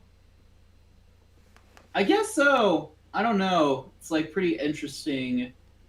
Hard to say. But yeah, maybe objectively May has played better, but I think it's pretty close. Yeah, it's definitely close, which is a good thing if you're a Drake May fan. Like you want to be able to say Drake May went toe to toe against Josh Allen in terms of quarterback matchups. And he's had some really epic plays that we've seen. True. But it's going to come down to the last 2 minutes here. Drake May can lead his team downfield for the win, or he can go 3 and out, and Josh Allen leads his team downfield for the win. This could be a defining moment for Drake May in year 2 in his NFL career. Lead his team downfield and get them the win. Would be big for him. Would be big for the Patriots. Yeah, it very well could be. I mean, that would be a monumental win if they can drive down the field, get the field goal, and win. Drake May somehow got rid of that, and it's caught! It looked like he was taking a sack. He got rid of that, and it's complete, and it's going to go for a first down with the yak. My goodness. I thought he was about to get sacked. Holy crap. That looked a little, dare I say, Mahomey? It looked very Mahomey. Mahomes does that, and the internet goes crazy out of hatred and appreciation. Uh-huh. Chris Collinsworth has to be going crazy right now. Oh, yeah. Let's see that replay. Like, he's actively going down. Dude, that is sick. That is ridiculous. Good stuff by Drake May. Uh-huh. Great job, Drake May. It's first down, New England. 2-minute warning now. Absolutely crazy. We were just talking about that. This could be his moment. This could be Drake May's moment. Sophomore season in the NFL, playing really well early on. Hey, we were talking about MVP candidates earlier. Why don't we toss Drake May's name into the ring as we move forward? I know it's crazy. You think the Patriots are in playoff contention and it's contingent on that. If you miss the playoffs, then Joe Burrow last year missed out on MVP because his team didn't have a defense, and they missed. I don't know if he's having an MVP season statistics. Okay, he's 7 touchdowns, 2 picks, 109 rating, 74% completion. Yeah, he's having a very good season. And we also learned last year with Josh Allen that if you don't have much help around you, then that's also a factor. Because let's be real, that was a big reason he won the award. That and narrative. So that's true. That'll be factored in. If you pile up wins, then I could see that too. Yeah, I'm not going to predict it because a year 2 quarterback winning MVP. Gosh, when was the last time that happened? That hasn't happened recently, has it? Not Mahomes, maybe? Did he win it in his second year? I think he did, yeah. His first year as a starter, but... Right, yeah. Yeah. I'll be right back. Oh, okay. Yeah, I think Mahomes winning MVP was the last time a second-year quarterback won MVP. I might be wrong, though. If anyone else happens to know that off the top of their head, feel free to correct me. Yeah, May. That was a great play, man. Great play. Credit to the running back or receiver for being open and getting the yak, getting the first down. Oh, I forgot about the football and the graphic. I mean, everyone listening knows it's Patriots ball because I've been talking about Drake May with that play. Yeah, I don't know. I don't know what's going to happen here. We're in for a great finish. I'm glad this has turned into a good game. It looked bleak early on, but these teams put it together in the second half. It's a good game. Patriots are looking like a playoff team. Oh, welcome back. It's a good game indeed. Hey. But, it is a pretty good game indeed. Yeah, and it's looking like, while we might end up being wrong about the Patriots being a playoff team, but we go back to our preseason predictions for this division, I think we were pretty spot on. It's the Bills, Patriots, Dolphins, Jets, in that order. That's what it's been so far, so we can at least say we got that right. Yeah. I'm not sure if we've gotten much else right so far. It's been a weird season, but we can at least be happy about that, I guess. Yeah, for sure. I mean, like, no one saw the Ravens starting this slow coming, but yeah, and the Colts, right? I'm not sure I even had them losing 4 games the entire season, let alone the first 5 games of the year. Yeah, possibly not. Man. Yeah, they're showing that May completion again. Oh, really? Yeah. I guarantee you Collinsworth is going crazy over it. We are going to see memes after this game of Collinsworth either saying whatever he said or an AI edit of him saying what he normally says. I don't know which it'll be. Drake May. Oh, he's open. He finds him. He makes the throw. It's caught at the Buffalo 40. Great throw. Great catch. Right. Number 9 brings it in. We're down to 1 minute and 10 seconds, counting down. Yeah, Buffalo's going to have to start thinking about those timeouts. They're approaching field goal range, if not there already. In the NFL, you should be able to make it from 56, 57 yards out, right? Right. For their rookie kicker, it might be a little tricky. True. But, they're definitely getting there. They can probably just run a few plays and, like, chew clock and everything like that.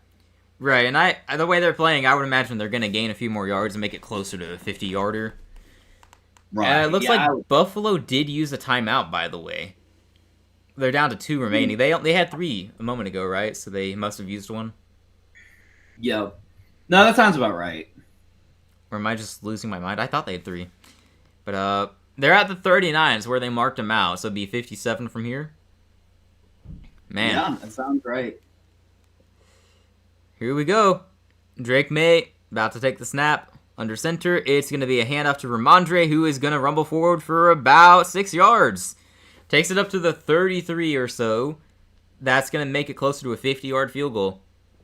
Buffalo, you're in trouble. Uh-huh. You are in big trouble. Buffalo's going to be in trouble. At this point, you're just like, either you have to absolutely stuff them, or you're just hoping for like a block kick, basically. Which would not be a surprise at this rate. Yeah, at this point, no. Seen a lot of that. An epidemic of block kicks. Yeah, scriptwriter forgot that he'd used the block kick and just kept using it over and over again. Didn't mean to. Right. I'm not going to see one again the rest of the year now. Except until week 18 when we win against Tampa to make the playoffs on a block kick. Calling it now. Yep. Second and 5. Let's see how aggressive New England gets. I imagine they'll hand it off and force Buffalo to use a timeout. That's what they do. It's a handoff. He doesn't get anywhere. So it's still going to stay at the 34. Stout defense to me. Yeah, stout defense. I was going to say, I thought they gave him a bad spot on the previous play. I thought he was down at the 33. I know it's a difference of 1 yard, but on a field goal attempt, potentially, that could matter a lot. That would be pretty big, yeah.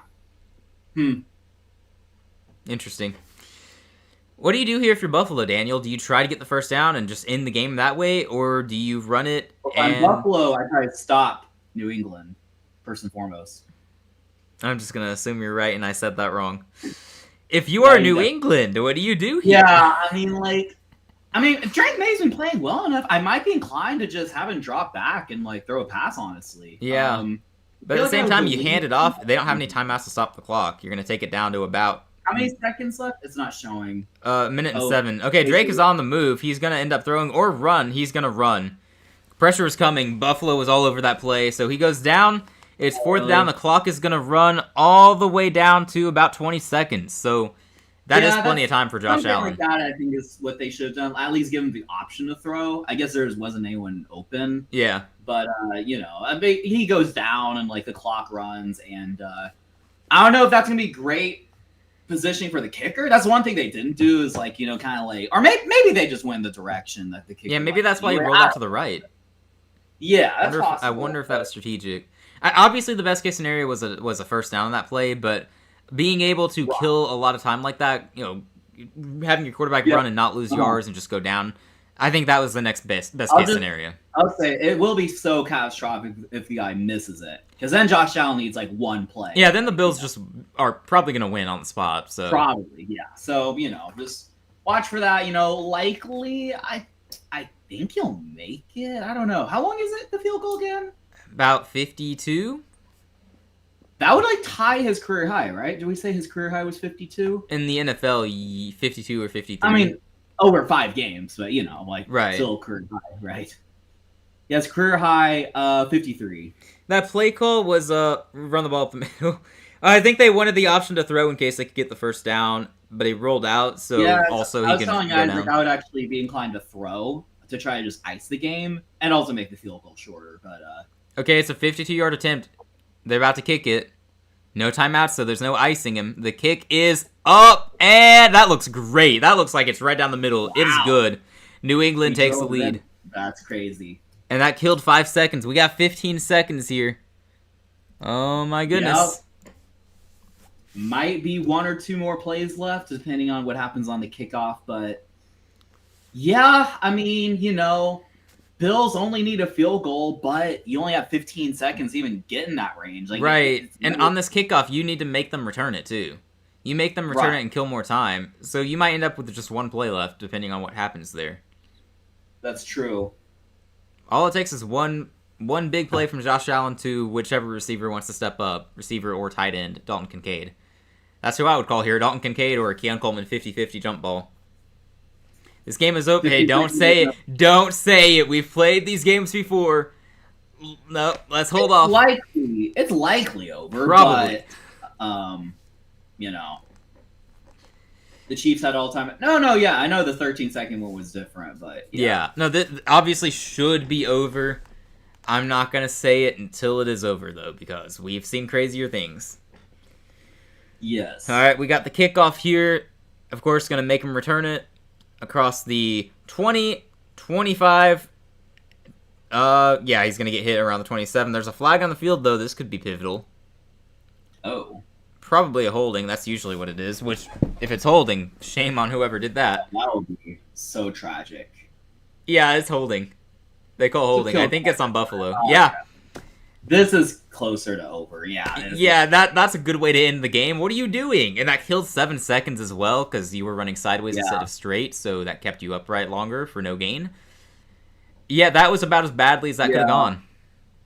Just that was about. Really bad. Yeah. Goodness. I mean, unlikely that they would have come back anyway, but, I guess now we don't get to see it. I guess they'll have 1 play to try to get something short, then a Hail Mary, basically, is what I'm thinking. Probably. They've got the ball up there at the 18, the 19. It's really bad. Yeah.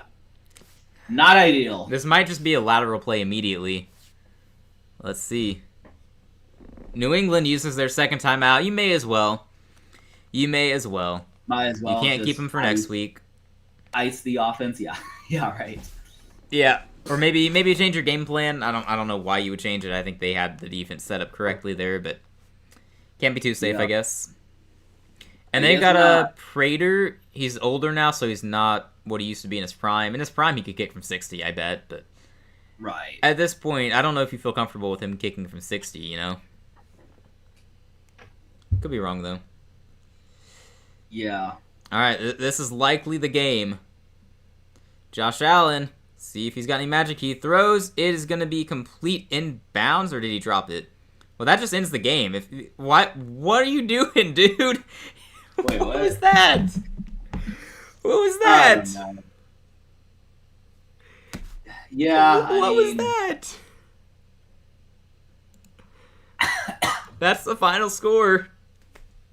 I guess he was hoping that, he wouldn't have to, dive, or not dive, but, go down to catch it, then he could, lateral or something like that. I don't know. I guess. No, that was... 1972. I think the 1972 Dolphins are celebrating now. Yeah, they can celebrate now. Good for them. The only undefeated team. Congratulations. Yep. Man, great for the Patriots. I said... If this is Drake May's moment, we could look back on this in the future and say this is when he became the guy for New England. I know everyone believes in him in New England at this point, but this could be a defining moment we look back on and go, the Patriots have arrived. That might be crazy to say right now, this early in the season. They might miss the playoffs. They might have a losing record, but right now it looks really good. Big win for them. Patriots have arrived. Yeah. Oh my. Imagine another Patriots dynasty. I'd rather not. We are ready for it. Yeah. I wouldn't mind Drake May winning one. I'm a May fan, so I would just like it to be for a different team, ideally. Do you want him? Yeah. Do you want him to win 7 though? No. Sure, 6. Surely he wouldn't win 6 Super Bowls, right? I mean, history repeats itself and all, but no. That would be crazy. Yeah, probably not. No. I mean, if we want to fully repeat history, he can have a Super Bowl against Carolina. That's what Tom Brady did at one point. Sign me up for that. That works. Yeah, I don't know. I don't think they're a Super Bowl team this year. Maybe not even next year. I don't know. But I mean, we said all off season we believe in May, and I think he is vindicating us so far this season. What a game from him. Yeah, that was a good game. I mean, like, I think this kind of like, just kind of it shows our point correct, which is that the Patriots are a good team. They're feisty. Again, that week 1 loss was kind of random, but they got the job done. They look like a legitimate NFL team. They certainly do. They look very capable. And it stands out to me. Their run game did not affect this game very well. Henderson was the leading rusher with 100 with 24 rushing yards.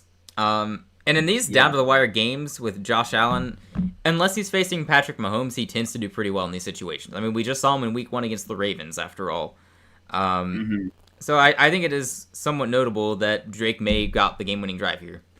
I don't know. And yeah, Sudoku, I agree with that. No truly elite team this year. I think we were saying that last week, maybe the week prior, too. It's just a weird year where no one is truly elite. Paves the way for a random team to win it all, I guess. I guess so. Yeah, I mean, like, we might be seeing like I want to be careful with teams I say, but like a Broncos Vikings Super Bowl. Ugh. No, ugh, gross. Vikings Absolutely not. It would be more like a Colts Packers Super Bowl. That I'm here for. That would be funny. Yeah, that's kind of realistic. I mean, at this point in the season, yeah, from what we have seen. Yeah, 2023 Ravens were elite and they blew it. Yeah. Of course. Their Super Bowl window might be closed based on the looks of their defense right now. They might have what happened to Cincinnati happen to them, where having no defense for years becomes the trend and then their quarterback just can't do anything. Probably should just trade Lamar at that point to the NFC. Same Super Bowl.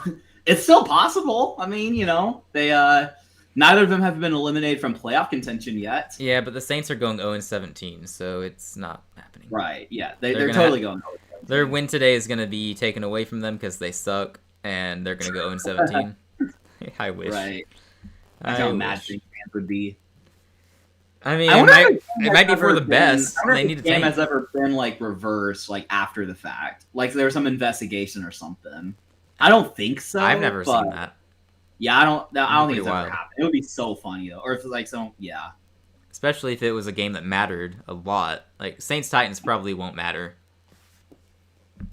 0-17, they won today. Here at Football for Fun, we refuse to acknowledge that they are 0-17. Doesn't count. Yeah, I know they won. I'm just poking fun because that's all I have, and a win over the Dolphins, but that's Miami being bad. So look, I'm a tier 1 hater. Okay, I'm gonna hate for as long as I can. Yeah. Oh honestly, boy, I just realized our Saints-Giants prediction is going to look really stupid now.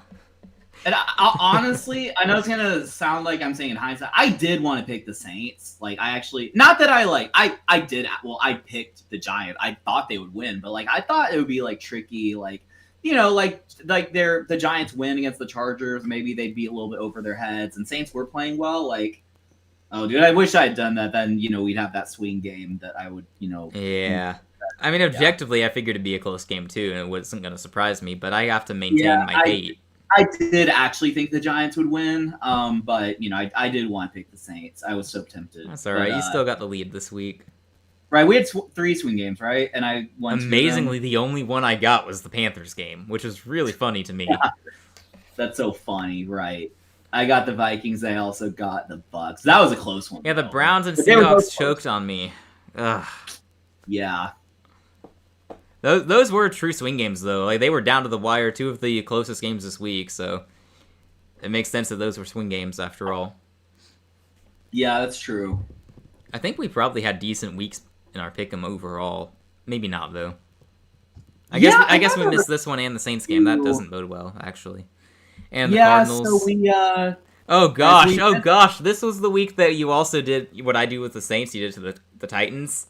Yeah. So we instantly picked the Titans and Giants to win with no explanation, and they both lost. So we both picked the Rams, right? Who lost? Oof. Yeah. Oh wow! This was not a good week for us, was it? So basically, let me see. So I went 1. So Cowboys, that's 2. Then we got the Saints wrong. Colts, that's 3. You got Panthers. We both picked Eagles, I think, right? Yeah. We both picked Texans. We both picked Titans. I picked Bucks. That's 5 for me. Both picked Lions at 6. Commanders lost as well. Yeah, I think we only got like 6 games. Or I got 6 games. Oh, the Chiefs better win tomorrow, dude. Yeah. This was a really bad week in the pick'em, apparently. Would that actually be like 6 and like... That's such a bad... It might be like 6 and 6 because of 5 weeks. But... Yeah, there were only 14 games to pick. So... Yeah. So I guess like 6 and like... 6 and 7? 7 and 6. We don't say 6-7 on this channel. We don't do brain rot. 7 lost. No. Yeah. 7 and 6. Oh, you might have 7, I might have 6, because you're 1 up on me, so that would make sense. I thought I counted 6 for myself. Maybe it was 7. I hope it was 7. If I'm at 5, then I don't know what to do with that. Jeez. Let me check. So 0. So 1, 2, 3, 4, 5, 6. Yeah, I only count 6. Yeah, I count 5. Oh You gosh. count 5? Yeah, I got 5 for me. Oh my. Well, yeah, because goodness. the difference is only 1. The difference is only 1 because I got 2 swing games and you got 1. How did we do this badly though? That's back-to-back bad weeks too. A lot of games that we didn't expect. I mean, I think there were a lot of upsets. Yeah. This has been a weird season, man. Right. Yeah, I can't believe he said that either. I don't know if I even realized what it meant at the time either. Yeah, avoid saying those dreaded numbers in that dreaded order. I did not know about that meme until I saw the Brian Dabble press conference, and I was like, what does that mean? I still don't really get it. It is just dumb. No, my 13-year-old brother is really into it. But you know, that's unfortunate. Yeah. Yeah, that's tough. I would like for that nonsense to just go away, but we aren't that lucky. I mean, yeah, welcome to 2025 where just random stuff becomes a meme. Yeah, well, if we keep this up, our pick'em scores are going to become a meme, because my goodness, it is not going well. Yeah. I'm going to have a losing record. Yeah. Oof. It's okay, Carolina won. I'm good. I still don't get it despite searching it up. Yeah, I don't know. Same. Like, I think it's from a song or something like that, like a rap song or something. Yeah, one of my friends said it was from a song. I at first thought I heard it was like a basketball player's like height or something. Like, but maybe it was just like coincidentally like that. I don't know. I have no idea. Part of me doesn't really want to know at this point, but also it bothers me that it makes no sense. I naturally waste more time than I should. I am not wasting a minute of my life researching the origins of 6-7. Yeah, I think we're good. We have better use of our research time by looking into these NFL teams and then making bad predictions based on what we see. Yeah, I think we need to do some more work. We need to put in double the time in our research. You guys won't believe it, but we try to pick these games accurately. It's just a struggle right now. Do you think people call us frauds because we lost? I don't think so. Like, I think it was a close game. It could have gone either way, and yeah, just one game. I think most people are going to be impressed by it with how well Darnold played.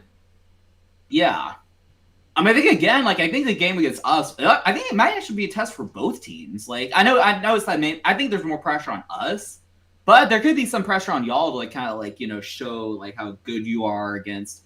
A team that should be struggling, but we have good momentum and we're off a bye. So, we'll see it. That'll be a fun game. But I think we'll broadcast. It'll be late, but I'll be up for it probably if you are. Yeah, I don't want to make you go solo there. I'll probably be able to join you. I'm usually up that late anyway, so if I sleep the night before, I'll definitely be up for it. Yeah. And that's the doubleheader. Is the game before that any good? Because maybe we or I do both. It's a good question. So week 7, because it's in 2 weeks. We're not doing the Thursday game, I'll tell you that. Bucks Lions. Right, yeah. Ooh, Bucks Lions. Yeah, okay.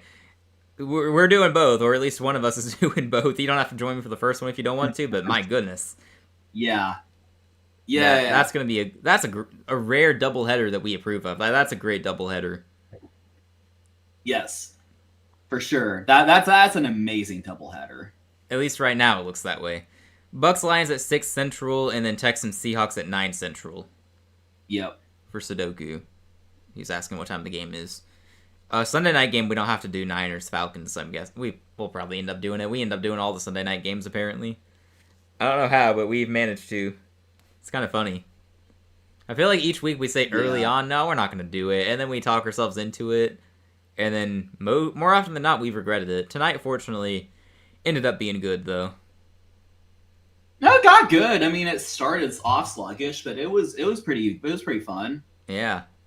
Definitely an enjoyable finish. We may have witnessed the arrival of Drake May, MVP candidate this season, perhaps. Go ahead and start that train, see if anyone jumps on. Start the Drake May hype train. Yes, definitely. Sir. Oof, Eagles-Giants on Thursday Night Football this week. We probably are not doing this week's Thursday game either. Next week's slate is Eagles-Giants on Thursday. Eagles-Giants. Even if it were going to be a good game, and it might, it's going to be boring. We'll see, just like the Eagles win, but Jalen Hurts only passed like 102 yards. Right. We have some gross games next week. We got Broncos-Jets in London. Wow, poor London. And also, we got Browns-Steelers. Yeah, why are we punishing London with Broncos-Jets, honestly? Chargers-Dolphins, Patriots-Saints, Rams-Ravens no longer looks good. Colts-Cardinals lost a lot of interest when the Cardinals lost today. Seahawks-Jags, unironically the most interesting sounding game right now. Panthers-Cowboys. I don't really know what to. I don't know how to evaluate any of our games at this point. We're a completely different team every week, so yeah. I don't know. Titans-Raiders. Wow, that's bad. Niners-Bucks. I guess Niners-Bucks is good. Sunday night. We got redemption there. It's Lions-Chiefs. Okay, we'll do the Sunday game next week. Yeah, for sure. No, definitely. Yeah, we are up for that one. We'll just, that might be a good week to just like take a nap on Sunday afternoon, just not watch the games, and be fully energized for Chiefs-Lions. Yeah, honestly, yeah. Those afternoon games, it's Titans-Raiders. I hope no one's watching that. Packers-Bengals better not be a good game for the Packers' sake. Niners-Bucks could be good, but I don't really care. Yeah. Geez, one of those teams is going to be 5-1. That I do not like. 49ers and Bucks? Yeah. Now that'll be. Where is it? And that is it in Tampa? Yeah, at Tampa. Huh. Interesting. Monday night we got Bills-Falcons and then Bears-Commanders. Honestly, I think Bears-Commanders is going to be the better game. Honestly. Yeah. Yeah. Spoken like a true Falcons hater. I'm not even saying that out of hate, dude. Like, I think that Bears-Commanders is going to have a lot of offense, and then Bills-Falcons is going to be low-scoring. Somewhat like tonight, except Buffalo's going to be out for revenge. Not on Atlanta, just... Mm-hmm. Maybe not revenge. Maybe that's the wrong word. I'm too tired for this. Vengeance? Isaac, why do you dislike the Niners despite them having CMC? It's more so their sustained success at a high level. You just get tired of seeing them win. I have questioned this in the past, probably on the live stream as well. Like, why do we hate the Niners? They're a good story with Brock Purdy, and I root for CMC, and I really like George Kittle. If I could meet a player in the NFL and it not be a Panther, Kittle would be pretty high on my list. Like, he seems like a really fun guy to hang out around. And also they got the Brandon Ayuk meme going on, so that's fun. Like, you would think if those players were on any other roster, I'd probably really like them. I'd really root for them. So I guess it's just the stigma around the Niners being so successful. Like, I just don't want to see the team win. Yeah, it's a good question. I don't care. Like, I think I've gone on record saying, like, I don't really hate any NFL team. I guess you and I are different in that way. It's where it's like, I just, like... I only have true hatred for the Saints. Don't worry. They deserve it. Sure. Yeah, that's fair. But I don't dislike the 49ers, but I also do understand, like... it doesn't surprise me that people do. It might just be something with, like, the brand or something. I don't know. You know... It's just maybe it's just that, like, you know, they won so many Super Bowls back in the day, and like, you know, it's like they're not like, you know, I'm sure the Patriots will have their amount of haters, even, you know, even when like Tom Brady and them are history, and the Chiefs, you know, but yeah, I don't know. It is interesting to it is interesting. No, it's not a bad thing to not hate your rivals. That's fine. I mean, everyone's different, right? Yeah, I just don't really. Part of it, I think, is like, you know, the Colts, Titans, Jags have never really been. I mean, I guess the Colts were really good back in the day with Manning, but other than that, like, they've never really been like true threats. And it's just like, you know, I guess the times they were, like, we weren't really, so it never really felt like there were true rivalries. So, yeah, you know, that's fair. That's fair. Sometimes an episode where division rival winning is the 2023 NFC Championship game. Oh, yeah. The 49ers? Yeah. I don't even remember that, honestly. That was the game where the Eagles... No, wait. No, that the Eagles won when the 49ers got injured. 2023 NFC? That'd be 22 season. Yeah. It was so the following season. Because the Niners won because we had Purdy in the Super Bowl. NFC. Yeah. Right? Didn't we? I think so.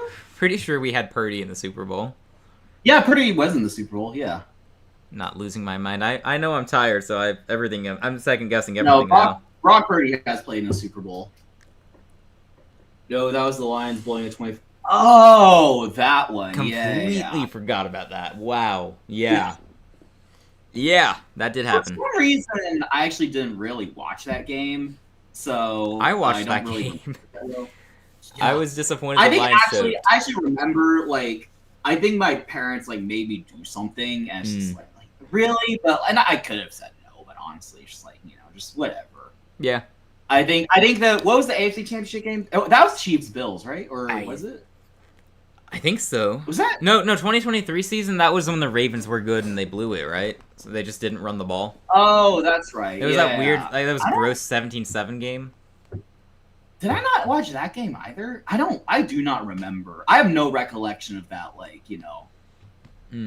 You know, beyond the divisional round, because I do remember us losing to the Ravens in the divisional. Beyond that, I have zero recollection of that, you know. Yeah, Chiefs Ravens. I mean, at least Lions-Niners was fun to watch, you know? That's true. Yeah, I don't even strongly dislike the Niners. I just generally would rather see other teams get these wins because it's more fun and it's different. I don't know. That's why I kind of root for Arizona and Seattle out of the NFC West because they haven't won that division recently, I don't think. Arizona hasn't won it in forever, I don't think, so... I'd rather see the teams that haven't won recently rise up and win. Although it's funny I'm saying that because with Buffalo, it's the opposite. I go, yeah, I want Buffalo to win. I want them to go to the Super Bowl.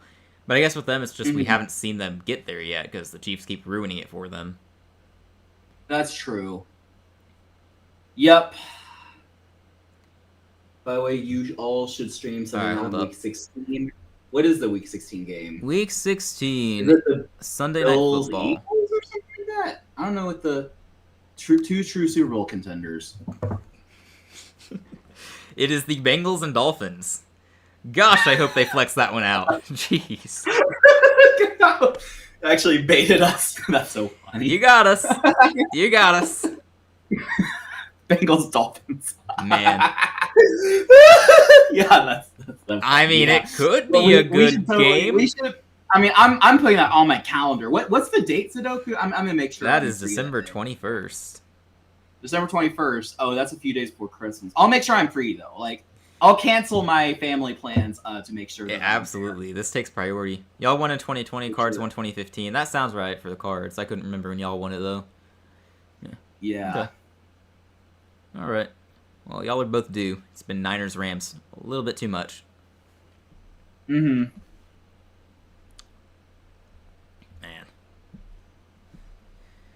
All right. I think this is a good place to call it. Yeah. Yeah, I'm ready to go grab a snack and then crash. Yep. This might be a rare occasion where I'm asleep before midnight. That'd be fun. That would be for the best. All right. Well, thank you all so much for watching Football for Fun, watching our Sunday night stream. It was a good game. I think it was worthwhile. And hope you enjoyed it. Let us know. That 2020 Seahawks team is extremely overrated. Yeah. But yeah, we'll see you all for the next one. Probably not doing Chiefs Jags tomorrow, right? I don't know if we ever settled on a decision or not. We'll play it by ear. As of right now, there's no plan though. If you want to, then I'm open to it, but I don't remember. We can talk about it after. Yeah, we'll discuss after. Yeah, okay, yeah, that sounds good. Yeah, okay. Well, at least you'll see us. I mean, we'll have some predictions out and things like that. And yeah, I mean, thank you for watching, and see you for the next one. Absolutely. Thank you guys so much. Sudoku, you've been here a while. Appreciate you. Hope you enjoyed our attempt at commentary, even though we gave up halfway through. Xander, you were here earlier. Some other guys were here, but I can't scroll up enough to see all specific names. Devin was here. Packers Nation was here. Husker Nation was here at one point. And then that guy who said I look like Josh Allen, my new favorite person on the channel. Mickey Mouse guy or something like that. Yeah, Mickey Mouse, I think. That's my new favorite compliment. That and the guys who said I look like Tom Grossi. I'm feeling good now. Nice. You're getting all the lookalikes. Let's go. I've never been compared to anyone before that. Well, mostly. I think I got one other, but no one important. Yeah. Well, no one to be proud of. Yeah, exactly. All right. Thank you guys so much. It's been fun. Hope to see you all for the next one. Good night, everybody. Yep. Good night.